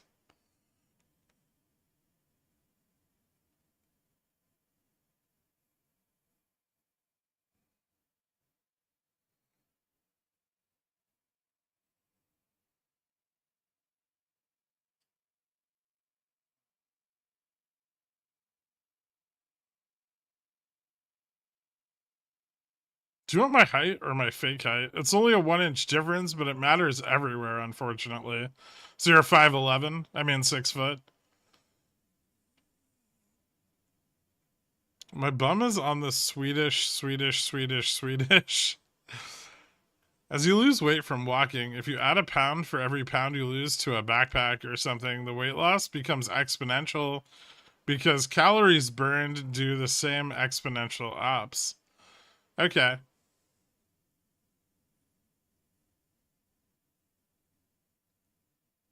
Could a regular kayak support your weight? I don't know.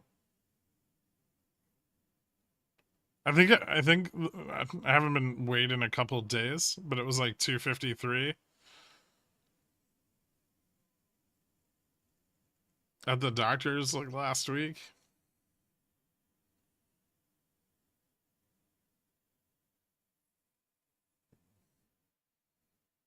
Are we Ving? V'd. We V'd. Sorta. Yeah. There it is. That's the complete V.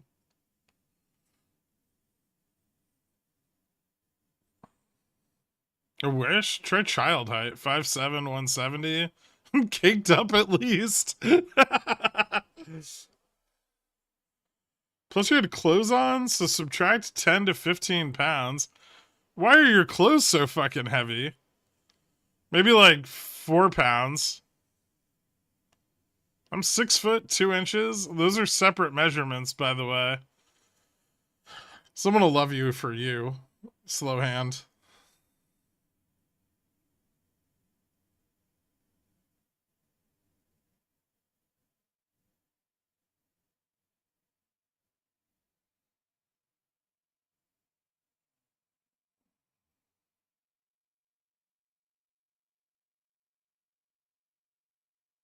What's weird is when I worked out a lot, like every day, I weighed like 260.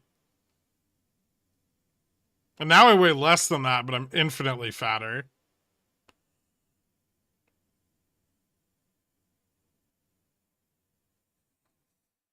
How is that dude 2 inches tall? All his cellular division went into his 6 foot schlong.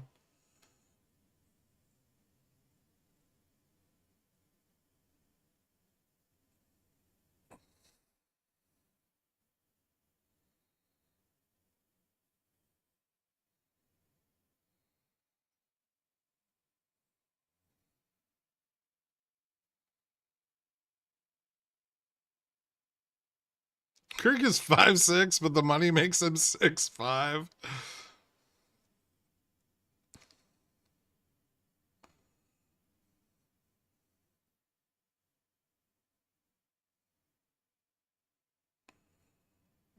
When girls laugh at my manhood, I tell them to stop while holding back tears and tell them I'm a grower. Being a grower is just more efficient, right?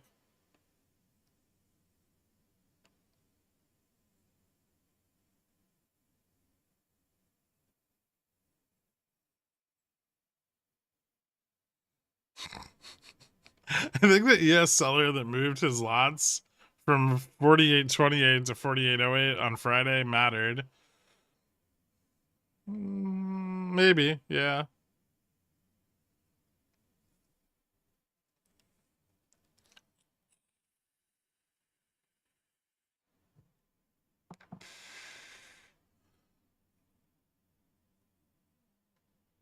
True. I love efficiency. Beyond getting more sharded today, looks like we might slip under 8. Time to buy calls. I'm looking for under 7. Grower equals concealed carry. I get way more compliments from dudes than women on my posts. How do I even that out? Maybe less penis.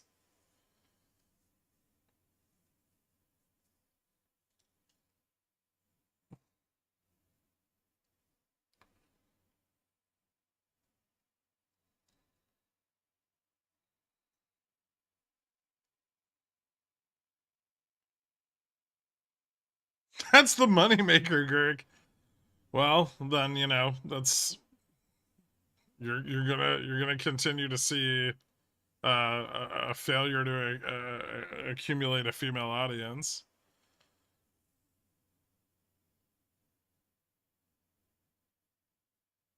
Is the New York trading floor still a madhouse, or is it more like a library now? I have not been inside that building in 9 years, 10 years. I have no idea. It was pretty fucking crazy the last time I was there.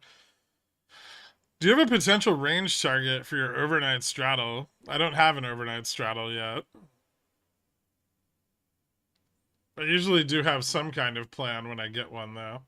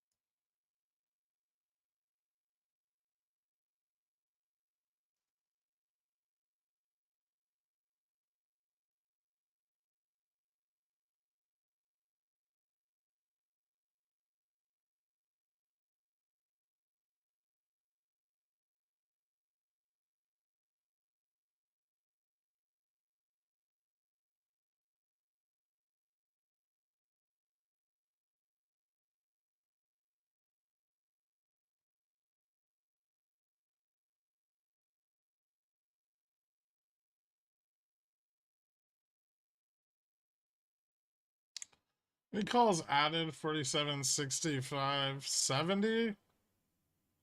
Uh, Not so much at 70, but 65 still has a bit of open interest.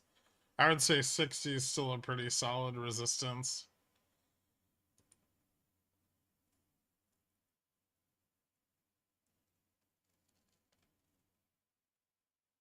The last time I was there, Bank of California rang the opening bell.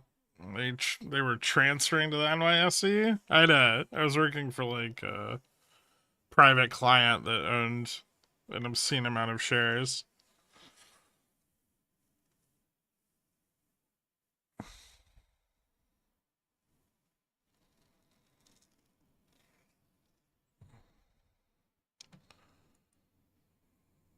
I think it was. I don't remember when it was. It was like summer 2014, something like that.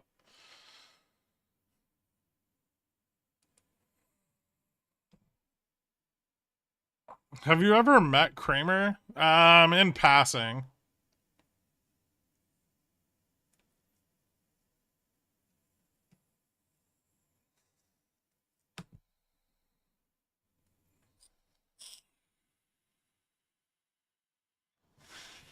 You know, I actually think what I said last night still kind of rings true.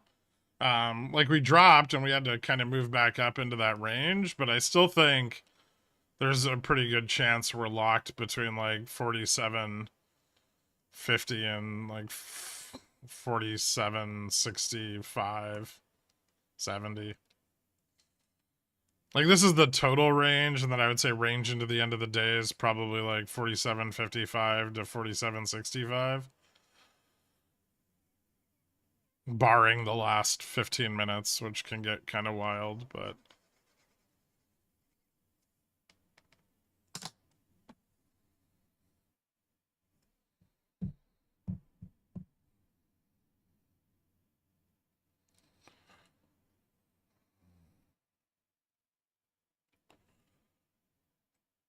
you think today's the end of the bull pump? Or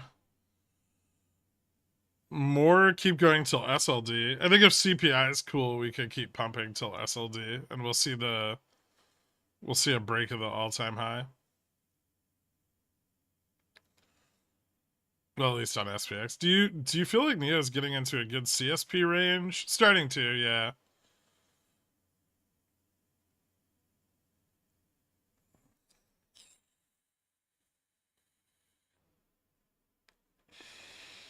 They just need to stop spending so much fucking money.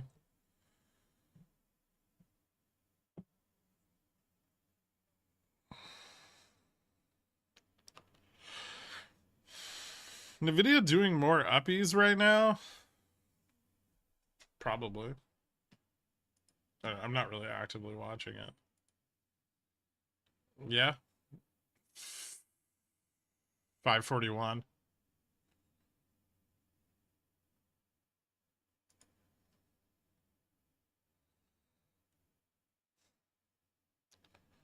Cap it or pump regardless of SLD. Well, it broke back above the trend today. So that at least looks good into tomorrow. 95 is going to be the tough part here. But I'd be willing to sell on a test of 96. Even if it fails. 300 would be awesome, but I think we won't see that unless CPI is cool.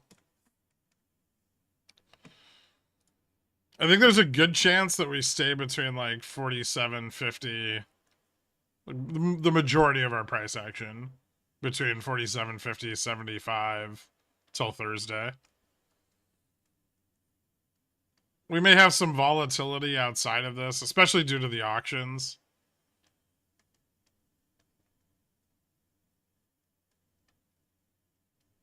But I don't think there'll be any like lasting impact from those.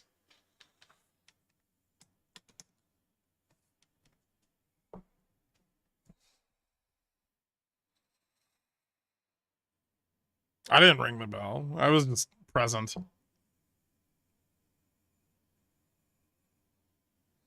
Like passing the Coke pile? I didn't do Coke with Kramer. No.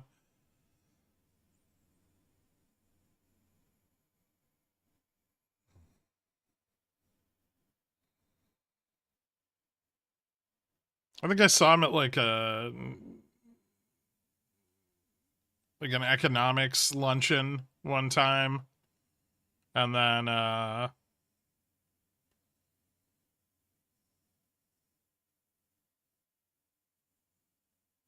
think I saw him at like 30 Rock. There was like the Rainbow Room.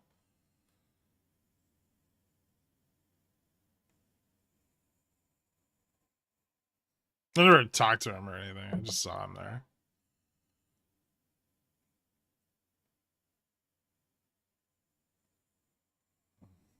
Around the TSX bell in Toronto, it was as exciting as it sounds.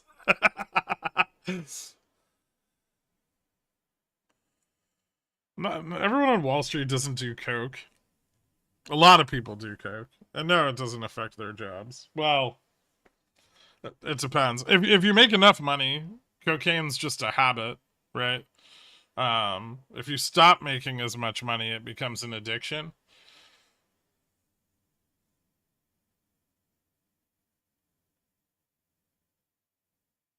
If Nvidia goes near 550, do people take profits? Then it swings back to 500 because of all of the puts by end of week.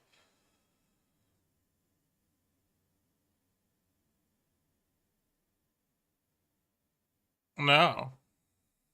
I mean, there might be some profit taking, but I'm not gonna answer that. Everything's in the DD. Fickle pickle tickler. Who's buying Nvidia at 540? Are they pricing in an earnings beat of like 50% now? Apparently.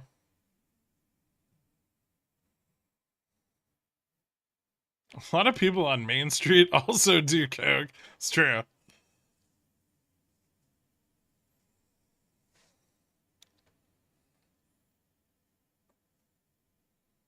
Was Fubo going back to the 325, 350 range anytime soon?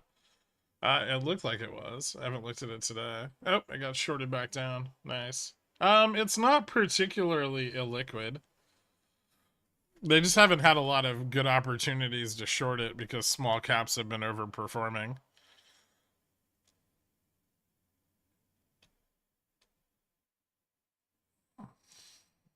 So I don't have a gambling addiction, just a gambling habit. Exactly. I feel like they'll push SPX to 47.75 by end of day. They might try. No, I never met Jordan Bell for it.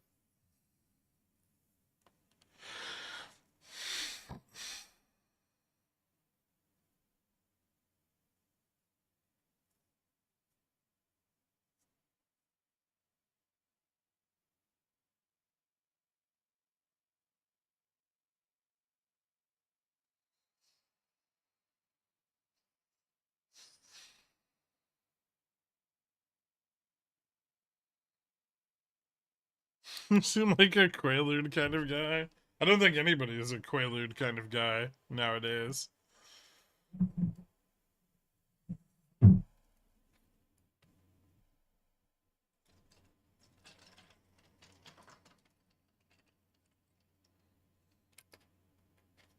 Have you ever met Dr. Gingerballs in real life?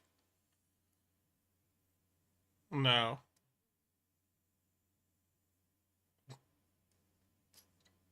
But we've spent a lot of time camming each other.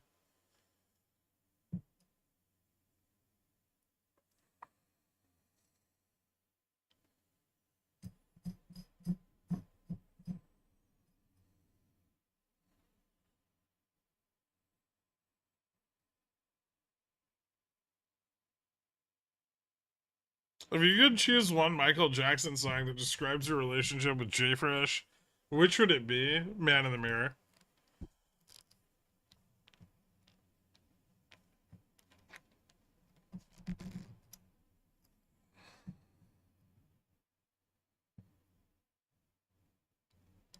Beat it.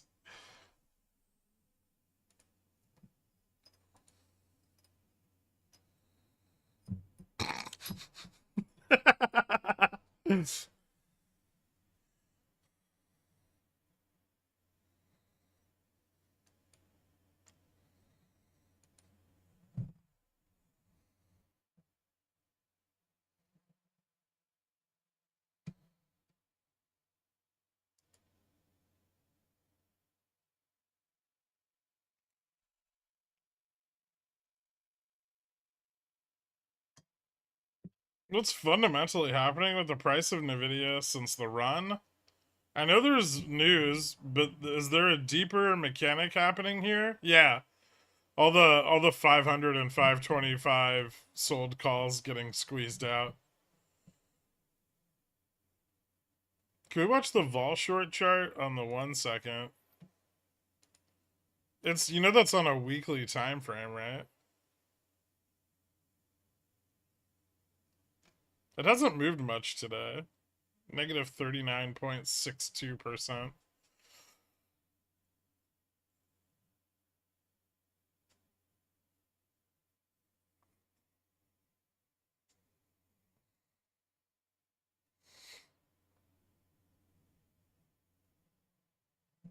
So is Pelosi printing? Who the fuck knows? Maybe.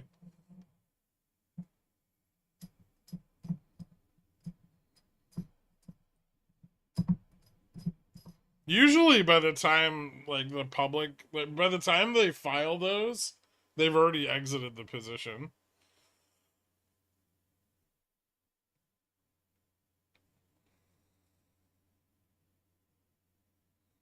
Made some money on TQQQ calls, stopped out on the pullback after the top. Nice.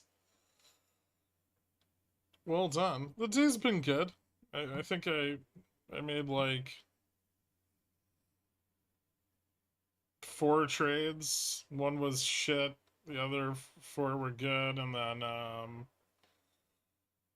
did really well on my straddle today, so that was nice because we had the low open. So 2 days in a row of printing hard on the straddles.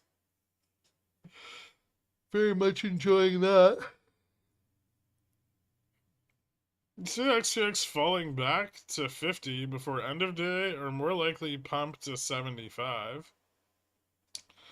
Good question. I would say 75 is still a bit out of reach, but we could see call interest out of the money increase into the end of the day.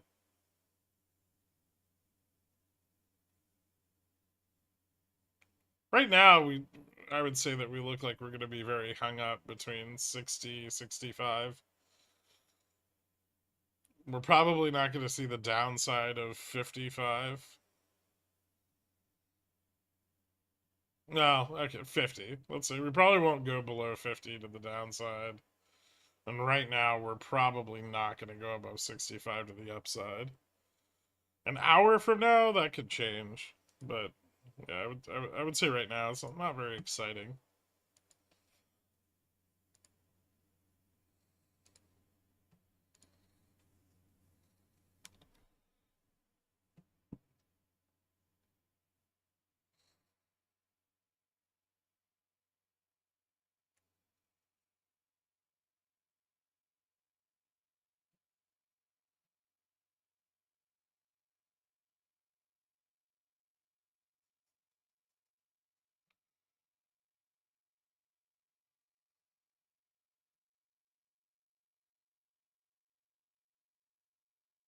Do you have any bearish long-term positions right now? Yeah, yeah. I have a lot of June SPX puts between like 4,200 and 4,000. Those are to capitalize on a spike in volatility more so than they are that I think SPX is going to 4,000. Although if it did, that would be awesome. I have some longer dated Nvidia puts. What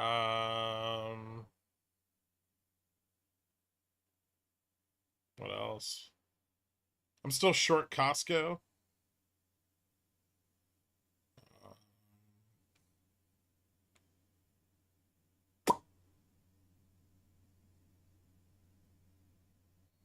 else am I short right now?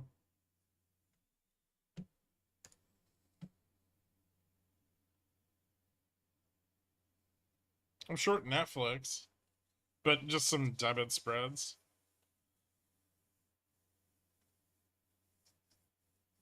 Yeah, Costco's been on a tear. I have some debit spreads on Tesla. But no straight up puts. Just a few debit spreads. Like five contracts or some shit.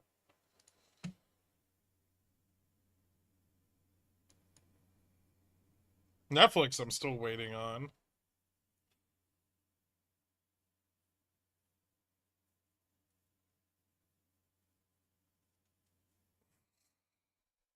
Tesla too, largely.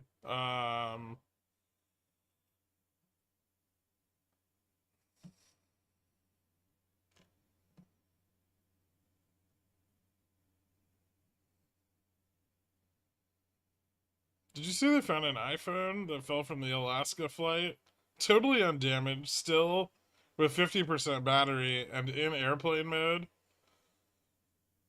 Calls on Apple?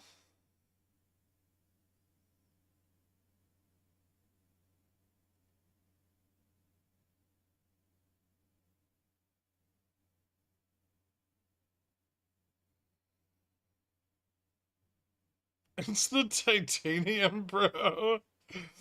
I think it's because of it probably landed on something soft, and the terminal velocity of an iPhone is just not that impressive.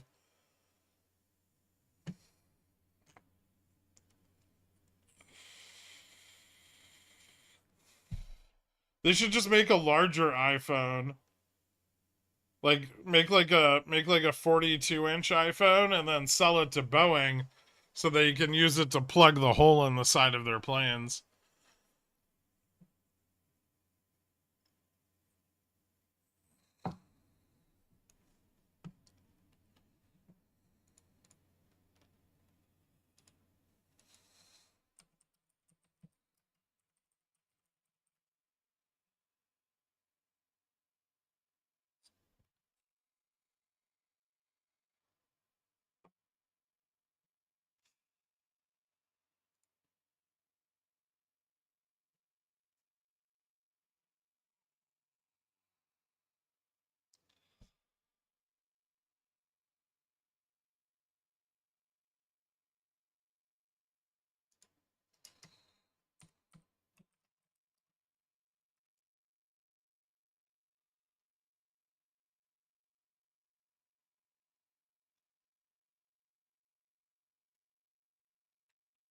The terminal velocity of a large screen down iPhone is 30 miles per hour. The maximum speed is around 100 miles per hour if the screen is perpendicular to the ground.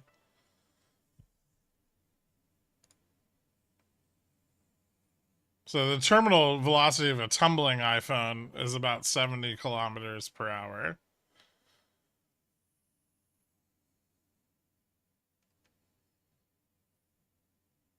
I love the internet.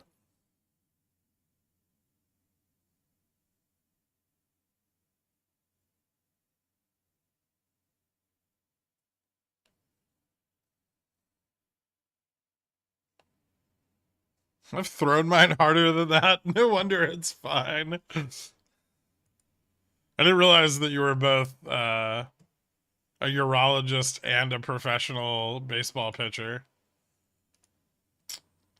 Hmm.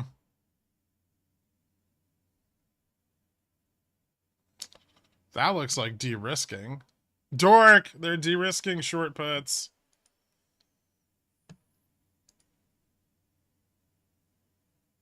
What's your bear case for Costco? Do you feel like it's become overvalued now? No.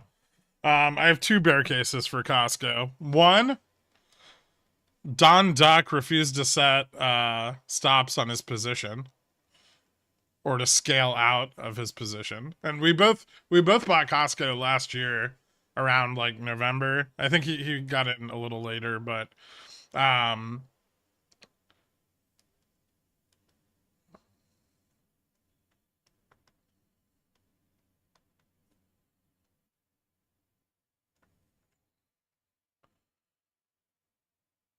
And the second bear case is I was at Costco spending like $300 on nothing that I needed.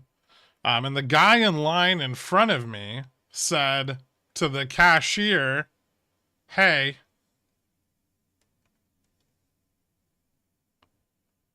I'm a shareholder.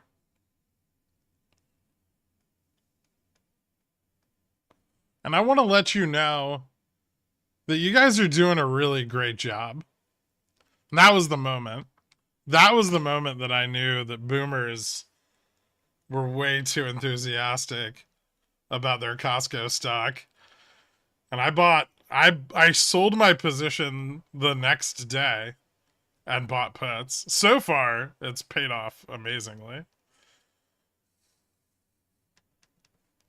That's what I say when I go to GameStop. Oh, I know. Yep. When boomers become super stonkers, I'm gonna short whatever they own.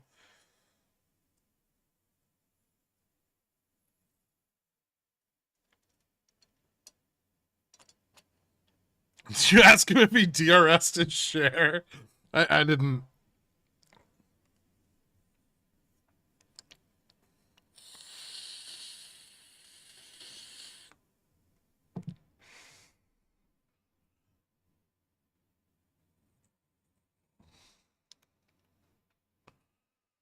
Are you sure that wasn't Don Duck? Yeah, yeah.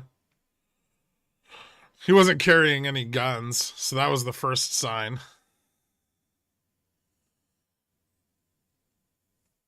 Any fun macro events tomorrow? We have another auction tomorrow. Smaller, but was it the 10-year or some shit? Yeah, 10-year auction tomorrow at 1 o'clock. We got some more governors speaking. That's about it. Tomorrow, big news for China tomorrow night.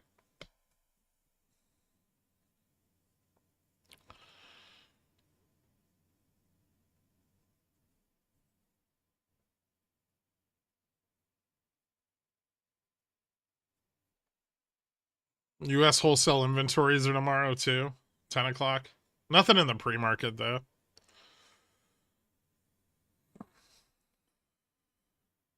I didn't even know those were the DTCC shares and not his. How does this de-risking change the equation? More downside range? No, but the fact that they're de-risking above gamma neutral is bearish in the long run.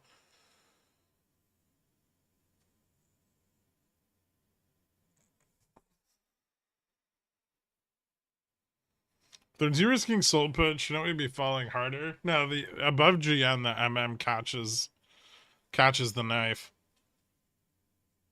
That's why they de-risk above gamma neutral.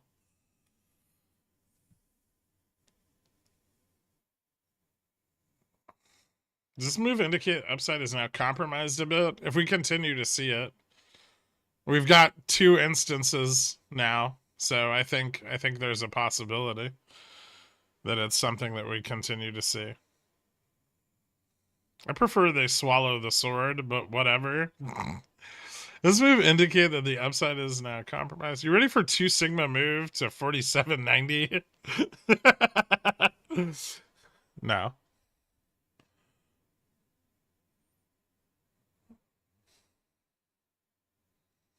No, I'm not.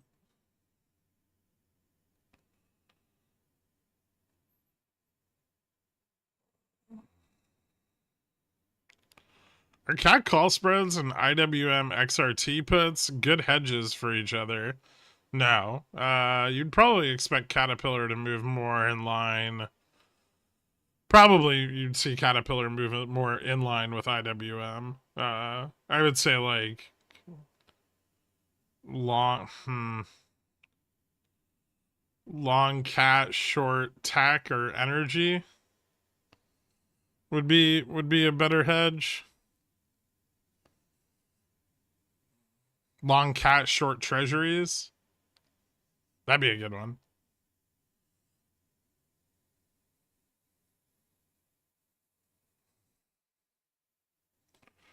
If CPI is flat, do you think SPX price will be flat as well? If it's flat, flat's not really ideal. We don't like bulls don't want to see stagnation. Stagnation brings us closer to stagflation. Although none of the employment data is pushing for that yet, I would say that we're far closer to hitting a period of stagflation than we are to hitting a period of strong growth and recovering economy.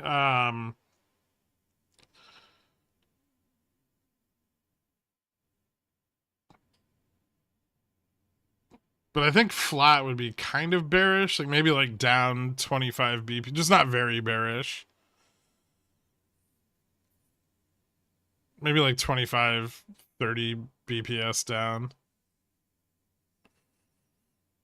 And there's a tornado heading my way. I gotta go to the shelter. Good luck rest of the day, y'all. Later, BCG. I didn't know they had tornadoes in Boston.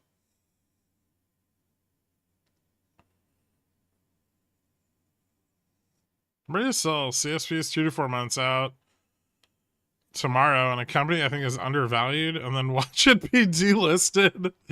There's been a lot of bankruptcies lately. There's going to be more. Remember last Tuesday, Wednesday, when I said I was getting out of my bond positions in the 401k?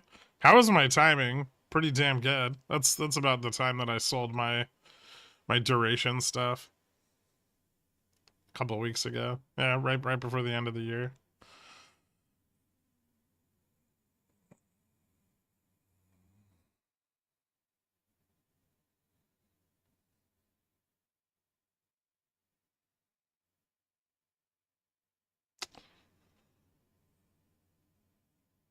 You said that last year as well, and my opinion hasn't changed. I mean, the dividing line of a year doesn't really change the timeline.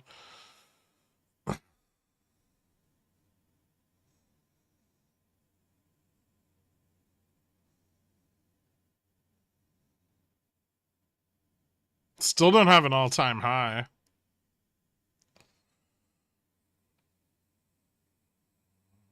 So SPX flat over 24 months.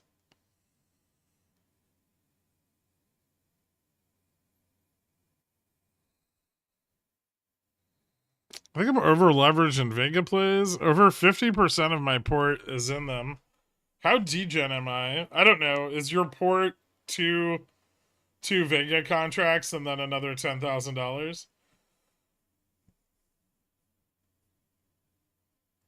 You told me off for considering taking profit on my 10-year bonds, though. Baboozled.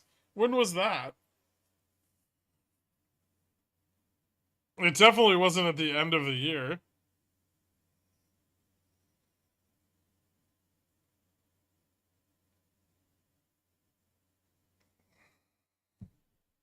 It was not in November. October? Late October, yeah. I feel like I remember you asking me. And yields were still moving up. So, yeah, that was obviously a bad time. When your bonds were up 20% weeks later, however.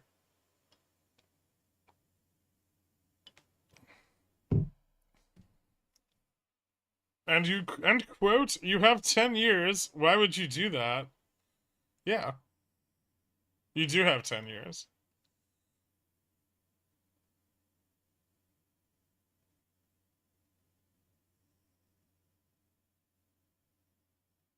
You were trying to fuck you. I remember. You were trying to sell your bonds at the bottom of the market.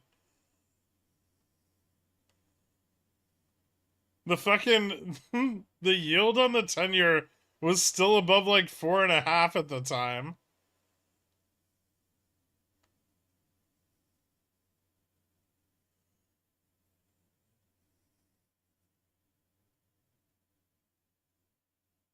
It's still up. It's not like you've gone down, have you? You're down like a few percent from the high, but not much. You also got upset because some of mine were French, but that's another thing. I don't know anything about French. Do the French have bonds? Who trusts them? I know they're still up a bunch. Now, what are you worried about?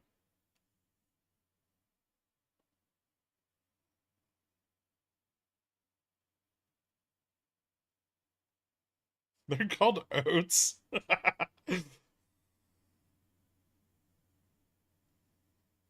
GameStop has a small loan from the French government's response to COVID-19, which they've never paid back, which should tell you everything you need to know about French bonds.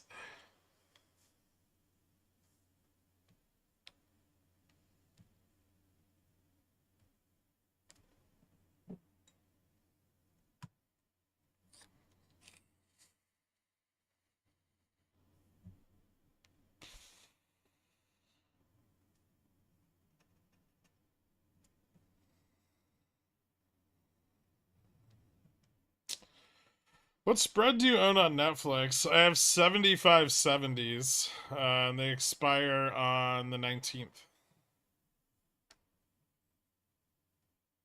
No, I rolled them. Second. Feb 2nd. They're rolled to Feb 2nd.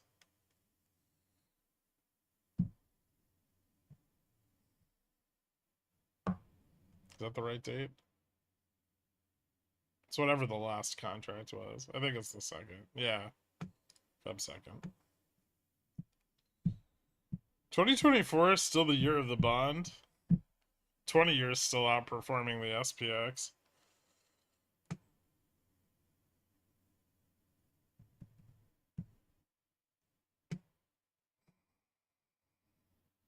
BYND Outlook. I think they're gonna. It's off reg show.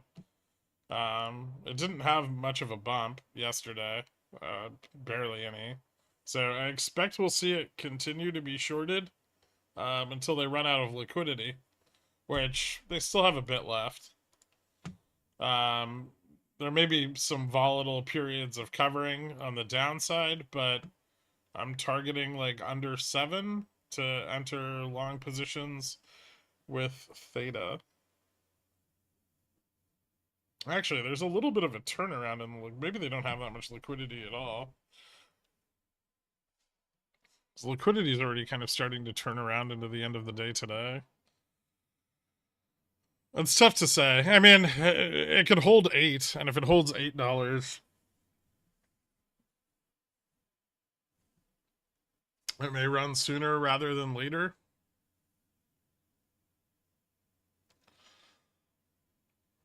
This is selling.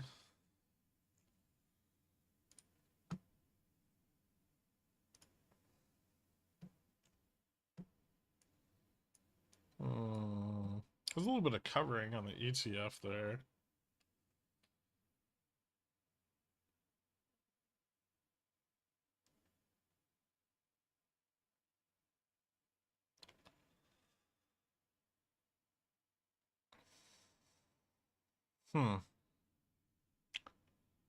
Yeah, I still think trying to get into longer theta positions below $8 and $7 is my plan, and then capture any like shorter bounces with weeklies. If it looks like we're getting some like volumetric covering on a day-to-day basis. But I prefer like synthetic longs and debit spreads on it with a decent amount of theta, because then you can kind of survive multiple on and off reg show periods if you need to, while still having exposure to the upside if it runs. It's been off reg show since Friday.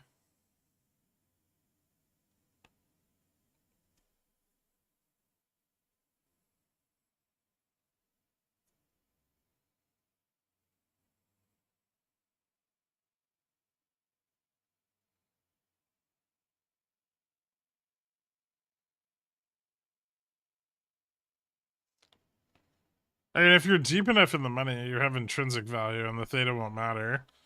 But generally, I scale out of positions, right? So, you know, as the stock goes up, I'll reduce my holdings until I've sold out of everything, right? So, you know, I buy like a dip down here, I buy well, that's not a great way to show it, but like, say I buy, 1,000 shares of something, at, here, I'll probably sell like 250, maybe sell 250 here, sell 250 here,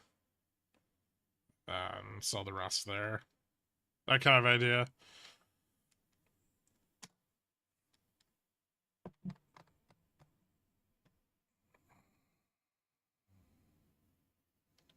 Are they just shorting puts and regging themselves again? I love that. No, I don't think so. I think they're de-risking.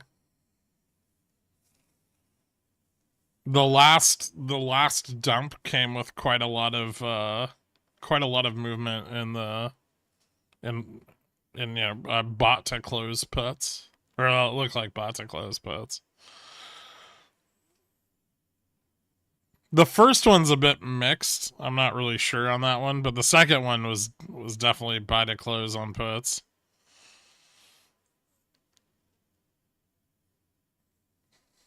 Like just a bunch of fucking put delta.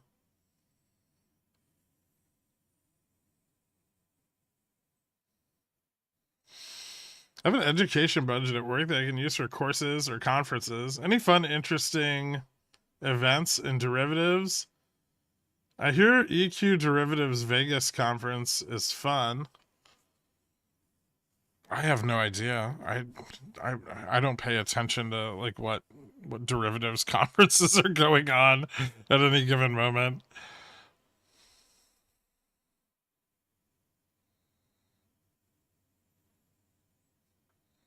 We can chat. I think that's what happens. They get squeezed out. I don't know if there's enough put selling the short dated enough to move gamma neutral that much intraday. I get what you're saying. Hmm.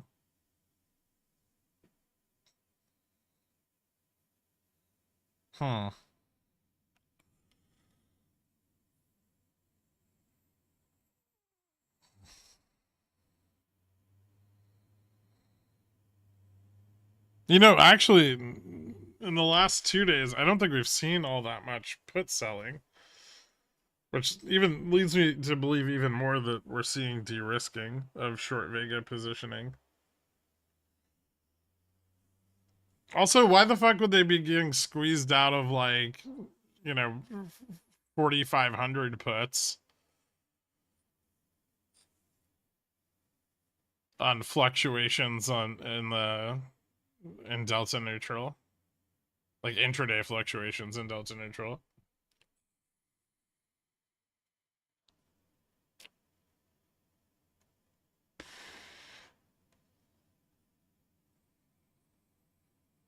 Hmm. Or gamma neutral rather.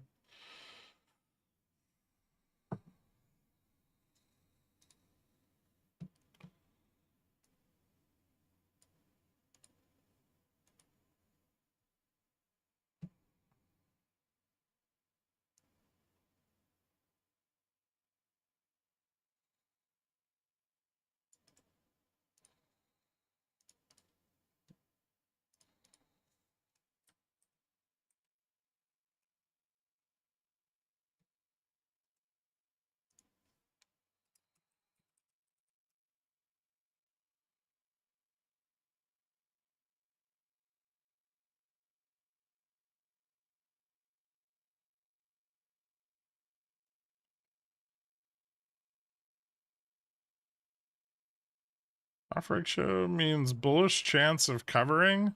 It could. Yeah, it could mean that we see covering. It's better to cover off of reg show than on it,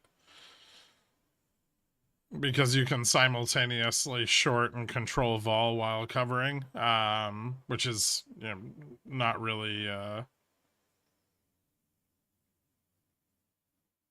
well, it's not impossible while it's on reg show, but it's a lot more difficult. Look up Briggs Rosher oscillating reaction. Isn't that the like chemical clock?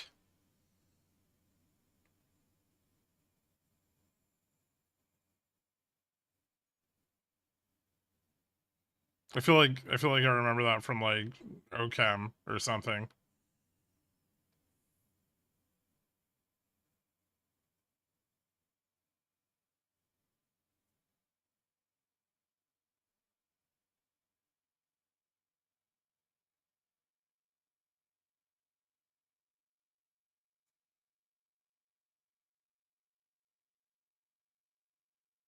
I'm not sure that's the best explanation of.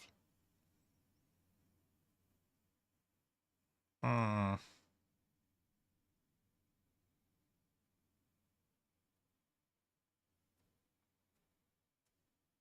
I'll show you a Braunschweiger oscillating clock. In 5 minutes behind, the more you think of the DRSing similar to that French loan, it makes perfect sense they'd include it in any talk of their liabilities. It is a liability to future shareholders. Peerless, the implementation of cash out of certain bets in sportsbook when wager up compared to the start just follow the same basic tenets of options, i.e. theta.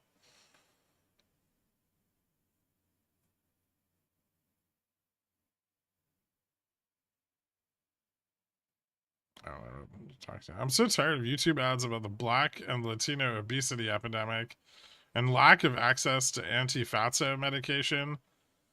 What do they want me to do about that anyway? Buy and distribute anti-obesity pills in your local community.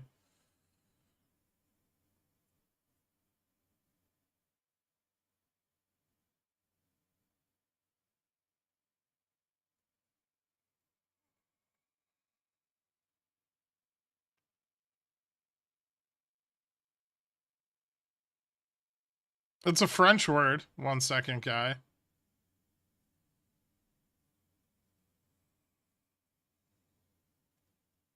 Buying French oats? I mean, I directly gave money to Cohen to YOLO. You're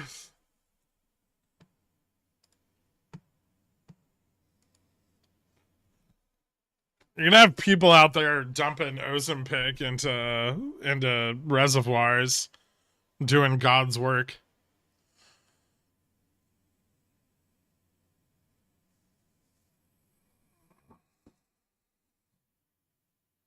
It's not Tenet.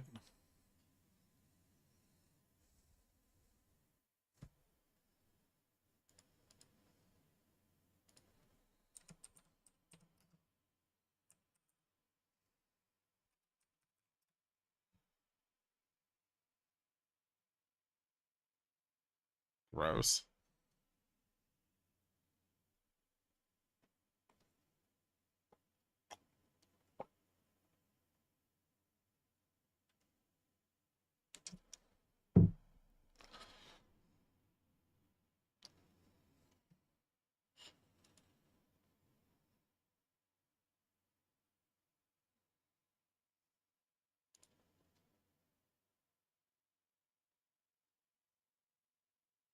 Emphasis on the wrong. So Tenet.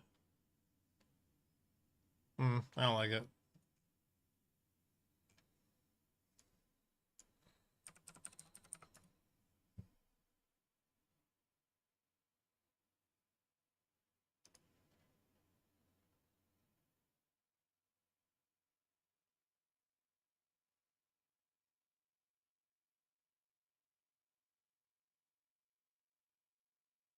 No, not David Tennant. God damn it. Ozempickle. I keep getting ads for a hardware store. When the sawdust settles and the engines roar to life, sir, what did you just do to your truck? There should not be sawdust. Tanays.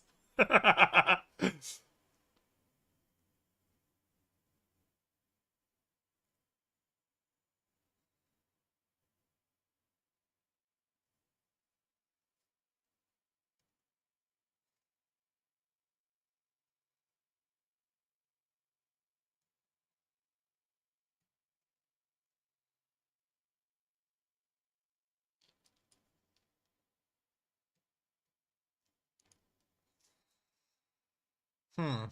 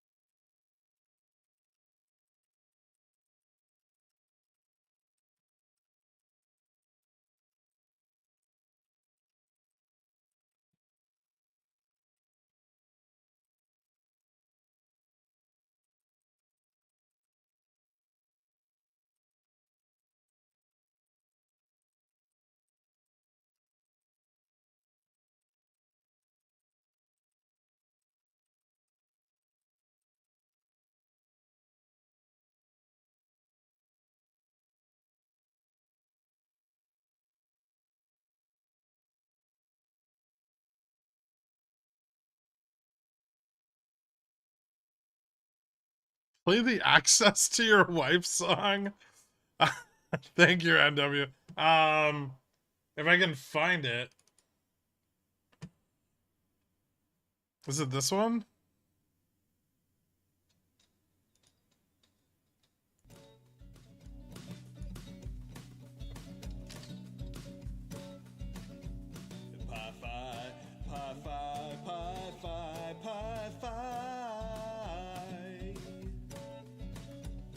I'm begging of you, please don't fuck my wife. Pie fi, pie fi, pie fi, pie fi. Please don't fuck her just because you can.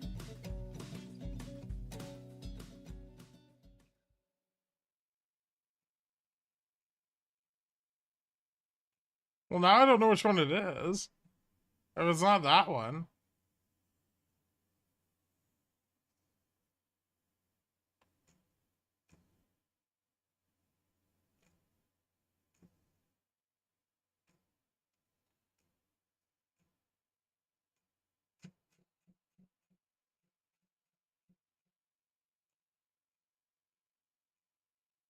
So,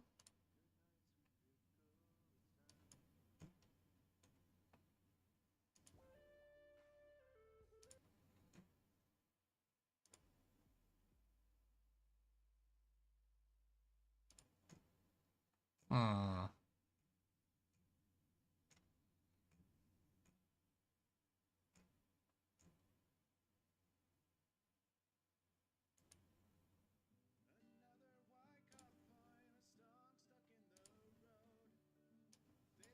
You by the restaurant. Another Wyckoff point, a stonk stuck in the road. Theta grabs you by the wrist, directs you where to go. It's something unpredictable, but in the end it's right. I hope you gave Kirk access to your wife. Oh, okay, it's this one. I can play it again, louder. Another Wyckoff point, a stonk stuck in the road. Theta grabs you by the wrist, directs you where to go. It's something unpredictable, but in the end it's right. I hope you gave Kirk access to your wife. I'm glad you have such free access to Carl's wife, making for less visits from my wife. 2 wives, same time.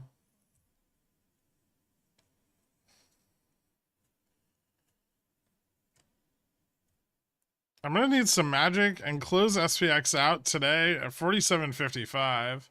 I think they're doing a little bit more than just de-risking puts. All right, hit me with it. My DMs are open, Dork.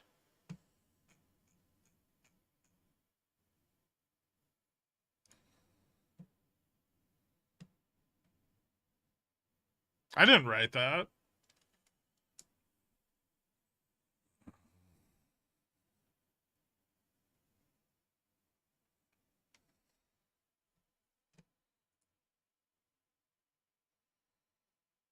Okay, yeah, but that's been going on the whole time, right? Like that's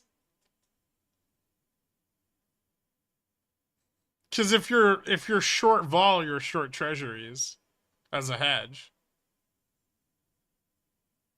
I see it.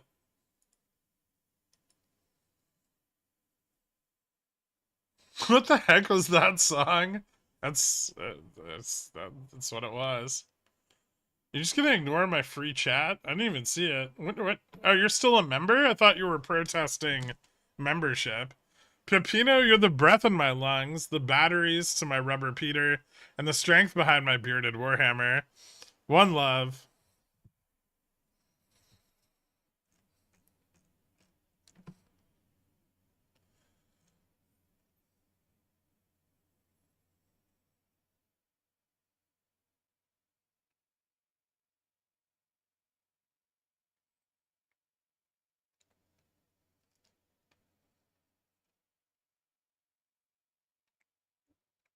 Does dancing up and down GN even mean anything? Not really. No. Look at me growing up. I bought my first Vega position. Ooh, good price too. Not bad. I was gifted a membership. Hmm.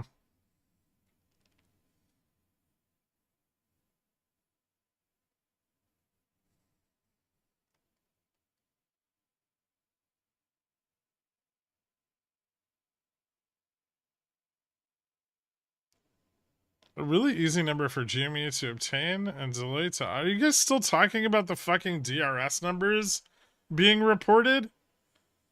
They're materially relevant accounting. That's it. It's just.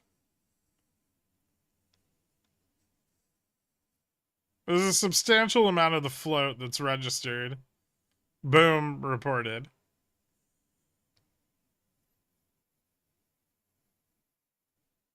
Gaki no Tsukai bits, including 24-hour tag. Okay.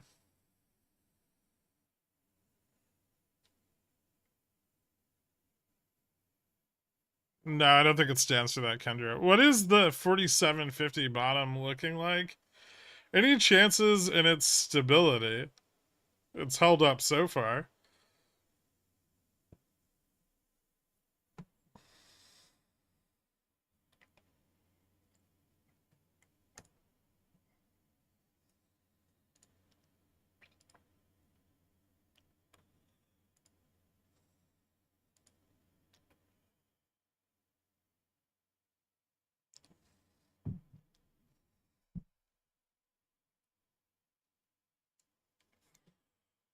Hmm.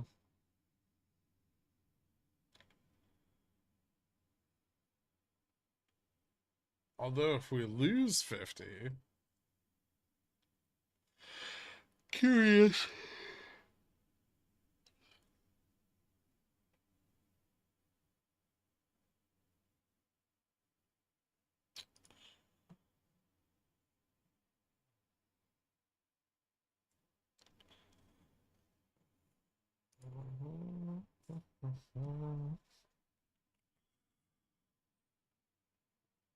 They're not, though? It honestly doesn't matter. What, they're not materially relevant?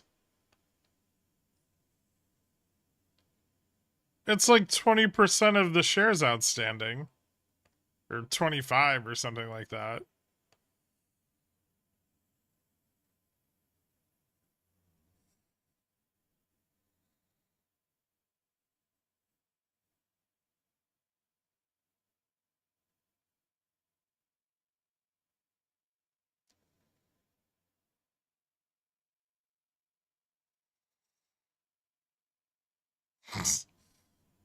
Is Carl short Tesla? I hope not.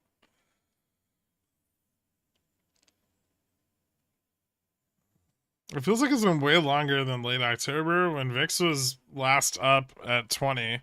That's because it was like mid-October.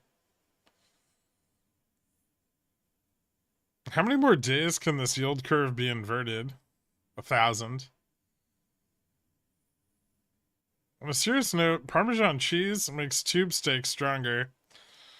I don't know if I agree with that. It's kind of acts like a desiccant. No? Might make it itchy.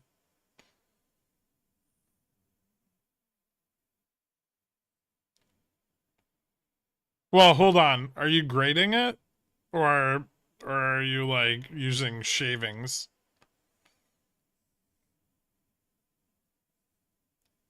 You're telling me that an audited company reports relevant data to their shareholder in their filings?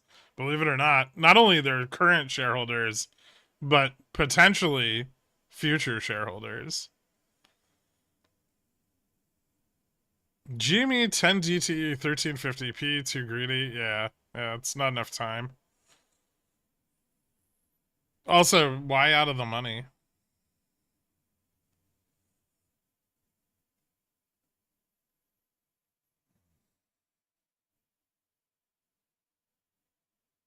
Correct. It's not a reporting requirement?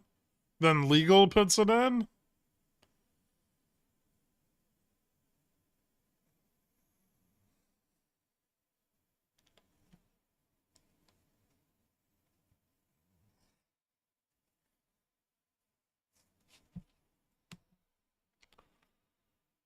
There is no doubt that it presents a liability to future shareholders.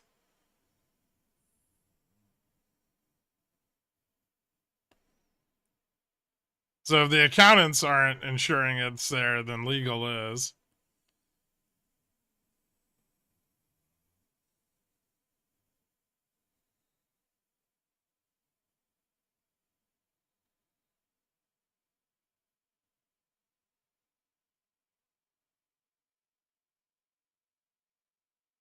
My opinion is that they put it in there because too many super suckers are calling investor relations and asking for numbers. Possibly. I mean, DRS like mechanically drives illiquidity, right? And illiquidity drives volatility, and volatility and the causes of volatility are a necessary disclosed risk. So I think it falls at least substantially into one of those two categories. I'd be surprised if KPMG or Deloitte's disclosure checklist even mentions DRS because it's not a very common occurrence, right? Outside of insider holdings, which are already, reported.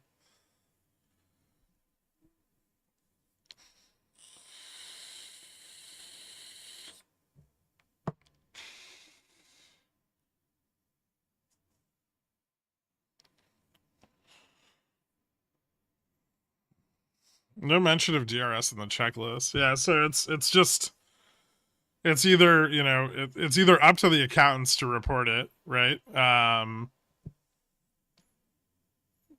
Simply because it's not in the checklist, but it's obviously, with such a large amount of the float, it seems materially relevant, right?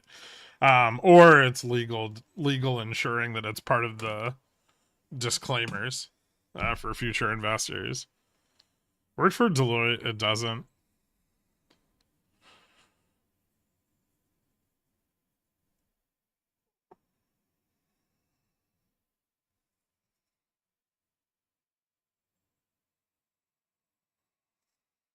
No, you can't, you have to have a transfer agent, so you can't stop doing it.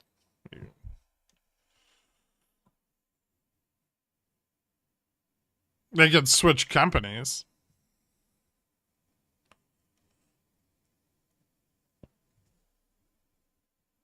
They don't have to use computer share. There's a lot of other transfer agents. But computer share is one of the big ones.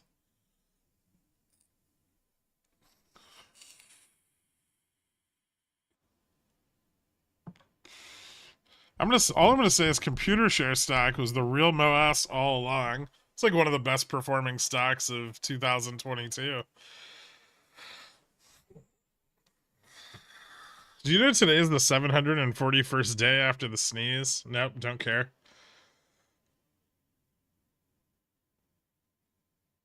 Computer share does appreciate it. You know what they appreciate even more? Collecting continuous fees on accounts that contain one DRS share.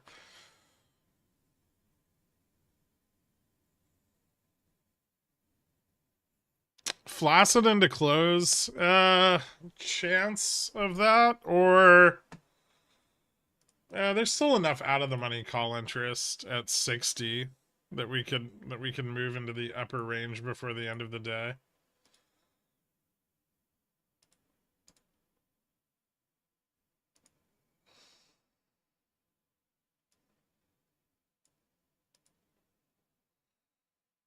Ah.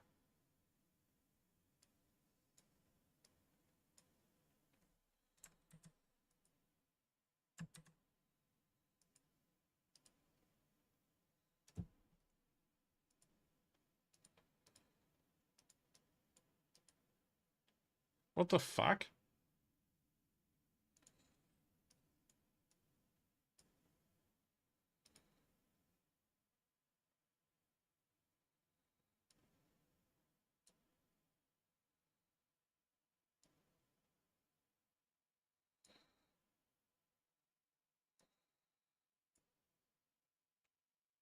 That was weird.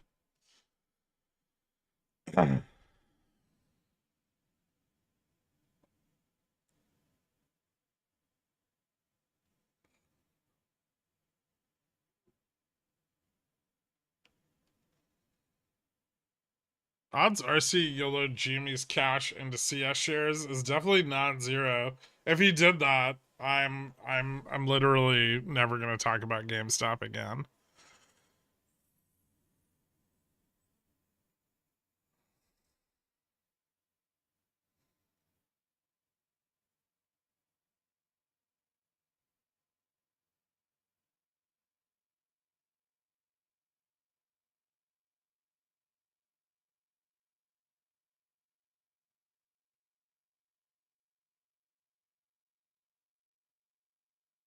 I would love to see GameStop's computer share bill.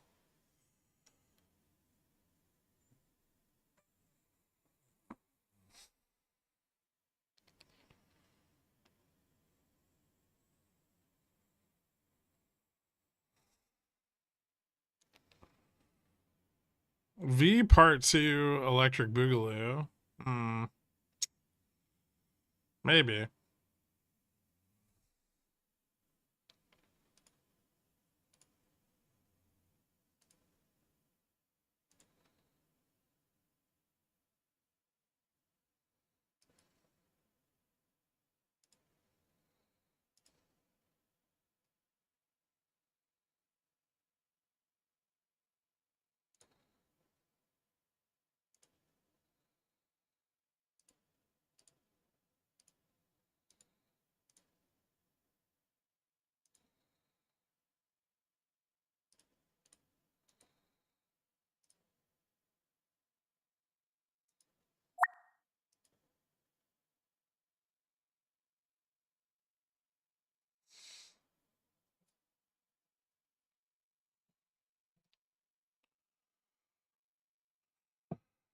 Yeah, at some point someone issued a request for information on DRS costs. I don't know if they ever got anything back though.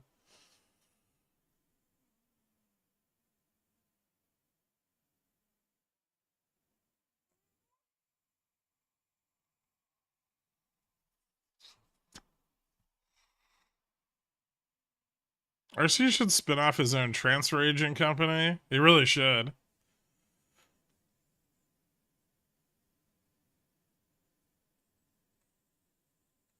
Might be a conflict of interest though.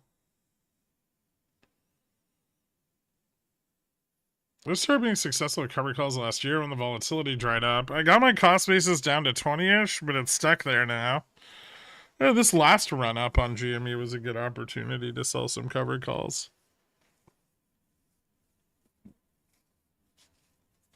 Not a bad cost basis though compared to a lot of other people.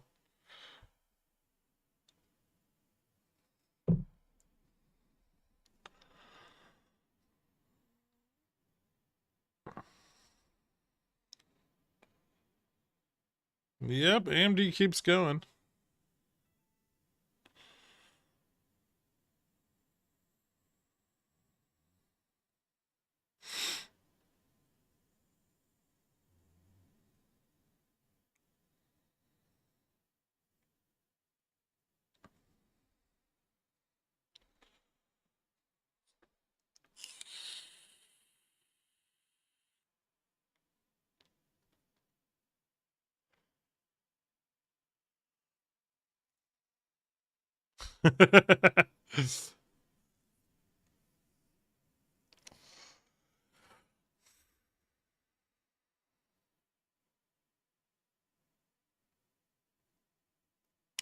Think about all the in the money puts you could have sold on SPX and you'll feel better, Daniel.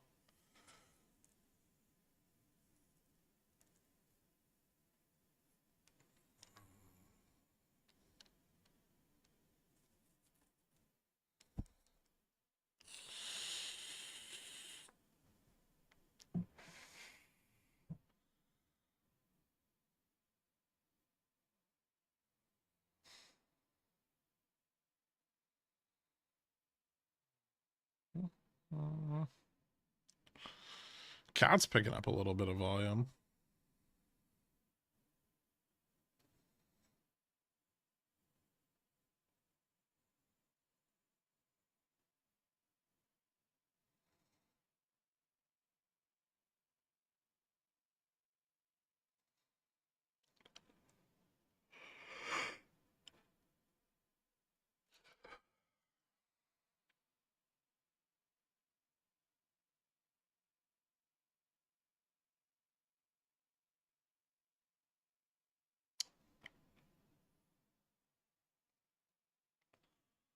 Would you buy a 38 DTE $25 upstart put? No. No, I wouldn't.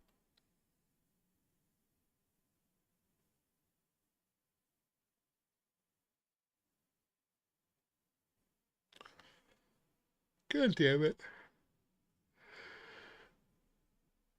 Yeah.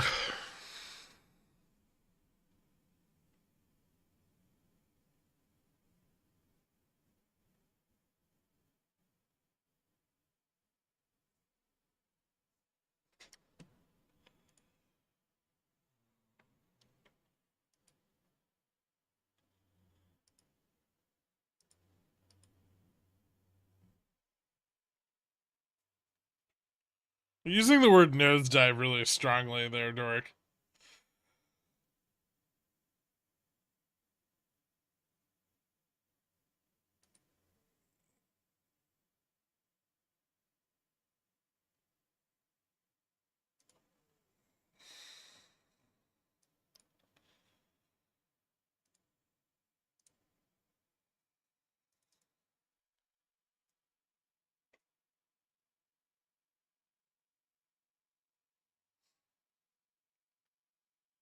Why does the auctions print have such a strong impact on oil and gas yields? Yields in dollar. Petrodollar? There's a reason they call it that.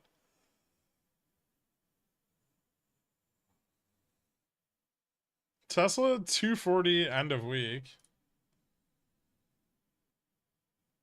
Back to the upside? I don't know. Tesla looks kind of bearish right now. It slipped the 235 resistance. And it's back below the trend. I would say Tesla looks more bearish than bullish.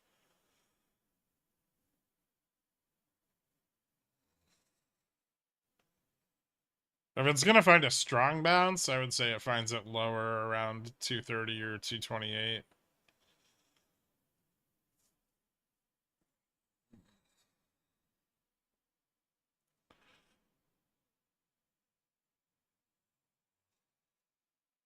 Who do you think's more likely, time travel or birds not actually being real? I've thrown several parties for time travelers and no one showed up but me.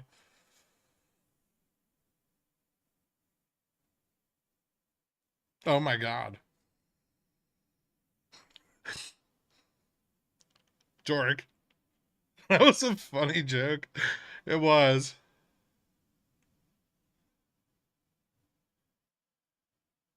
It's got a lot of layers, but I'm glad you got it.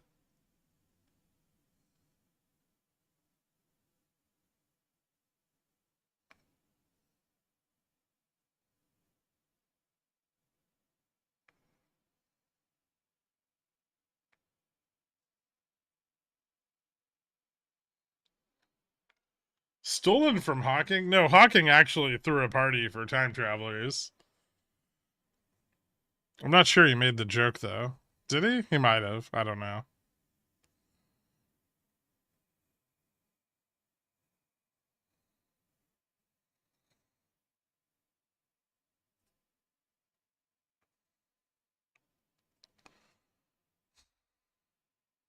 I throw parties all the time and no one ever shows up. Still only Dork that got it. But it happened the day prior or whatever. Everything just start dumping, or is it just the stuff I'm in? It looks pretty broad. Why are so many shipping companies down today with the Red Sea still unresolved? Ooh, I know the answer to this. Because shipping companies have decided to give the terrorists money to stop them from attacking their ships.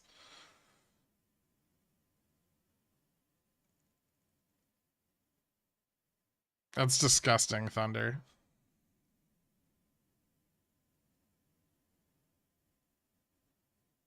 Wow, trash. That's really hurtful.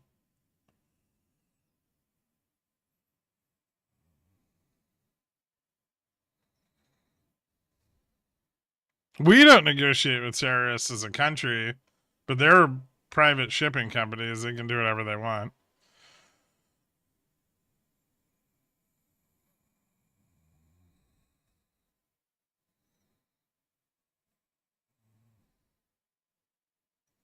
Why is it so hard to be a bear? Timing. Timing and position management make it difficult.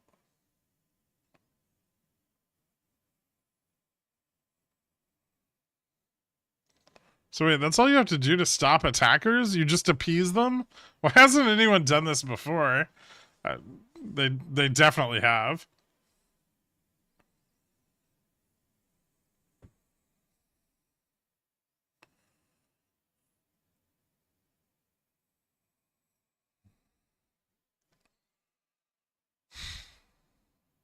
Government companies need to build up their navies like Pepsi did in the 80s. Hey, they're rebels, not terrorists, so it's totally okay to pay them.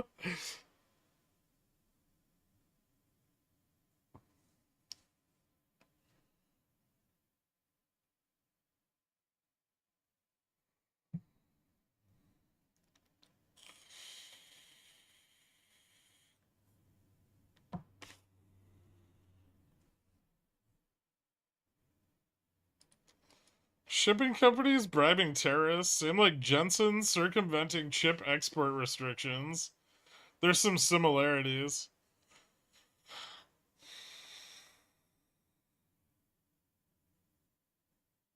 Like, all of us didn't want to grow up to be a pirate. True. Although, you did have the lead with the eye patch already built in.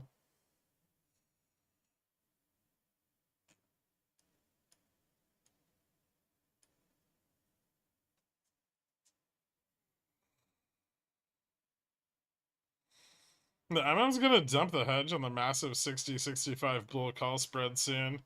Either we rip or die. Yeah, that's kind of what I'm thinking. That's why I bought that one call.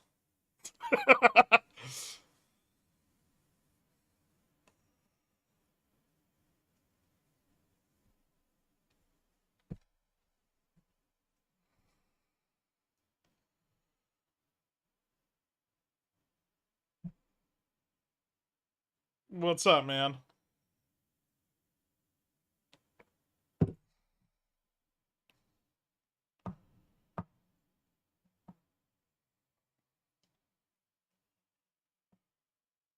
I could turn it into 2 calls.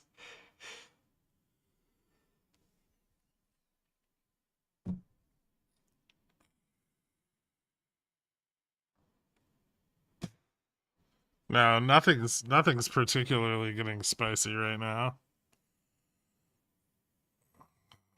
Dip.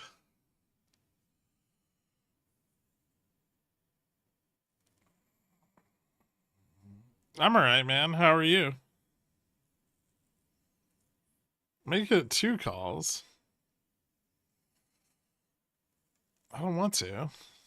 When is AMD Nvidia a short? Not yet. Maybe after CPI.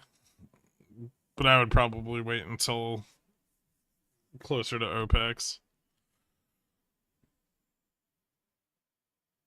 Make it the worst strangle ever. If we move up to 60, sure.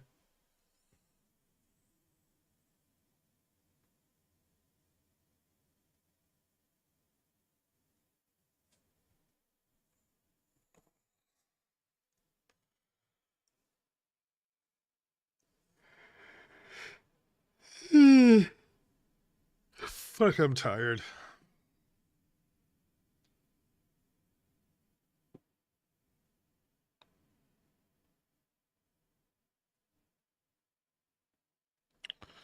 How's call interest for tomorrow look to you? I haven't looked at it yet. I usually wait till like the last 15 minutes to check that out.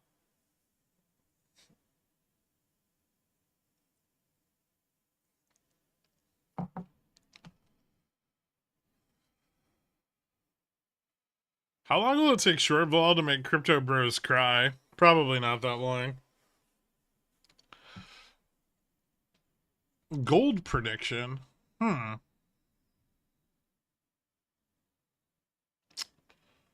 That's going to depend a lot on currency risk.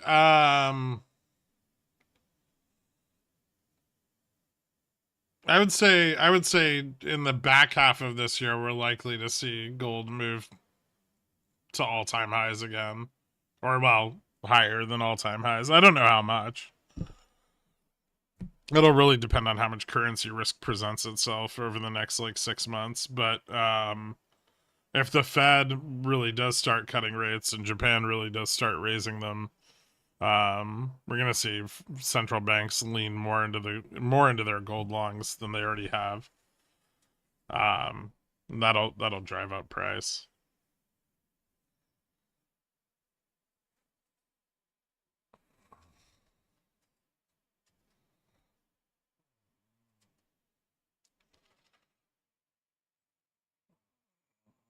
You getting ready for 15, 30 minutes to expiration contracts? Maybe.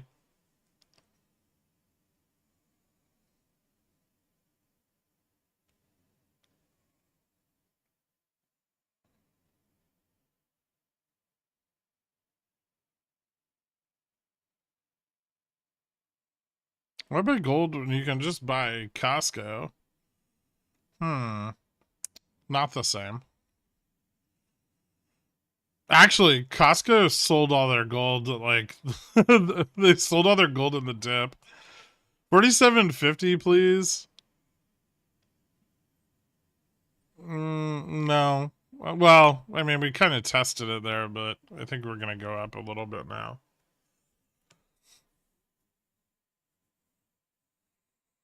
What's up, turd? How you doing, man? No, they don't have gold bars at Costco. Now they have silver. They have like fucking silver coins or some bullshit.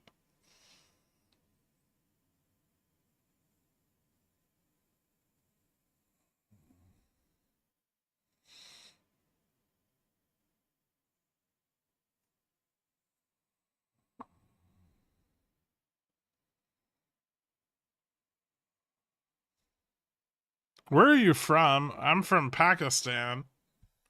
I'm from New York City.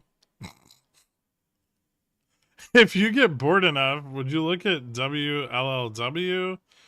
A Canadian company that manufactures pure extracts. I like the team behind it, and I've been following the company for a couple of years now.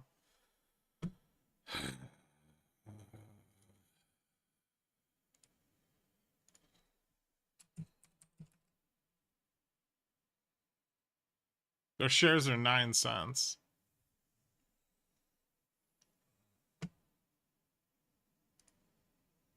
They have 88 million of them.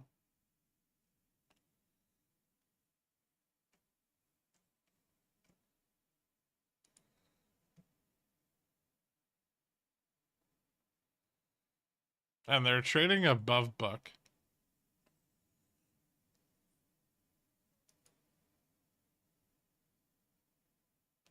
Total revenue is not bad. I don't like weed companies. I think they don't have a future unless they get bought out. And while extraction equipment definitely has some liquidation value, I don't think it's going to be in excess of their market capitalization. So that doesn't strike me as being very interesting. All right, later, man.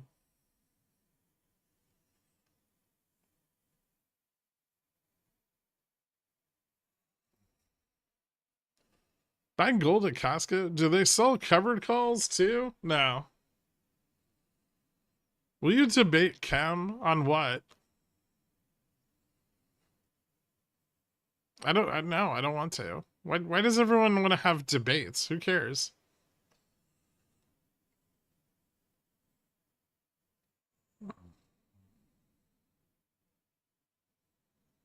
They're moving into what other extracts?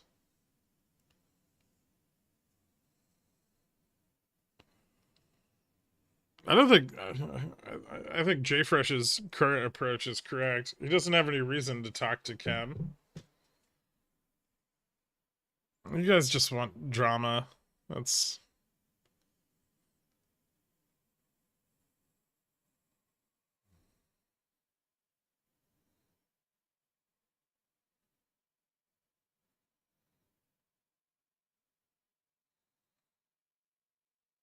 No one can out debate me. I'm the masturbator. You meant master debater? Or no? Any new thoughts on Neo? It's about to enter my buy zone, 7 to 750. I don't have any new thoughts on it, but it's getting cheap. I said what I said. All right. Can you reach out to Kem and give him secrets about the cat that you can jab him with for our entertainment? I mean, if you think about it logically, it's a lose-lose scenario, right?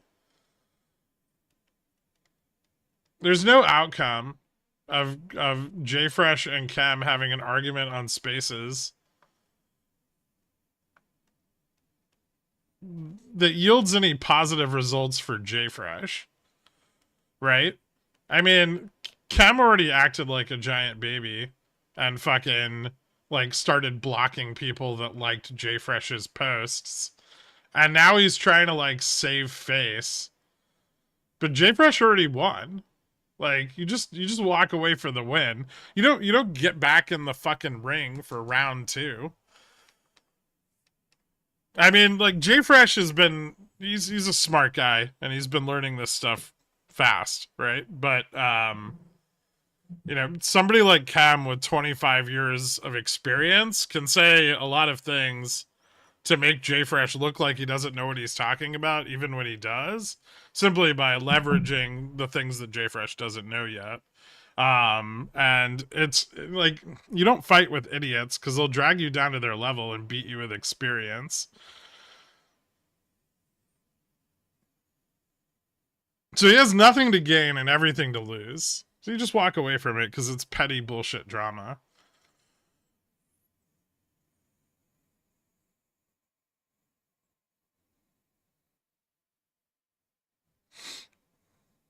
What's up, Dork?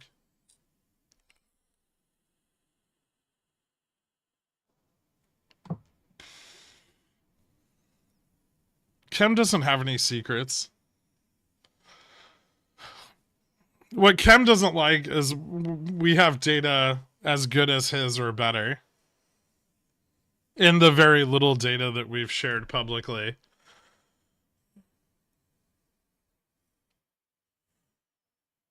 And that's not good when you're trying to get all of FinTwit to hop into your vol fund. When some nobodies are coming out with better data and better predictions than you have.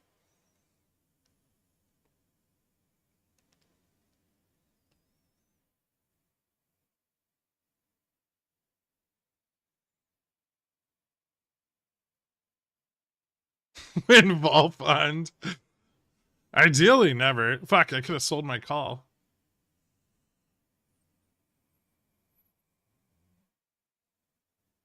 Those idiots are doing it for free. Yeah, we are.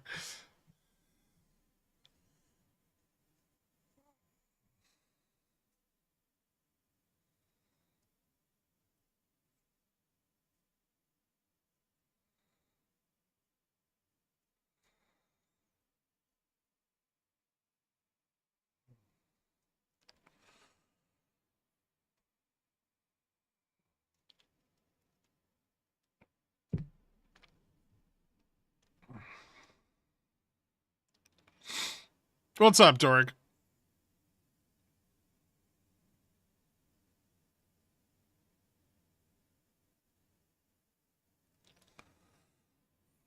DM.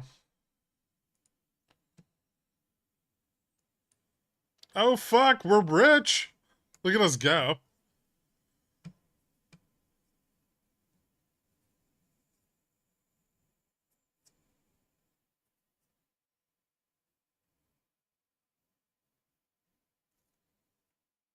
Not totally for free. I mean, most of the data we give out is. You were already rich? It's getting better, okay? No, because then you'd see the secret stock. Fuck you.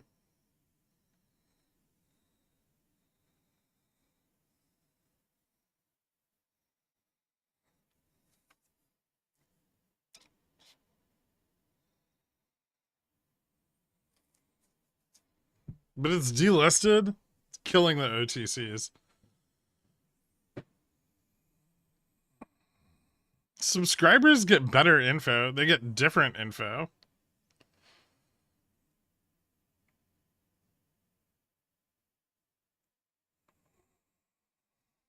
Did you decide to stop doing the daily DD on Reddit? No, I've just been really busy in the mornings.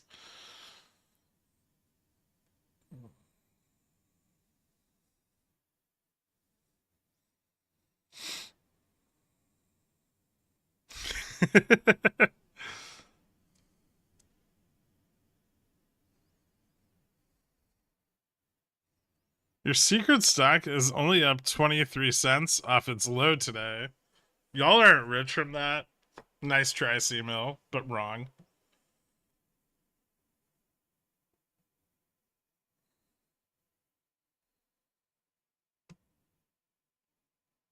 There's two reasons. Well, there's two reasons I haven't been doing the daily DD on Reddit. One, most of my macro shit I'm just putting on Twitter because it's easier.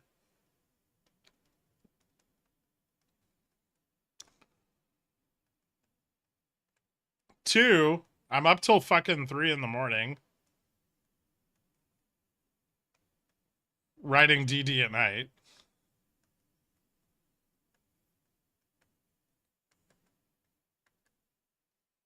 Three, I don't want to wake up at 7 a.m.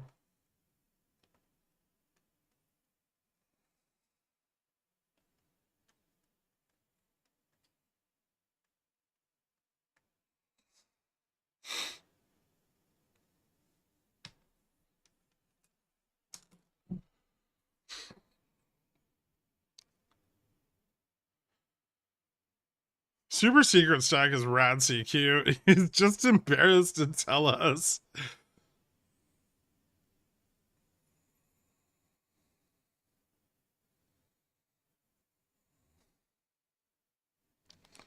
You should increase the number of levels available in the membership and give each level opposite DD, then increase the price of the winning levels regularly. That's fucked up.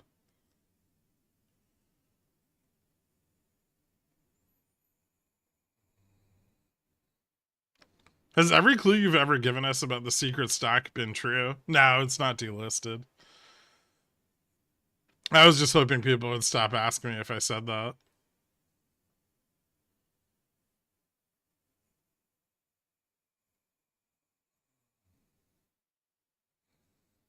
For Cobra's annoying and I don't want to see his name. Why would you write that about yourself? I always appreciated you posting whenever you can. I figured, you know, for Reddit, I'll update when GME makes any kind of fundamental change. I'll keep up with it. But right now, it's just drifting down, right? If you've been following me this long and you don't know how to play GME in a down cycle, I can't help you.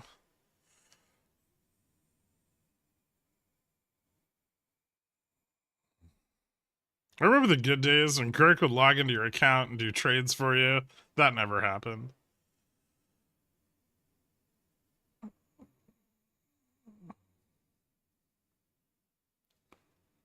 Which of your senses would you give to survive?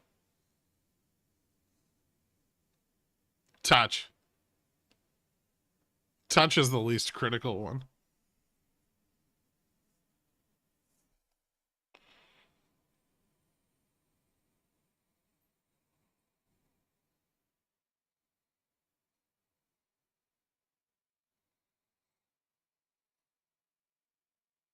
You gave us a lot of clues last week. Yeah, none of you figured it out.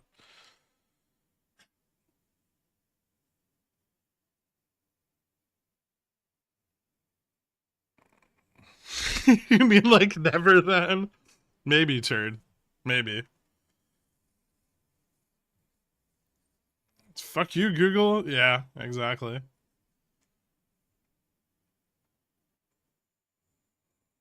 Is there a possibility of a 10 to 15% correction in the next few weeks? All at once? Yeah, I guess. I mean, unlikely, but it's possible. Am I being anxious? I don't think so. I mean, we're definitely getting nearer a bigger correction. I think we'll see how CPI plays out, and but I think the Fed meeting could definitely change things, and that's like 3 weeks out. So, in fairness, you wouldn't tell us if we did figure it out. That's true.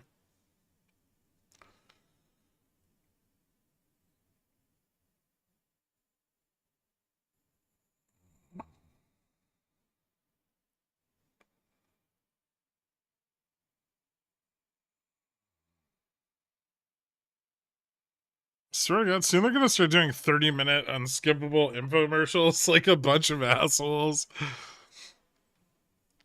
We gotta keep those earnings up. They just fired 30,000 employees.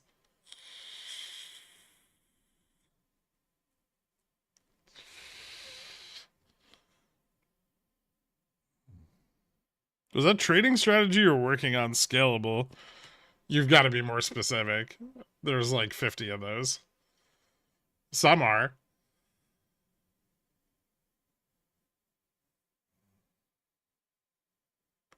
What are the outcomes of the vol event you refer to cryptically when you reference that chart? Vol up.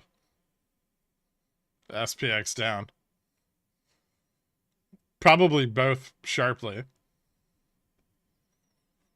But it doesn't mean it's going to happen. Just because volatility is over short doesn't mean volatility is going to squeeze. Yes, Sayuri. The possibility for big downs is there.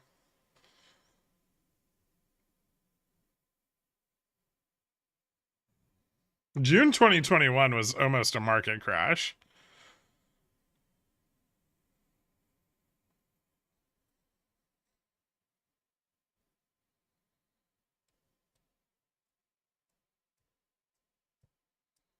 Taste? Oh, I couldn't give up taste. How would you know if you're eating poison or not? What is it that you need to feel?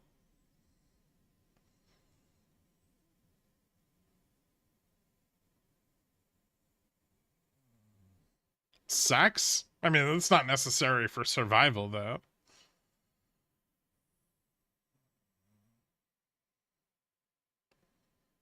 If I bit my tongue, you would see blood coming out of your mouth.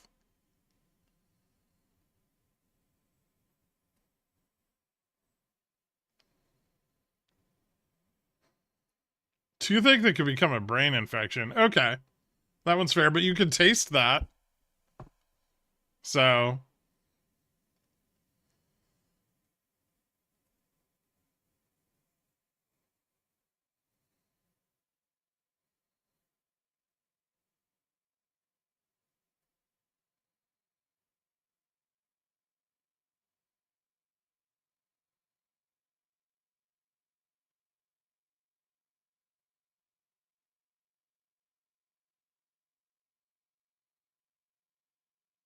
Hire a food taster to test for poison. I eat a lot of ortolan bunting. Don't assume I'll be able to differentiate between a rotten tooth and dead baby bird soup.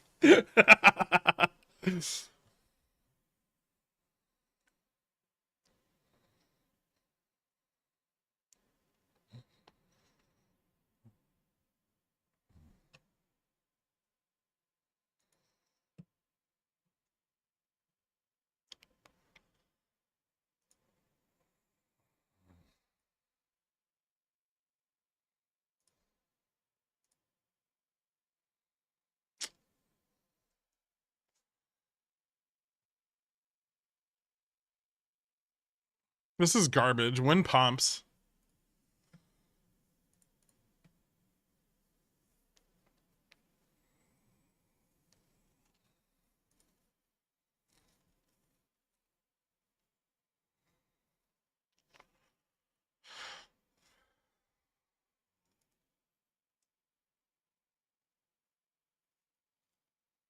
Almost bearish. It'll never be bearish or bullish, Dork. It's just gonna be like this forever.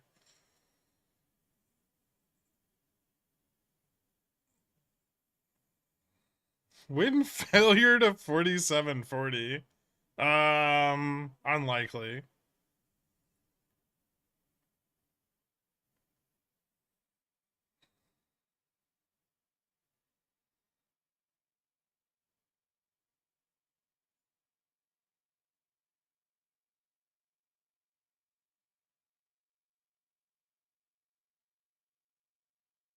It's like relativity. The $3 downside that needs to happen is actually closer to $95 of relative change.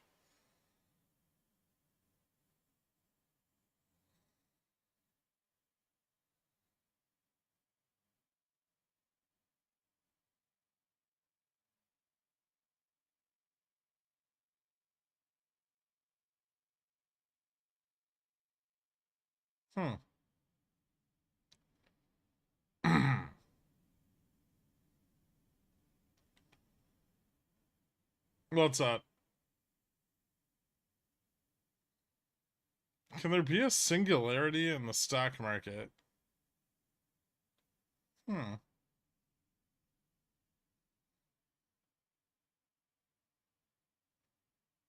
Okay. Yes. Uh, approaching.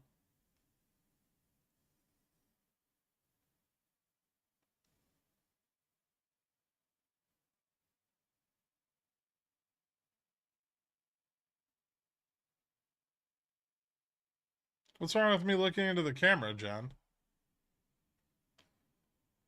I have beautiful eyes.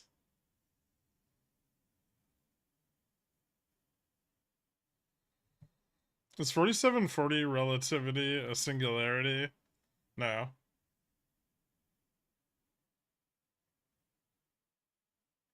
Are you above or below your cost basis on the Netflix spreads? I have no idea. Hold on.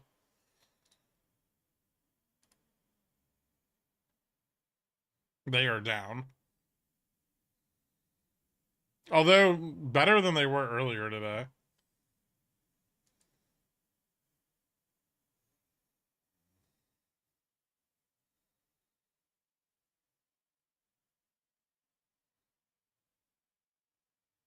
You already told me that earlier, Surface Smurf. Stop repeating yourself. You're making me feel like I'm insane.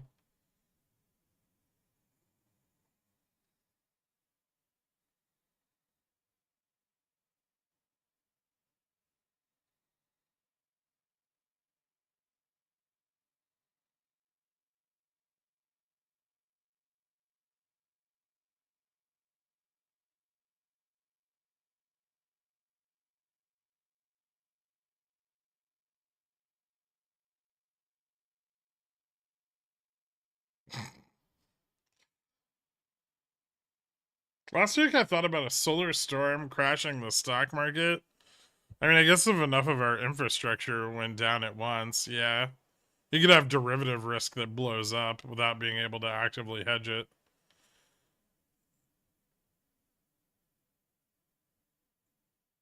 Although I feel like they would just halt everything, right?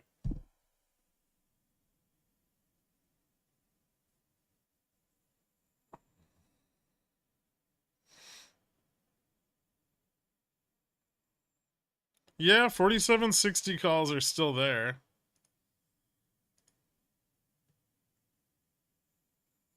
They're still a little pricey, though. Cat's doing better. Hey, I'm up on Cat. Maybe I should fucking close it.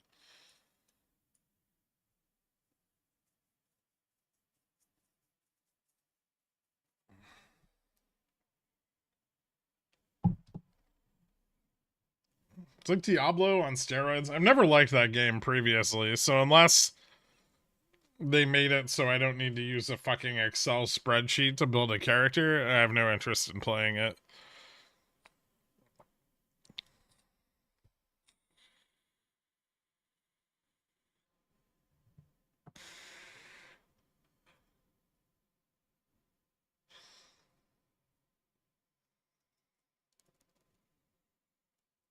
You just tell Japan to halt their markets too. Well, currency is not on a central exchange, so it'd be hard to stop currency.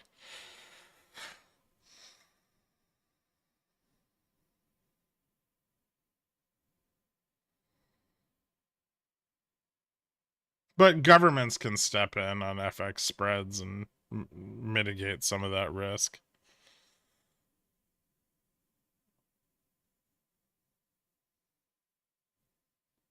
Diablo has actually never been good. That's mostly a true statement.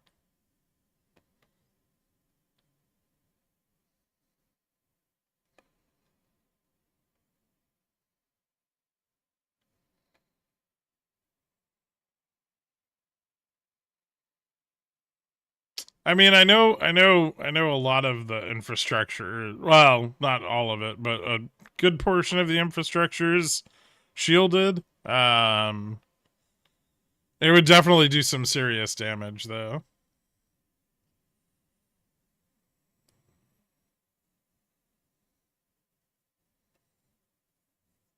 Can I get a refund on D4? I wish I could. It's not the money, though. It's just the principle. I don't want Blizzard to have the money for selling me that.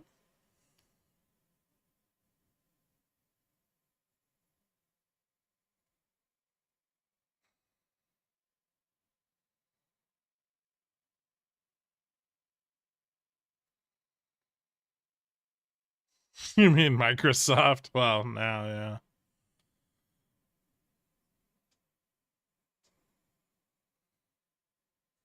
Stream Baldur's Gate 3. I don't even own it, and I didn't like the other Baldur's Gate games. I don't know why I'd want to play the new one.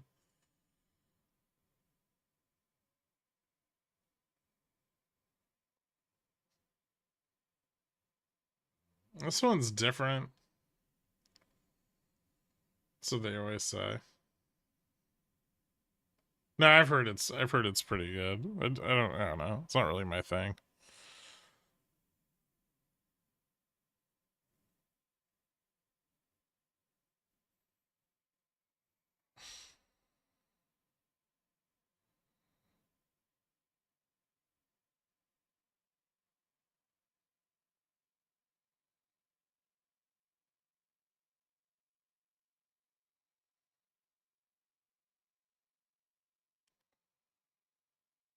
If I'm correct about next Thursday to Monday, I'll be so rich. Or broke. Careful.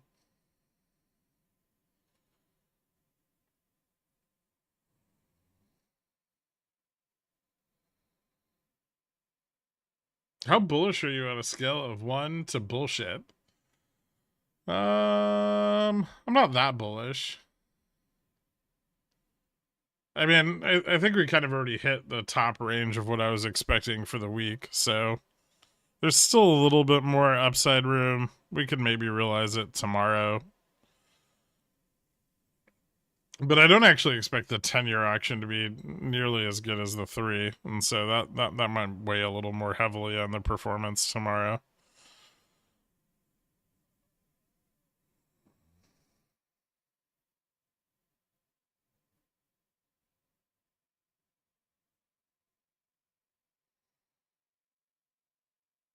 How's this guy losing all his money next week? I don't know, buying 4,500 puts. Something like that.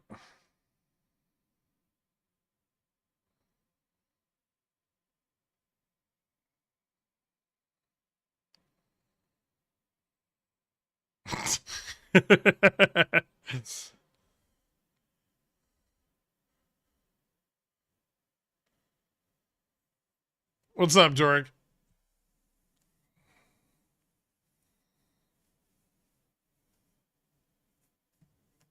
You didn't even DM me anything. You just said my name.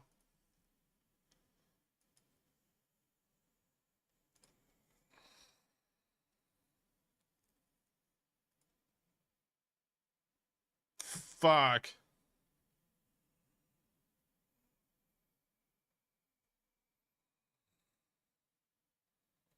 I just need one 4500p, 3 DTE, and 50,000 exit.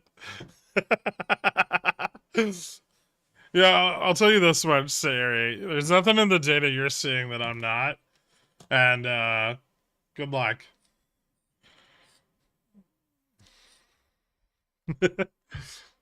I'd much rather have like just some June 4000s.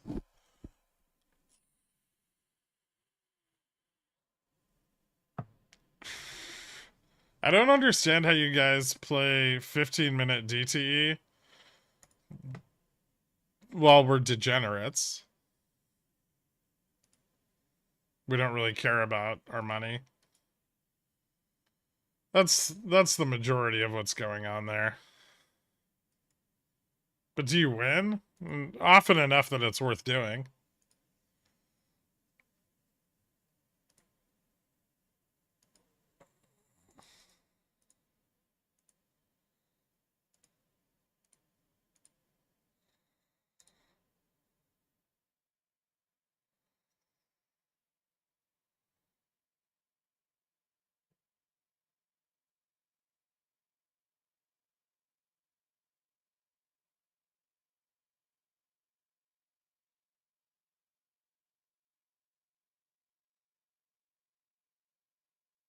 It's for the vol.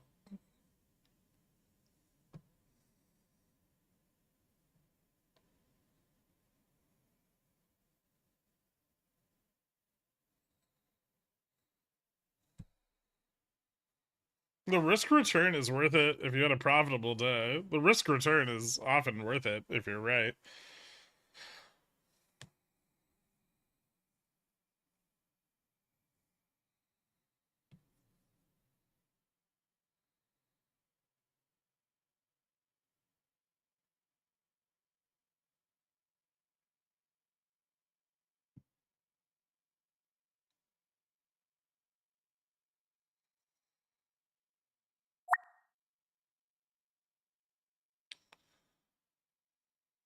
Oh, fuck.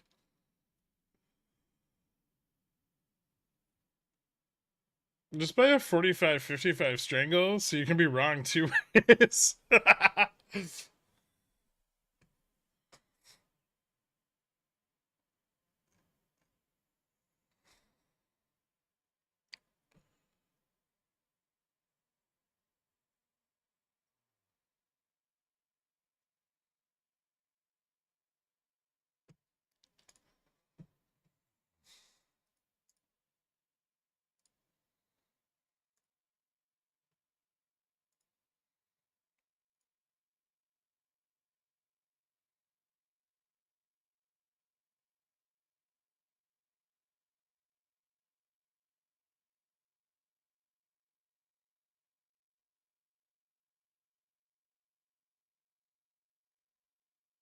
Hmm.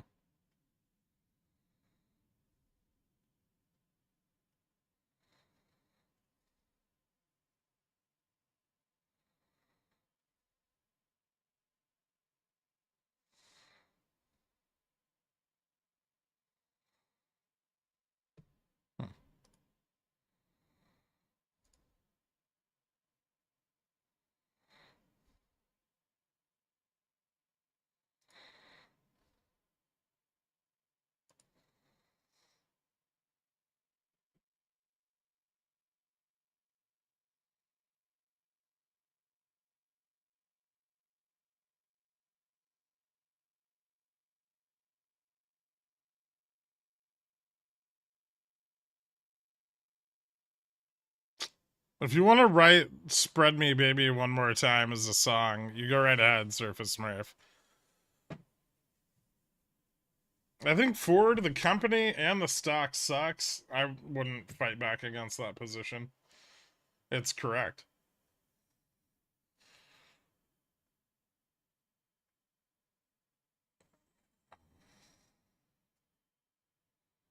Middle Earth, Shadow of Mordor.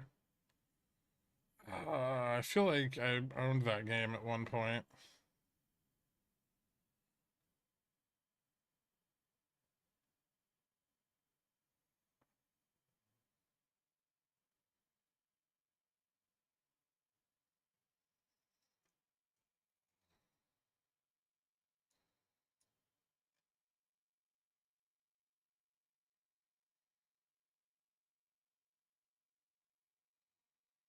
This is it, Dork, the moneying.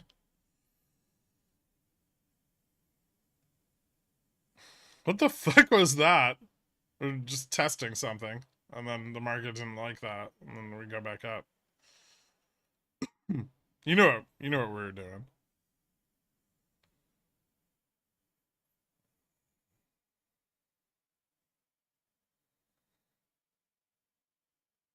Yeah, F-150 was great till 150,000 miles. I guess the F stands for fucked at 150,000 miles. MOC imbalance, 1.3 billion buy side. If only that mattered. I don't think it does. I think effectively the MOC imbalance is just hedged off at the end of the day after close.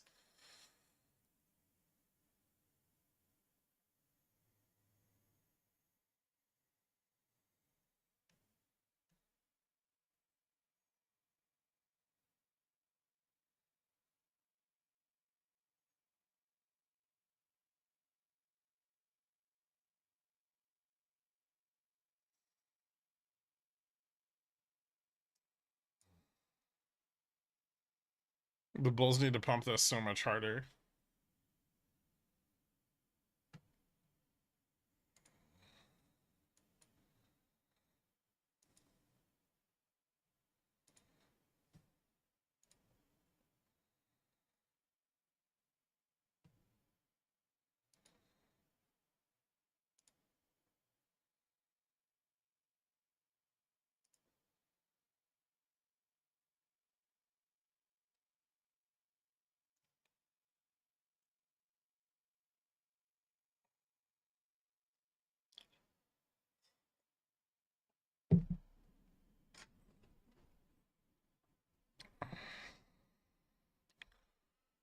I feel like Kramer watching the horse races. It's the best.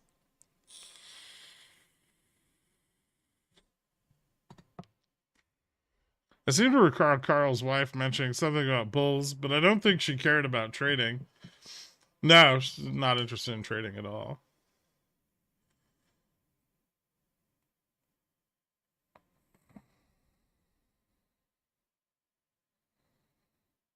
Do we have info on the treasury action from today? Yeah, somewhere. It came in below spot. So no tail.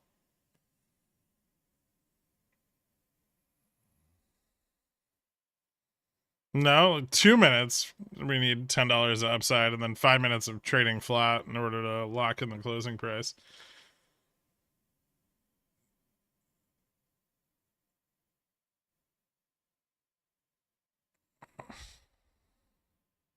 Yeah, Kramer with a K.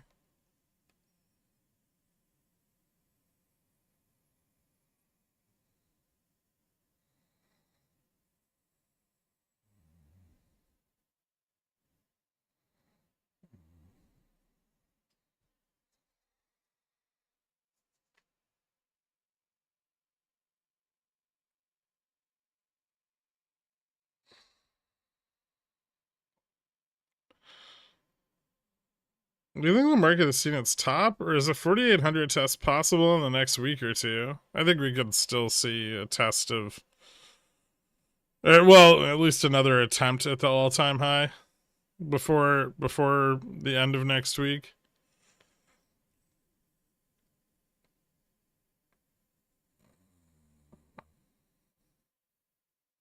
Corn, sugar, wheat today did well. ETF they're in DBA appears to have bottomed on the daily.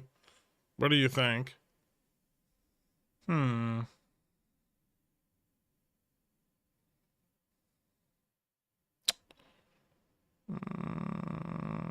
Wheat could be interesting.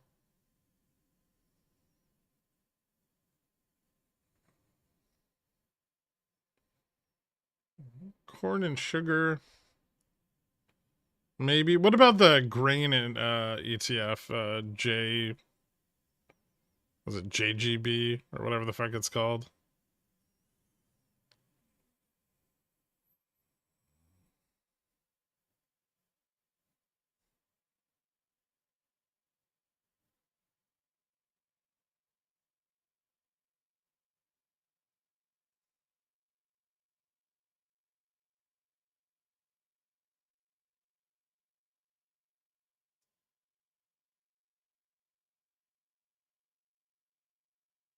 Hmm.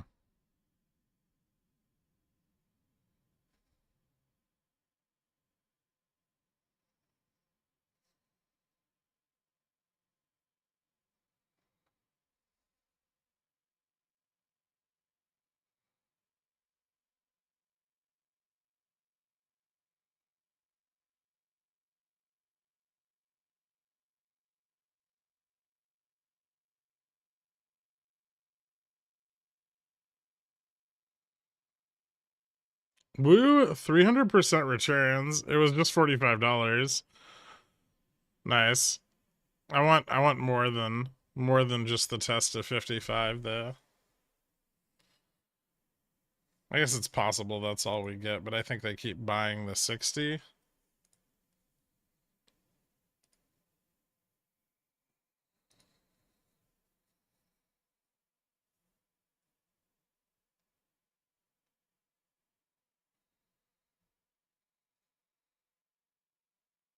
Not a lot of time to push it in the money though. Yeah, there's a shitload of interest at 60. A ton of it is for tomorrow.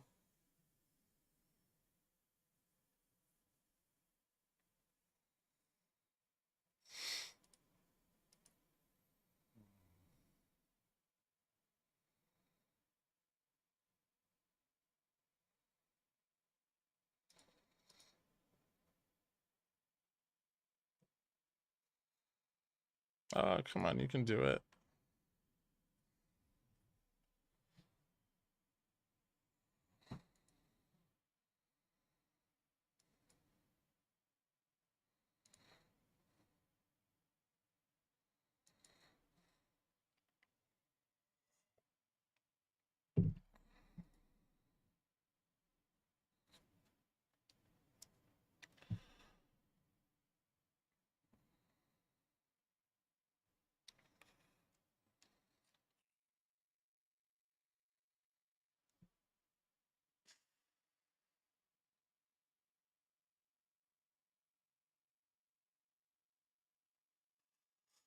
Well, it's got to be in the next minute and 40 seconds, crypto.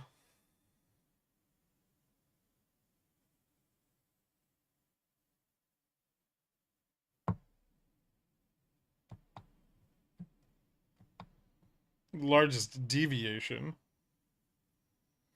No, what about it?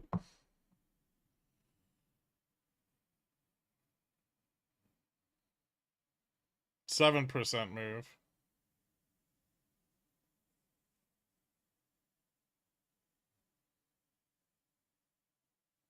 OI for tomorrow. Largest concentrations at 60.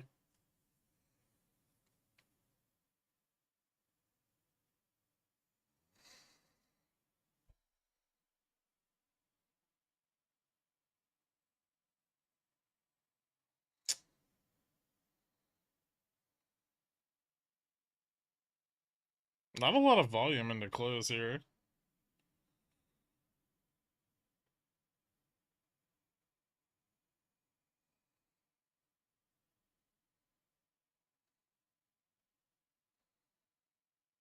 Might just run up in after hours.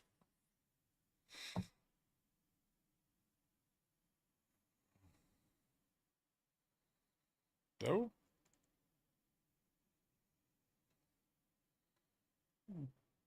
Pump it.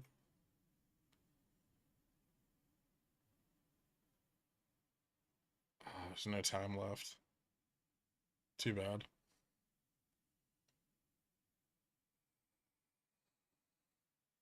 Ding ding.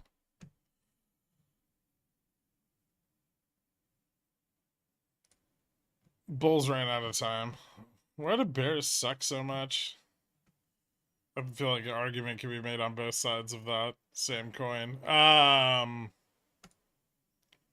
Jimmy, garbage, fell below delta neutral. Upstart moving back towards delta neutral into the end of today. I wouldn't short it unless it fails it, but looks like Nvidia gave it a little bit of slack into close, which helped. It was a pretty big sell-off. I would say we're going to see a reaccumulation of calls on Nvidia above 550. Nvidia has a pretty good chance of pulling back under Gamma Max, wherever that might end up at the end of today. Probably a little higher.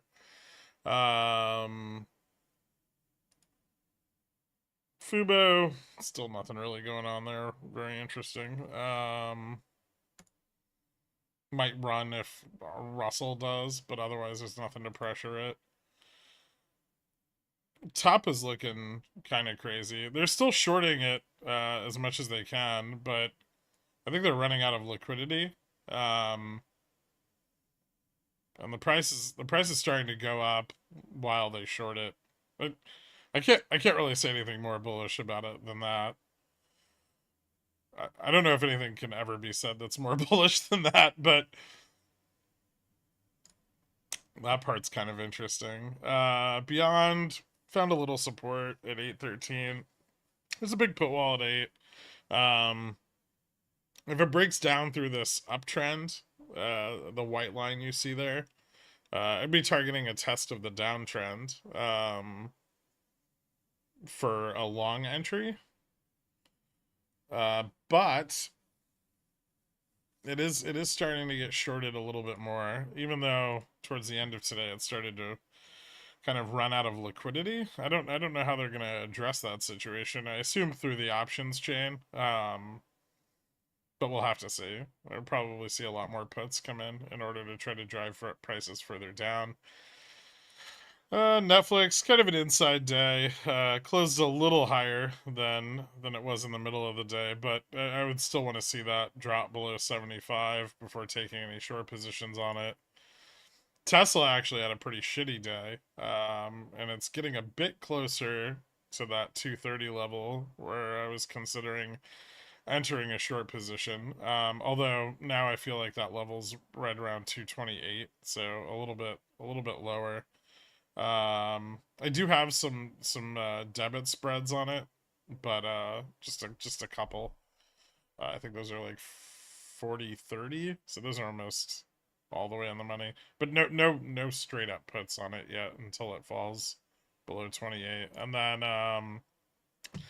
today closed pretty flat, which was kind of our expectation. There was a lot of interest this morning at 47.50, 47.60.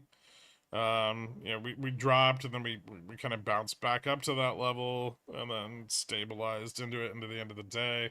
Tomorrow has an excessive amount of interest at 47.60, but not a lot of supportive call positions yet. So I think the downside, especially below GN, is still going to be a little bit slippery there. Also, we failed the test of 4,800 today, so that's now a double top on the 4,800 resistance. I feel like tomorrow we may see another test of that, especially before the CPI data, or a breakout of that level. Broad commodities up about 1% today. There's a little bit of data coming out of China tonight. New yuan loans, money supply. So some of those might have an effect on yuan and commodities going into tomorrow. Dixie up on the day, finally broke above and held above that 102.50 level. This is probably driving a little bit of the volatility demand we see, but yields are still kind of staying in lockstep despite the move up in dollar. Core 1 and 3M continued down. Dispersions trade still being leaned into. They're still pumping equities.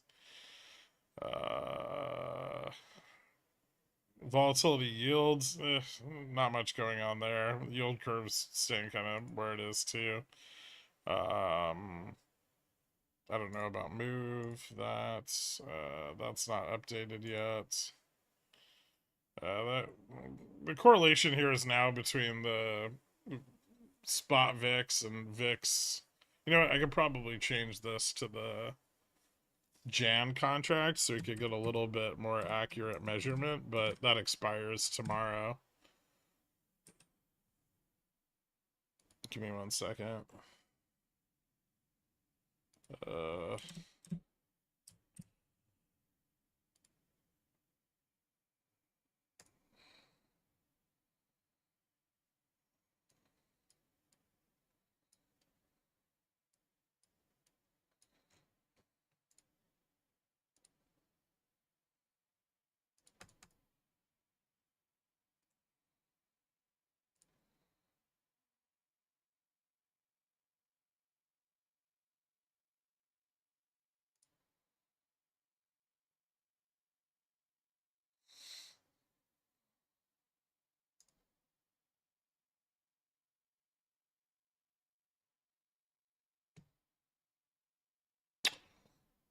Nope, I can't.